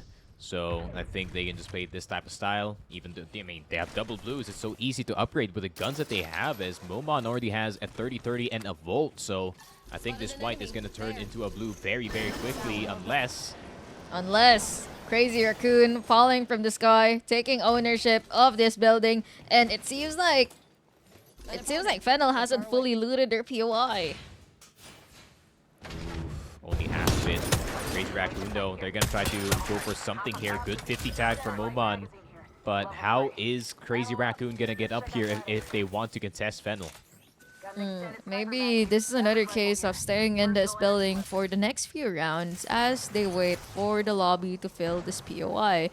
Because that is usually what happened in the past few games of World's Edge, and as well as Storm Points. Very slow tempo lobbies, but since the tempo is so slow, the moment you make a really risky and aggressive decision, it just snowballs and leads you into getting eliminated way earlier compared to pretty much everyone else. For sure, for sure. But here we go. Bit of a preview on towards the circle. We are going to go in towards a hard south, but going to go back into the fight. It seems like Tai has found someone to fight with, and it is going to be NSD, fresh from their first fight. But I think they're just going to back off here. Axe is already on very low HP, but Ty's already down a member, so I think they're just trying to med up and try and see if they can finish off the rest of the squad. Unfortunately, that was their Valkyrie Yuta going down, leaving the options of their rotates very slim, very minimal. Yeah, they don't have a crypto too, so they can't just grab their banner out in the open without having to risk their lives just to try to do so. So, very unfortunate loss for them at the beginning of the game, of all things. As now we are entering into our round closing. Enter for 36. Spotting a team at the top of the hill. And in my opinion, I believe launch site zones are one of the ones easiest to call. So you can definitely see more and more teams aiming to get there as fast as possible. Enter Force 36 after discovering that they are potentially gate-kept from their side, from that side, are instead choosing to rotate the other way around through the tunnels. Ooh, but play outside. Play outside there. Going dome. All the way from, if I'm not mistaken, all the way from Lava Siphon Yep. Made their travels towards Dome. pretty long here, but maybe they have a plan. Maybe they've seen this circle before, and But are maybe they just touches aware it. that there's another team here? Oh yeah, play outside also in the general area. So I think it could be just an isolated fight between Pulverex and play outside. And I have a feeling they're gonna fight heavily for the spot. It seems that both... Oh, they are unaware. Great initial beams from Hammer Drill. Knocks Watage. And now it's a 3 versus 2 situation. Great shot with a Volt SMG. Sadly, the Capitalist passive blocking the door. But instead, Hammer Drill is keen on getting inside no matter what it takes. But for now, they back off. 1 KP is enough to grief the team. And Watage actually gets... inside? No, he's attempting to run away, but there is no running away against this team. Yeah, and I have a heavy feeling Pulverex is still gonna go for the 3-man push and try to see if they can clear play outside. They don't want another squad playing in Dome. Hammer But Drill is Pulverex just here? so scary, so aggressive compared to like it feels like he doesn't match. He doesn't want to match the tempo of the rest of this lobby. I mean, look at that. So many decisions being factored in. He's definitely trying to find the squad, trying to fully clear them, maybe get more KP. But oh, it's a different squad. It's a completely different squad. It's Diaz. Diaz and Pulverex have entered the dome and is going to try to see if they can finish off the rest of the other squad. But it seems like no is the answer. But NES is also starting to let that Nemesis sing as we do see a fight coming in from the outside. Meteor trying to clear the backside of Dome through that zone. But yeah, I think they're just going to probably try and see and go for another fight. Maybe they want to fight Pulverex here, but I wouldn't recommend it because Pulverex is kind of stacked up at the moment. So many teams at the vicinity of Dome, despite the ring pulling hard towards launch site. Meanwhile, play outside, the first squad to go down, eliminated 19 squads remaining. Meteor, though, they're just looting and not much of shooting happening. O2 Esports, meanwhile, we haven't really seen much of them since they usually haven't been performing that well for the past few games. But Sinak, maybe we can see some action over here from the side of O2 Esports. Yeah, it was a lot of mid-game struggles here from the side of O2. I mean, if they can get a win on this fight, then that could be maybe a catalyst to get the win. But Black Hole, can he get the swap? Oh, the swap was so slow. Not like this, but I think he's gonna be fine. It was only a Black Hole, no nades, no nothing. I think it might actually be 2U's Black Hole. Unfortunate. But for now, O2 moves on. 18 squads remaining. Nebula Esports, meanwhile, just nearby, trying to not make their presence known. They don't want anybody knowing that they are rotating, and it feels like this is unique to how Apac North Pro League is playing. More strategic, more, I wouldn't say passive, but it's more stealthy, definitely. More careful in the way that they want to rotate. Yeah, I think they prioritize the rotations more than the kills, but it can depend on the situation. I've seen some of the APAC North teams really fight for their spot as much as possible, even clear their backside. So lots to expect here for some of the teams that are inside. Fnatic, though, as we do pan on over to them, Yuka F attempting to test some of the angles on the backside choke of Tree, but oh, nice wall bounce. Movement. After all, that is what Yuka F is mostly known for in this English speaking side of the world.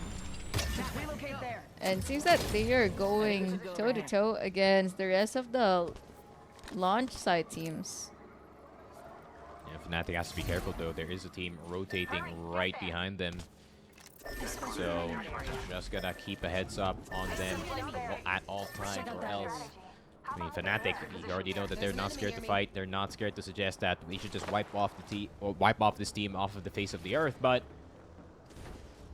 still, launch site occupied by so many players. Lava Siphon, they're still teaming with players here.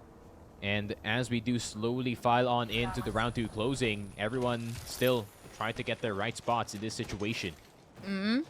As such, we have Kinotrope Gaming sadly not really performing as expected compared to what many of their fans are aiming for. But maybe, just maybe, this is finally their comeback and they would be able to push a win from this side. After all, pretty good comp for aggression. They do have a Horizon, they have a Bangalore, and they have a Bloodhound.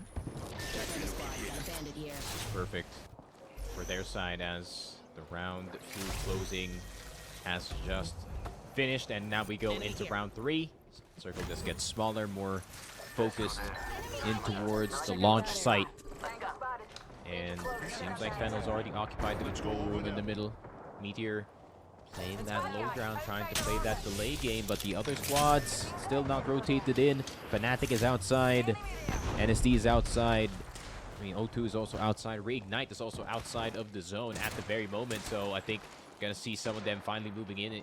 And I think O2 Esports might be up first, but you have to be careful because as soon as you try to get into the zone, there is Kinotrope waiting at the end of it. Nebula Esports, though, at a pretty bad disadvantage. They no longer have their Bangalore. But there you go. Banner has been grabbed, and the respawn beacon is simply nearby. But will they risk it though? Maybe there is a crafter somewhere they can farm a beacon on, but kind of depends. Yeah, it depends on a lot of things. And with how things are looking up, more and more teams rotating into launch site, perhaps chaos is bound to happen in a few moments. Fnatic though, landing. Oh, Sadiki! Dodging, dancing, all of those bullets, trying his best to stay alive, but sadly, not enough. Pulverex, F-Gen gets him. There we go. Suzuki takes one to the face.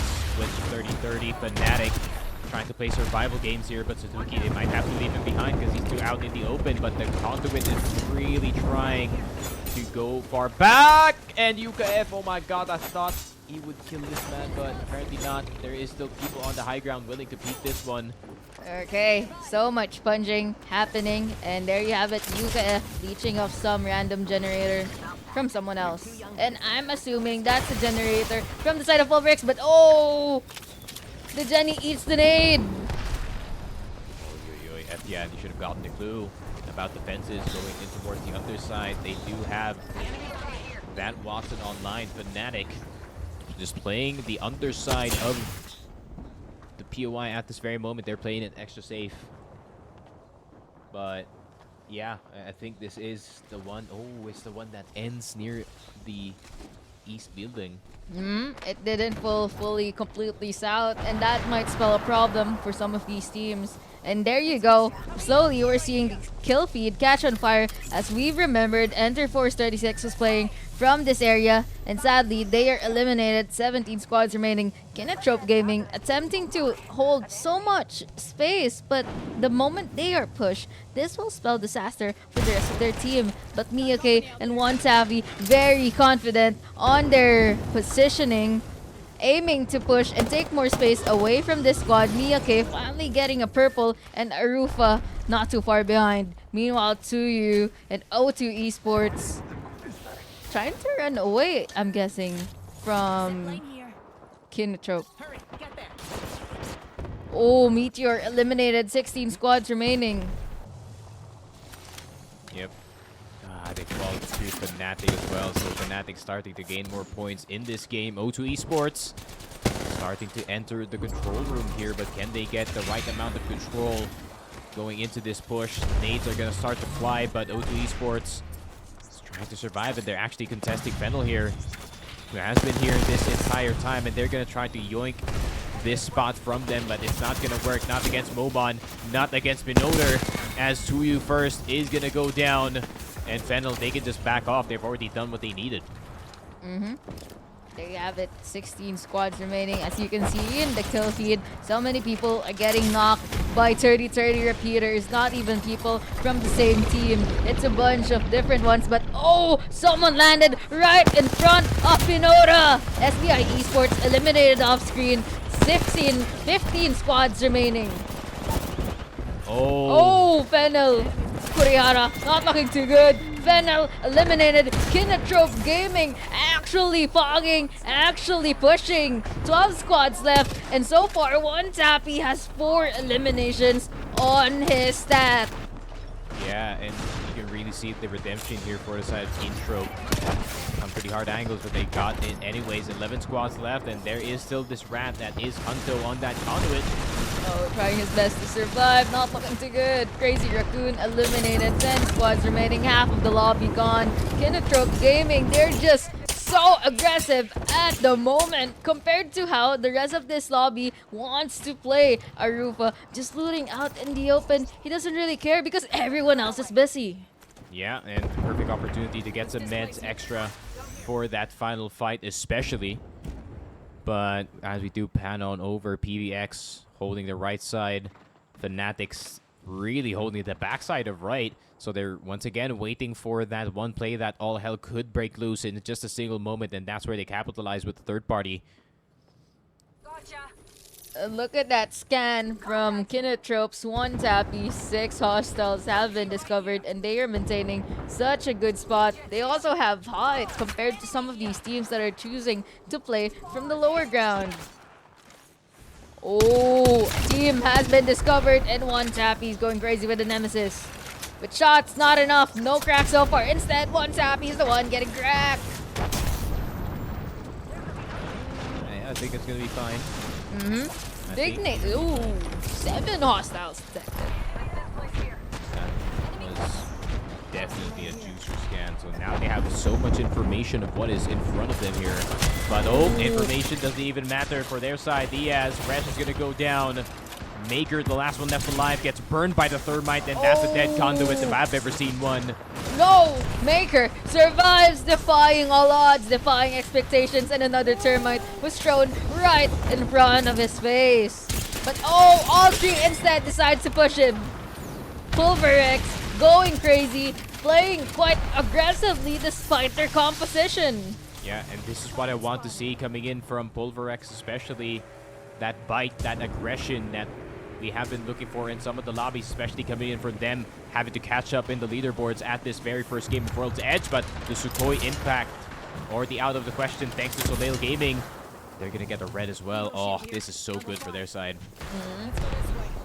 And you know what I like about the fact that we are playing an end zone from the very edge of launch site. It's just crazy how many teams are seeking shelter from the cover that you didn't even expect to be viable. I mean, look at that. Vortex Wolf pushing a res right in front of the enemy's faces.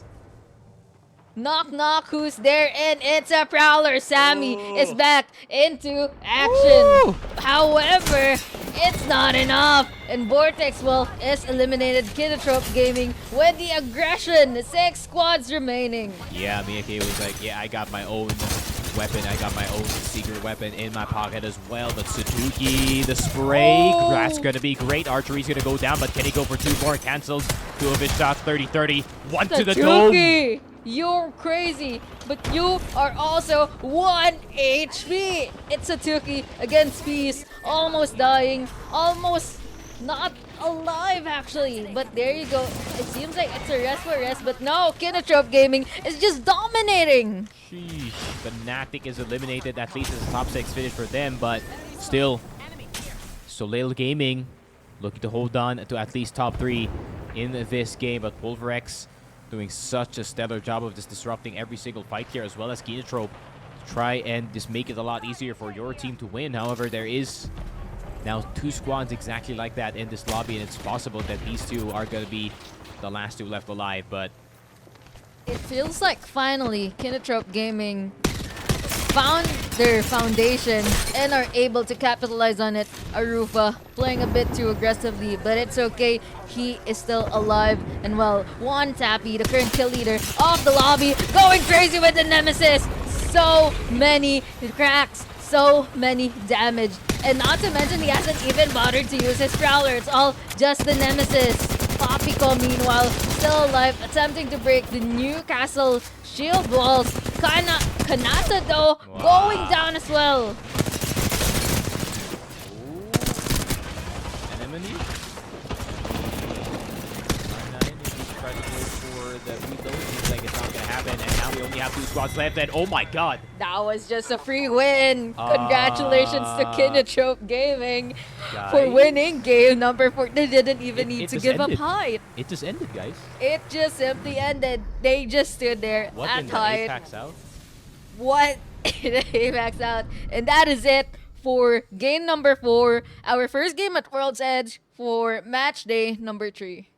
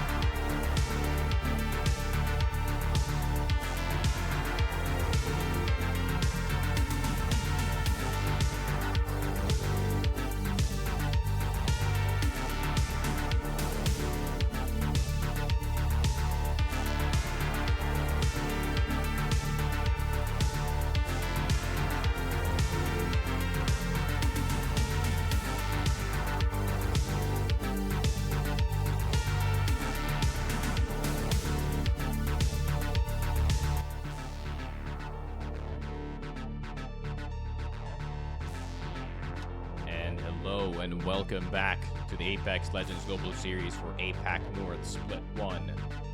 And we are here for game number 5 of World's Edge. It's been quite the day, quite a lot of games. I think we are on our, my math is not math, 11th game as of today. Felt it's going to be very, very soon, but teams still trying to play catch up in the leaderboard at this very moment. But last game, pretty confusing, not gonna lie. The way that it ended was a bit too quick than we were expecting here. Yeah, a bit too chaotic, to say the least. I agree with you, Sneaky. Totally not something we usually expect, but that's the fun of Apex Legends. Things can be dynamic, things can be different. And maybe this game is not any dissimilar from everything else we've seen. Perhaps it'll be equally chaotic or it'll be equally peaceful. For sure, for sure. Still a lot of teams trying to play catch up to try and get into the top 10 and at least get some points on the board. But rest assured that some of these teams are very, very comfortable at the top of the leaderboard. But we're going to go foray on through to our drops once again. So far, we have only seen a singular contest here, which is going to be the NSD Gaming Squad going up against XTI, if I'm not mistaken. So we are just going to see who's going to get there first, and it seems like Axis, seeing two people in the second floor, is not going to go inside just yet. It is actually play outside, excuse my mistake, but Lobo with the 30-30 triple take can do some massive damage, especially he has purple too.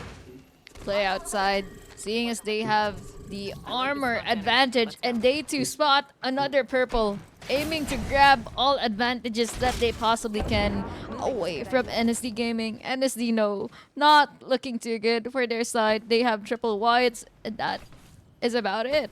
Yeah, and according to their body language, it seems like they do want to play outside despite the armor disadvantage that they have, and they can see the purple in the corner of the room, so it's purple, blue versus triple white. Not the best start here for the side of NSD, and NSD needs to decide.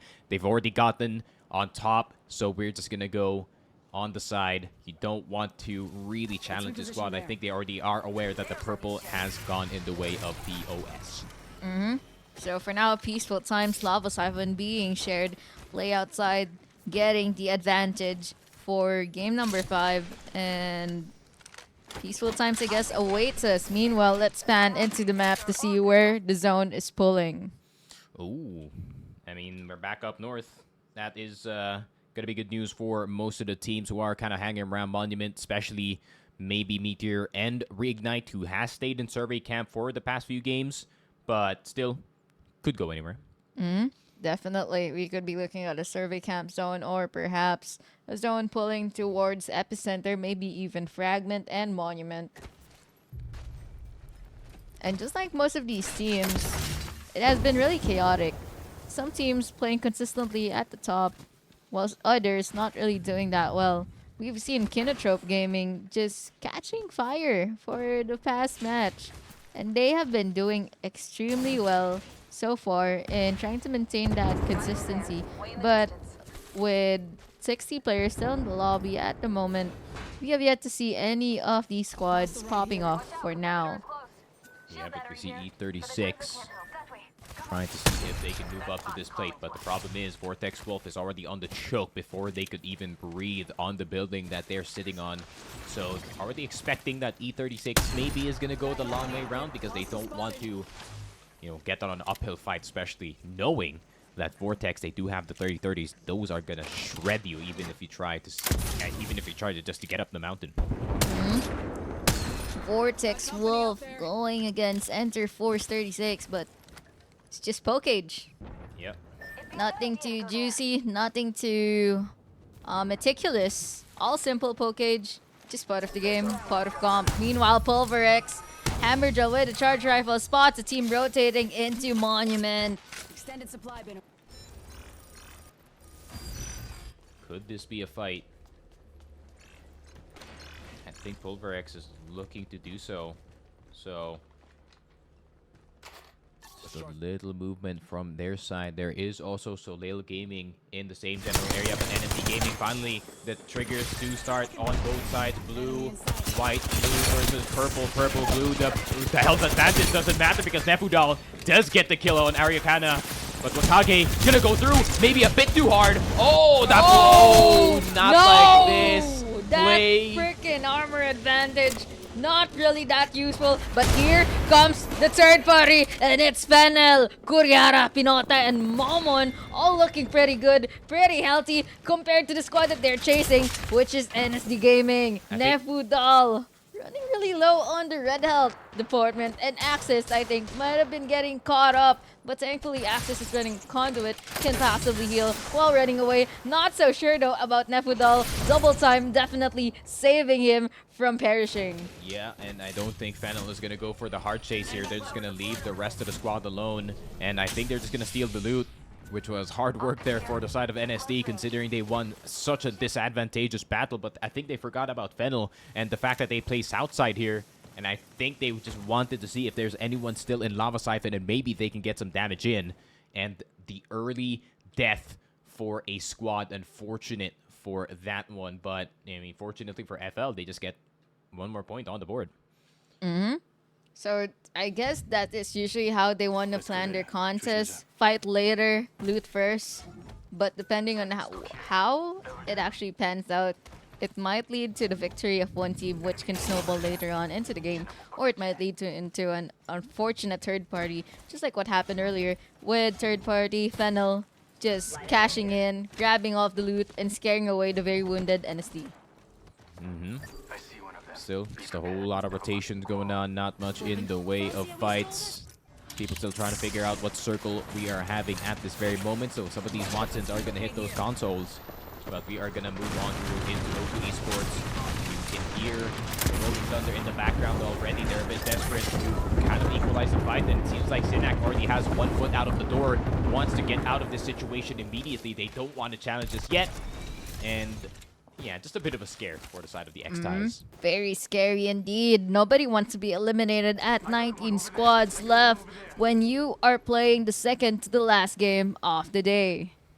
It's going to take quite a while for any of these teams to recover. After all, the next match is a week from now.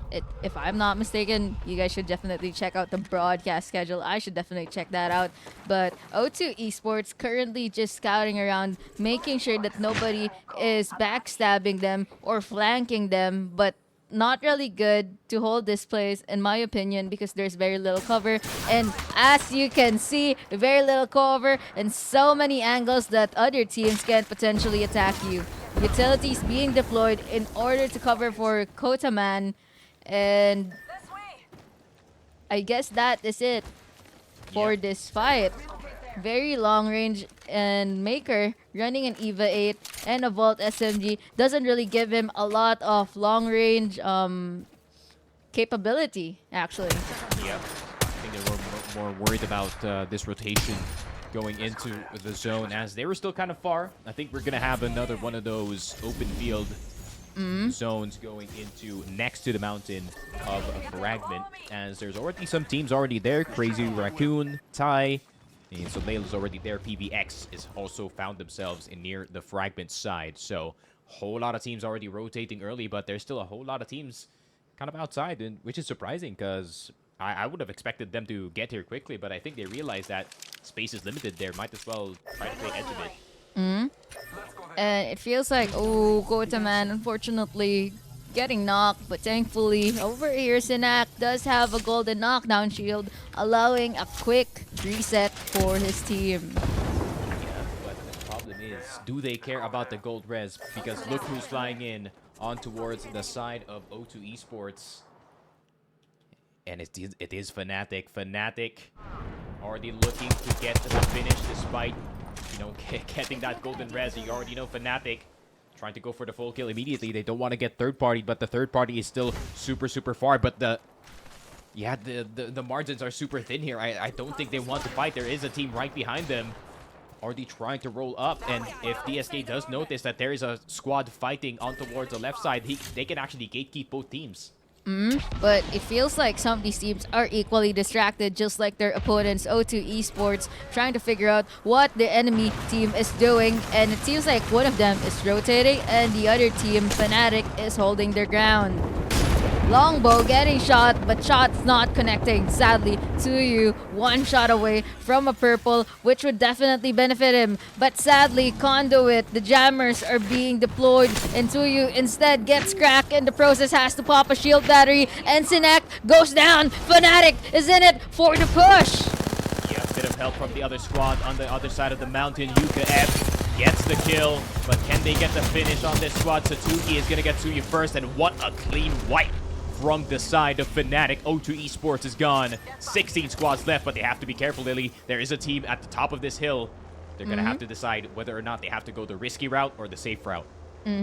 But I think at the moment, Fnatic is looking to be in the clear for now, because after what happened in the earlier games, I think most of these teams aren't too keen into wasting their time tanking all of that ring damage. But if you just wipe a squad, surely you have so much resources on your side. You can afford to maybe take your time, let the other teams fight it out, let the other teams figure out what you're doing. And Dosukoi Impact, the closest team to Fnatic, is still pretty far away. Yeah, Dosukoi Impact actually helped them in that fight with a bit of the longbow shots coming in from 788, hitting the member at the top of the spire. But unfortunately for them, they might turn into enemies real quick, but no.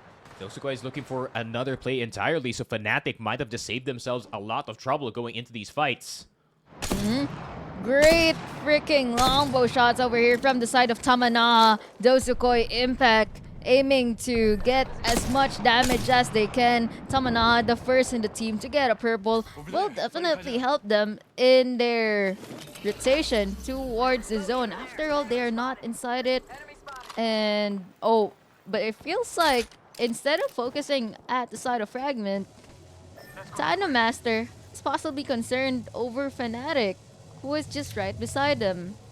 Yep, Fnatic still pretty deep in the zone, but they do have the Bangalore to block some of these sidelines off. And it feels like instead of choosing to rotate through the balloon, Fnatic is instead using the tunnel as a gateway towards Fragment. Yeah, and Dosukoi Impact none the wiser here. They really think that Fnatic is still on the other side. So Fnatic might be able to actually roll on to the right if they do want to go for Dosukoi here. But Dosukoi, they're like, yeah, we're done with this play. We are just going to Valvolt out. But are we going to find anything? That is the question. And it feels like Dosukoi Impact has already chosen a building that they would preferably want to land in. But, oh, shots from all over the place. They're fine. Yeah, they are fine. They are chilling. Meanwhile, somewhere else over in the map, Pulverex is eliminated. Pulverex getting absolutely railed at this very moment. But then Enter Force 36. Also not doing too well. Aimbot, the last guy, is still alive, going against Fennel with two members still shooting and kicking. Kurihara though and Pinora in a bit of trouble. They can't really see where the last surviving member is. Kurihara might even go down, but no. Okay. Maybe. He has the knockdown though. Playing the rock. R9 spray. Good shots over there from the side of Fennel. Kurihara able to win that fight against Enter Force 36. And the nearest squad is here to third party. Cleaning up the scraps. Might as well bring a broom. That is a pretty good wingman shot from the side of me, okay? Didn't even need a digi. Didn't have to. They were right in front of me, okay? Yes. 12 squads remaining in round 4. Damn, Keenostrope is farming. I think I kind of feel the momentum shifting towards Keenostrope's side. If they can get a good spot in the zone, especially considering that no one is actually blocking their way going into the circle, they're going to have such a good position going into this one. Definitely sneaky. I agree with you. Vortex Wolf, though, meanwhile, trying to get some pokage this late into the game. If you're still running blues while the rest of the lobby already has reds and purples, it's looking not too good for your situation, especially with a ring that is this open. Yep. But it doesn't seem to be unique to them. Tai is also still running triple blues. Not looking too good for the teams that are holding buildings. Yeah.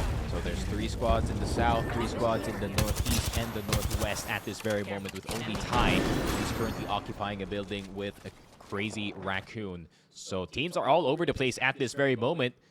So NSD Gaming still trying to find their way in. They're still somewhat far from the circle, but Reignite already in trouble. Chun-Li's already out of the question for their side. Soleil Gaming getting some shots going. Crazy Raccoon as well, looking to try and see if they can eliminate the people right below them, because they don't want to share this building at all. But Soleil Gaming making this very difficult, and they're just going to put down the Conduit ultimate potentially, but I don't think it's necessary yet. Sunny just testing it out. Oh. Audio has been heard, and there seems to be a guy or a team right behind them. And Crazy Raccoon already knows about this. Yeah, good conduit though, honestly. That surrounds the backside of Soleil Gaming. That means they can just focus on the backside fight instead of having to focus on Crazy Raccoon potentially jumping down. But I don't know which Reignite also suffering in this building as the rest of the squads are now starting to fight. NSD Gaming, who was outside of the zone at one point, cannot find their way in. Reignite barely touching the wall, but Dosukoi Impact, they can smell that there is a team right around the corner. Master practicing some self-restraint, but does reveal his location right next to them. But look at that kill feed. Everyone is dying. Keenostrope killing absolutely everyone. Nebula Esports is down. Poppy goes out. Crazy Raccoon trying to take advantage as Vortex Wolf is also going to go down in the process. Crazy Raccoon not yet done with this skirmish. Wanting to go back into the building. Triple climb up. Back into their spot like nothing happened. pretty genius outplay from Crazy Raccoon. They just are taking advantage of the fact that they probably, monument or fragment more than any of these teams. Soleil Gaming though, props to them for surviving this long, but random Horizon Black Hole out of nowhere is the conduit. Few enough though, shields getting healed, archery kind of getting nade spam at the moment, and you can't really see anything. It's all smokes and mirrors here in the first floor. Peace was isolated at one point, but does get back on the other side of the cat wall. 8 squads left, round 5 closing and is in just a bit. Tai is the only team that has a complete building that is still in the zone. And looking at Soleil, they don't want to be in that building. It's basically a doom strat at this point. So what spot are they gonna play? There's only the bridge. Reignite's eliminated finally. Dosukoi Impact looking for more. Dosukoi is on fire. Kinotrope Gaming sadly eliminated. 6 squads remaining. Tai still comfy, comfortable, and running triple purples inside their building. X-Dice though, not looking too good. All they have is a fence line and a crypto drone. Their crypto still running blues as well. And that's a sad outing for the side of Kinotrope. They had so much kills in their pockets. If they got the win, that would have been a huge step, would have shot them up in the leaderboards here. But here comes Fnatic, looking to see if they can seal off first place once again. Not just in the first set, but in the second as well. Soleil Gaming getting absolutely stunned. Archery is confused on what is happening on the other side of the bridge. Dosukoi Impact, though, they're just chilling inside the house with Tai in the second floor, but most of the fights is going to come from Fnatic's side. They love starting these, so they're going to have no problem ending these as well. Yuka F become the kill leader, and he's going to look for more. Archery is going to go down as well, so that's basically 5 KP going in the way of Fnatic. They are stacking these kills. Meanwhile, what's happening over here below Tai? There's chaos right below them, and they are keen on getting involved. But so far, no line of vision, no line of sight, no Digitret either. Yeah, and I think Tai has a better position because compared to the first floor team, they can just jump out on the left side and they can't really be bothered from the side of Dosukoi, as they don't really have any direct access to that way unless you go through the back door, but back door is also occupied. I think Iron missed the person that was rotating right below them. Oh no. Could be some sense of doom, but Oh, there you go. He finally peeks them, but instead of one person, 2 people swing Iron, but he is able to recover quite fast, expending some shield cells in the process. Circle is closing now, though. Almost all of them are in the same building or surrounding the same building. Only one squad that's playing on the other side, and it's going to be Fnatic. Fnatic licking their lips. They can see the win already in their eyes. All they have to do is wait. All they have to do is witness all the fights.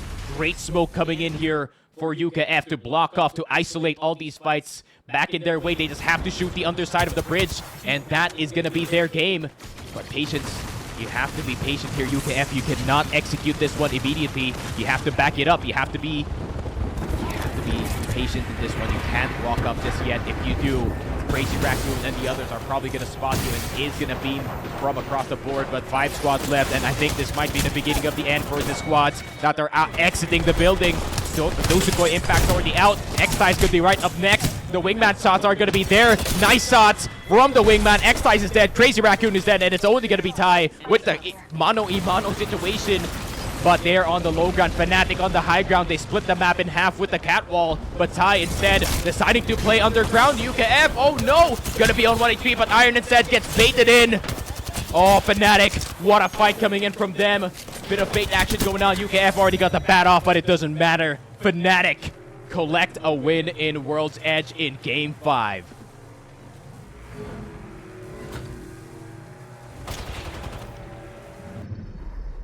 We have our Apex champions.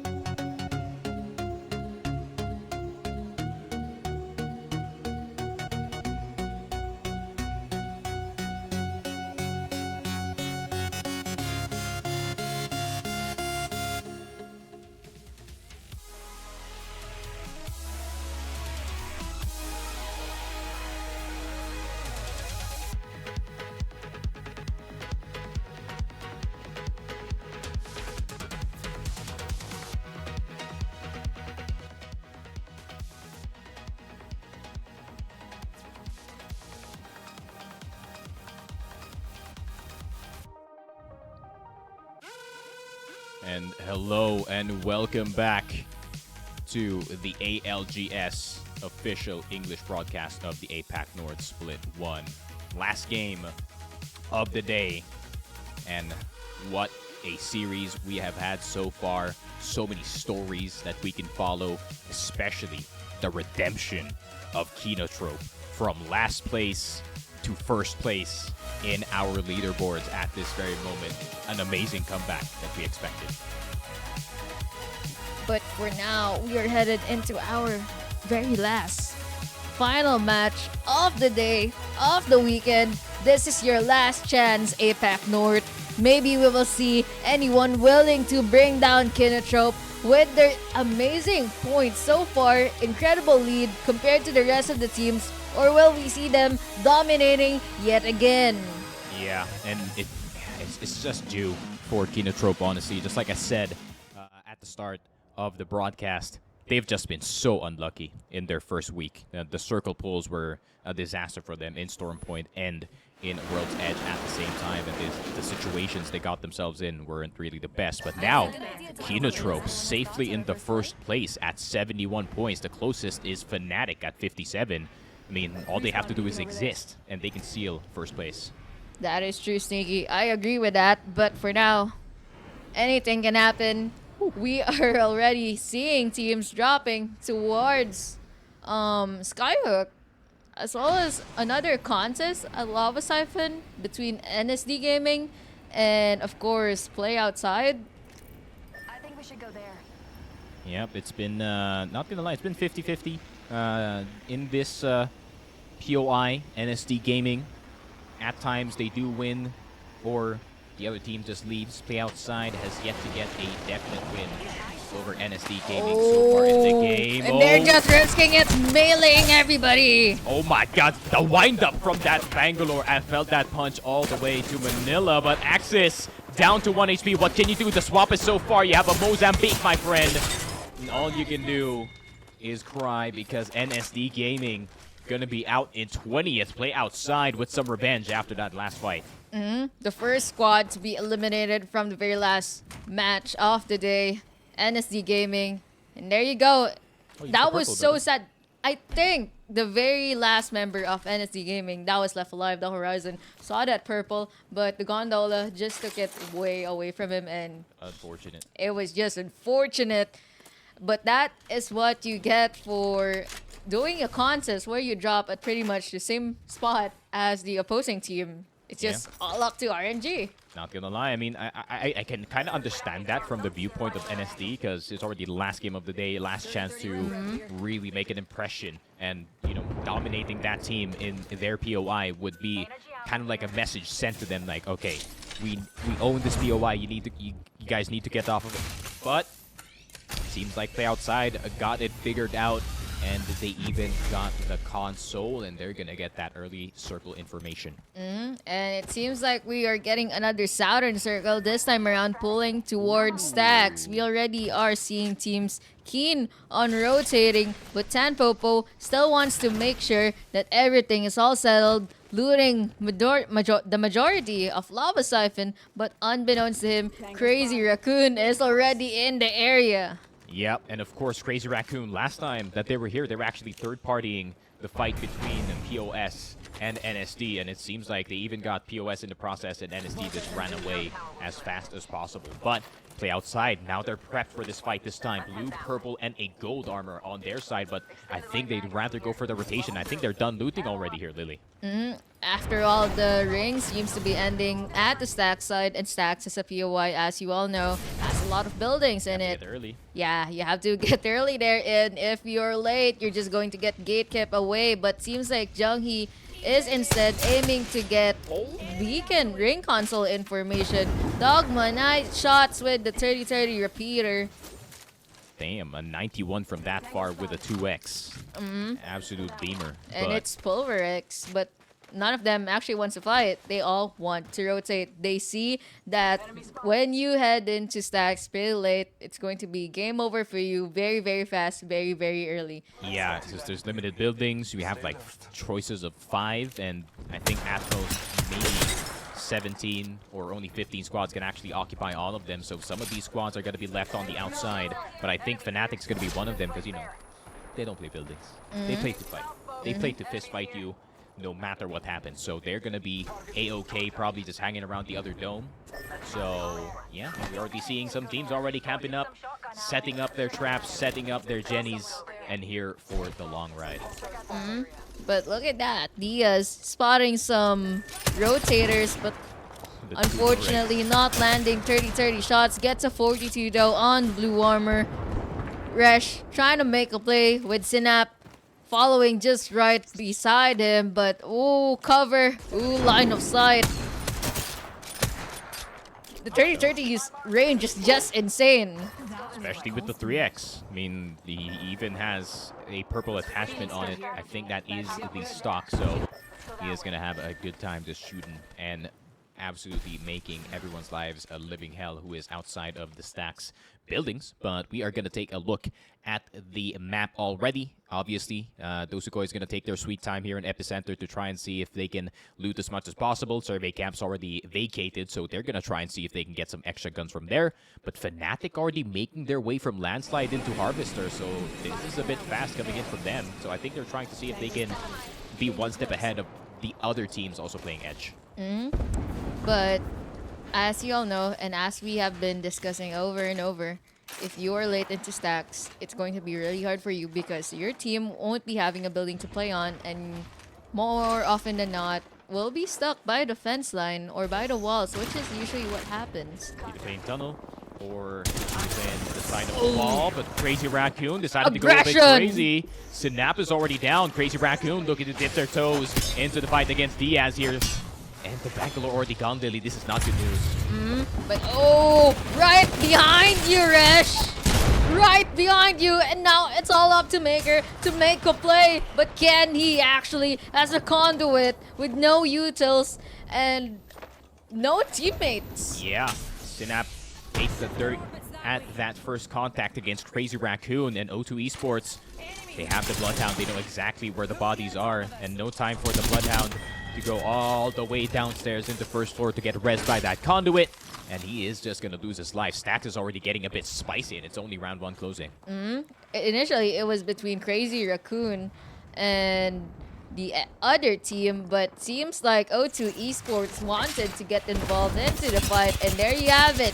Synap with a Vault SMG, unfortunately only getting 1 crack on the horizon, and Crazy Raccoon immediately goes back to lower ground in order to recover.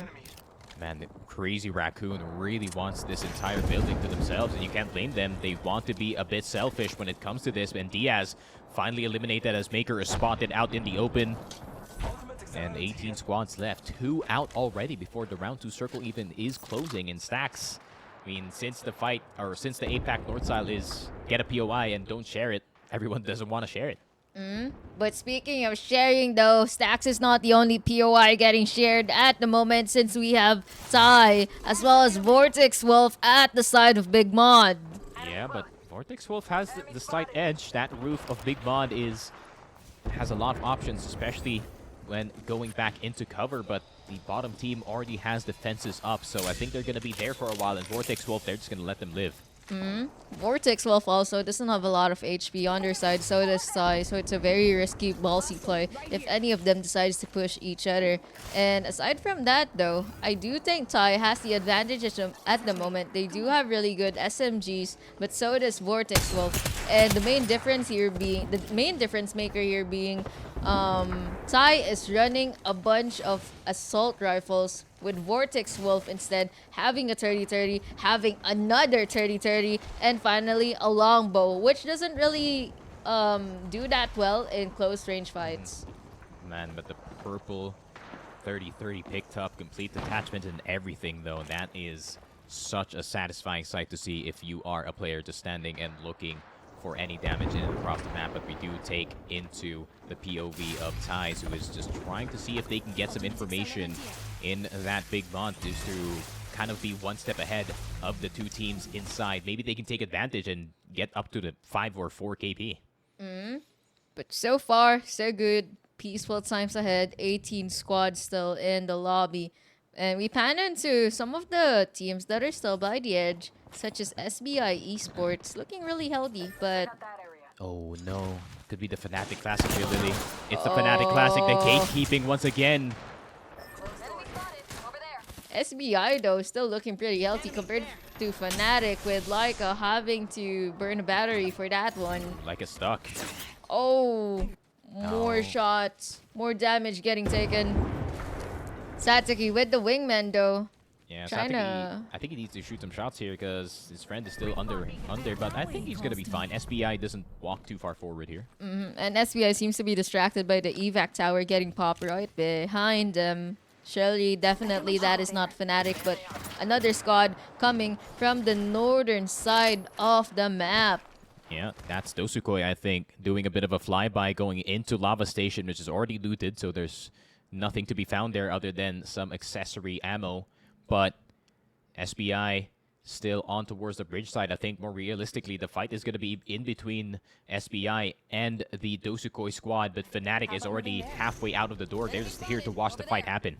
A lot of things can still happen with Yuka, Laika, and Saruki, a very strong team, cheered on by many people as well.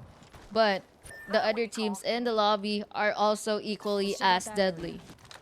For sure. Let's reposition there. SBI, though, have to watch out. Fnatic, they are looking for this kill, but they don't want to go too far forward, though, because Dosukoi is still in the area. But I think Dosukoi is actually looking to exit Lava Siphon and is going to look to rotate into the dotted circle instead. So Fnatic has a free pass into a 3v3 here against SBI.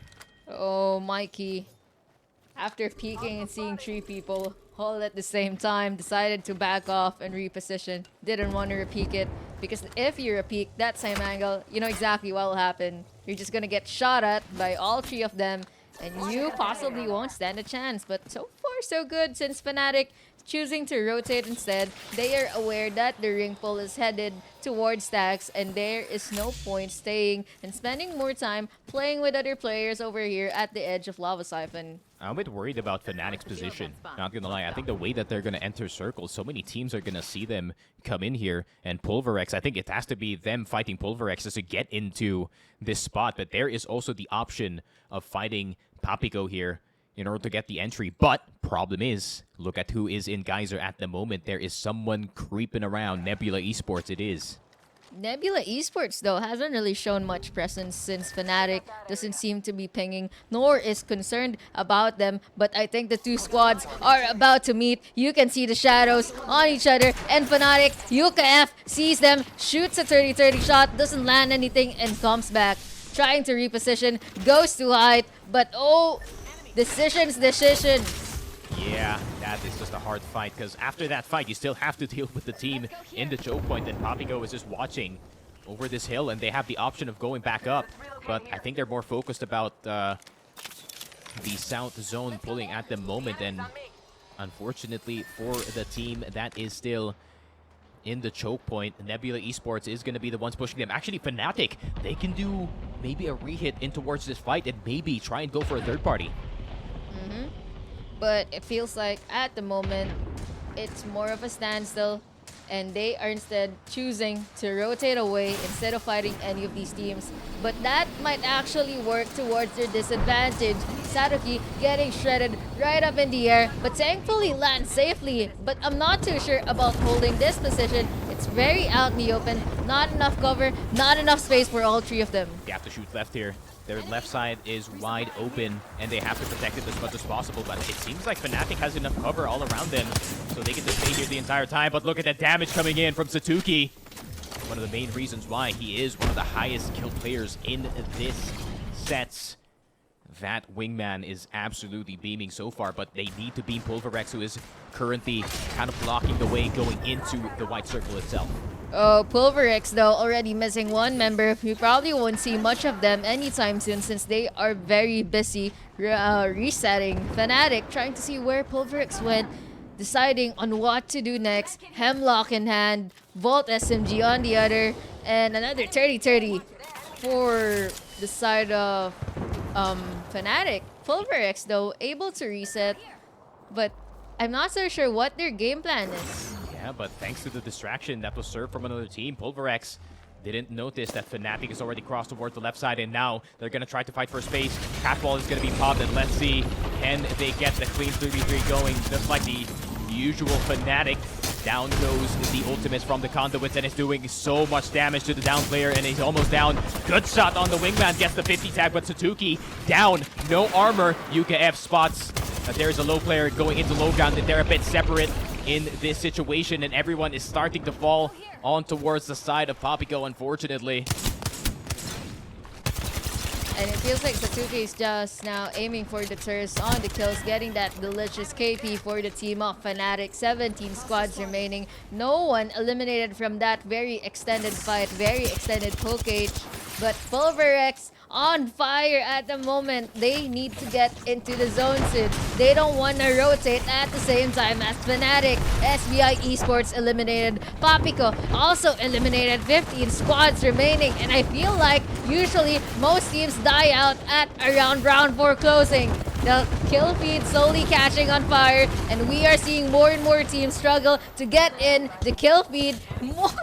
Even more sneaky. Meteor was eliminated. 14 squads remaining, and aimbot spots a solo right below Enter Force 36. Yep, 3 teams died while Pulverex was fighting this team, just trying to gain that space on the inside. Kai is also down, but Nebula Esports going down under instead. They got the first down, and that is going to be Irigana.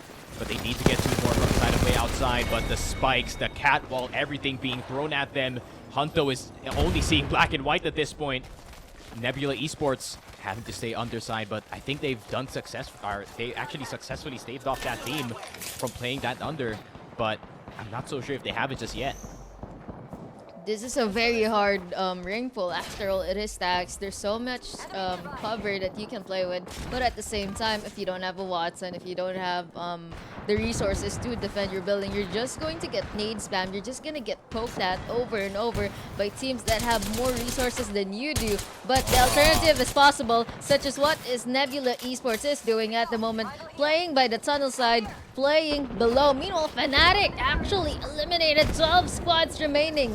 Not like this. It actually is Reignite, taking out the teams outside of the current zone. 20 seconds left. Round 5 closing is just in 15 seconds. All hell is about to break loose in these final few moments of World's Edge. And now the best position being held here by Nebula Esports. They pushed out play outside and they even got them killed thanks to O2 Esports looking over the horizon here. But Fennel coming in from the backside, looking to see if they can start their own fight. But Reignite, I think they can hear every step from this team. Reignite, just trying to play it slow, waiting for the other teams to do something for them. After all, they don't really have that entry capability that other comps provide. They have a Valkyrie, they have a Crypto, they have a Bangalore. Very flexible, but not a lot of entry capability unless your Valkyrie is able to stun somebody with the with the rockets. Yeah, also not too good on terms of space denial here. All you have is no smokes, but those smokes are going to be so important, especially when it comes to this late game. But the round 5 closing is about to start, and this might be the beginning of the end. We might not even reach the final round even, but teams are still slowly deciding whether or not to go somewhere. This zone actually looks somewhat familiar if we do a throwback with TSM still having sniped down the punch moment, but it looks so different now because Stacks is the thing. Kinotrope looking to see if they can gain another win so they can seal first place already. Some kills in the bag. So far, none of these teams, none of these players have more than 2 kills. None of them is a current kill leader.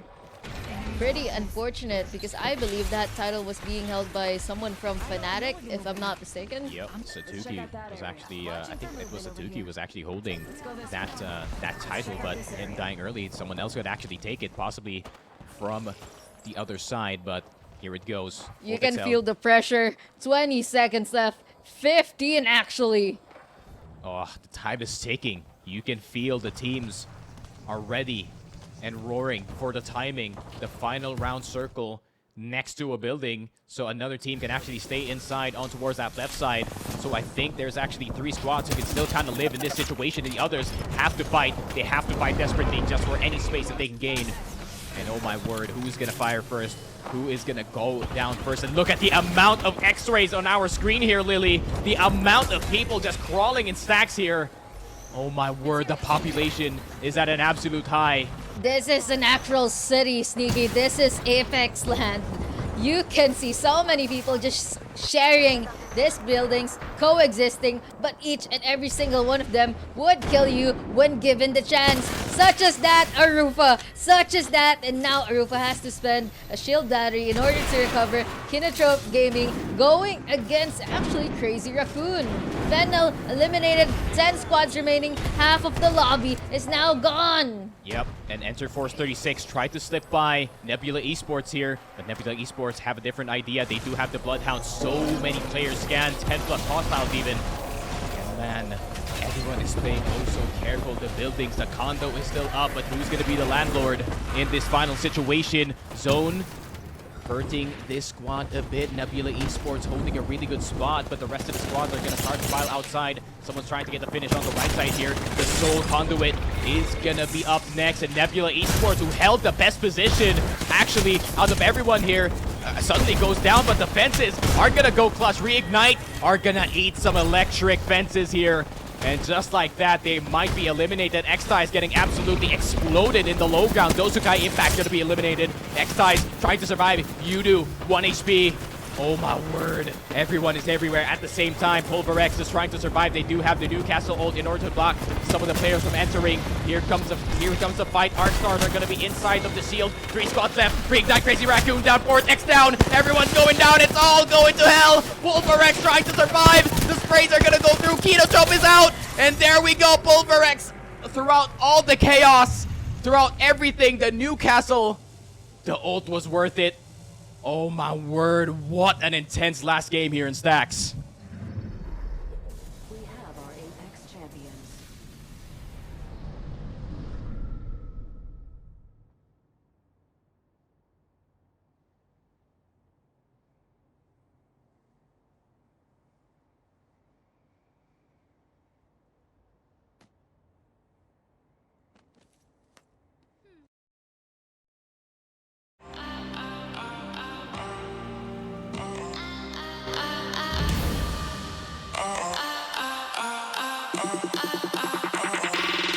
There it is, guys. The last game the day. It's been quite an intense one, not gonna lie, 12 games, more than me and Lily actually expected or usually do, but it's been a fun one. All 12 games so interesting from the side of Apac North, and I can't wait to do more next week. And we're just waiting for the scores to do a little bit of calculating behind the scenes, and we are going to know who sealed off first place, who sealed off second, who sealed off third, and I think we do have it on our screen right now, and it is going to be Kinotrope sealing it off at 88 points. They actually got second place in that last zone, so I think they collected a whole lot of points. Actually third, 10 kills. Oh my god, they farmed a lot in that last game. Indeed, but at the end of the day, Pulverex still victorious. Everyone was just dying. I saw the kill feed. It was beyond fire.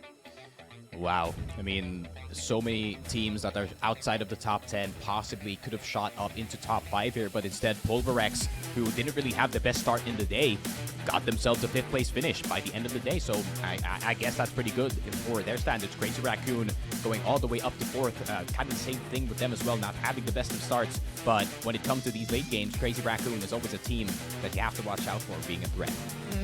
But that's not to discount the wins that we've seen from the side of Fennel, from the side of Fnatic, from the side of Soleil Gaming, and even Papico, X-Ties, and Diaz all trying to make their way into the top 10 for match day number 3.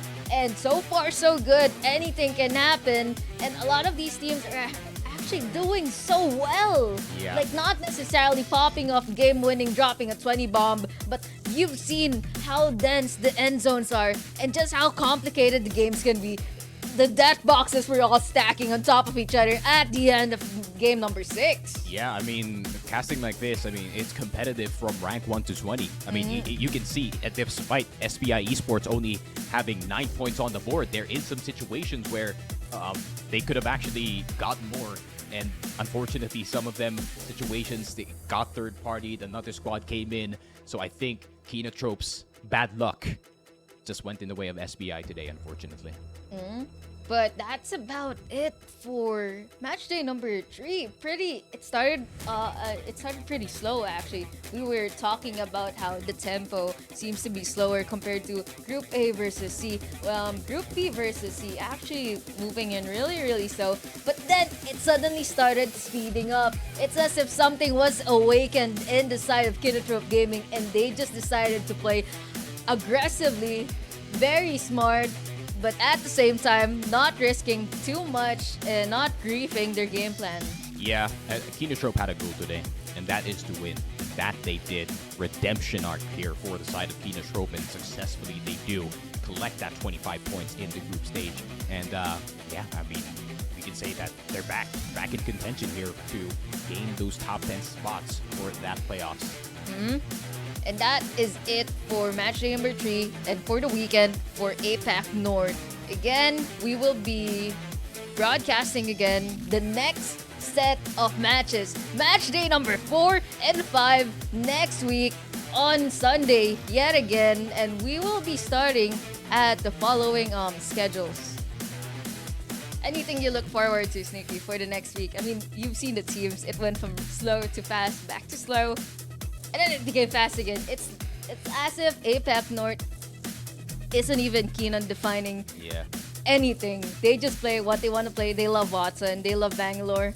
That insane pick rate on Bangalore, though. Yep, they got their own style. I mean, they're not just exclusive to the meta of NAEU. They got their own thing going on here in APAC North, and it seems like it's working out. So really looking forward, especially to this first matchup, the A versus B again, because that's one of the more peaceful sets that we can have in this game. So hopefully, you know, this time maybe A versus B would be a little bit more spicy. And, you know, interesting enough, Fnatic was topping our earlier match there, right? And now they're coming in second for their second set of the day. Fnatic just on fire. Crazy performance. Ridiculously strong at the moment, it feels like.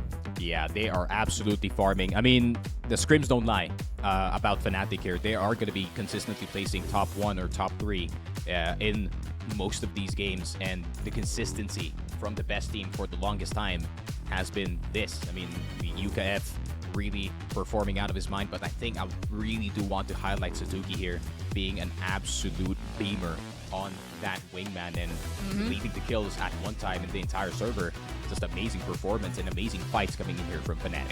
That is true. So for now, we will be looking forward to more from Fnatic, more from Kinotrope Gaming, more from Fennel, more from Crazy Raccoon. In our next broadcast for the next weekend, I will see you guys on Sunday, and me and Sneaky won't be going anywhere anytime soon.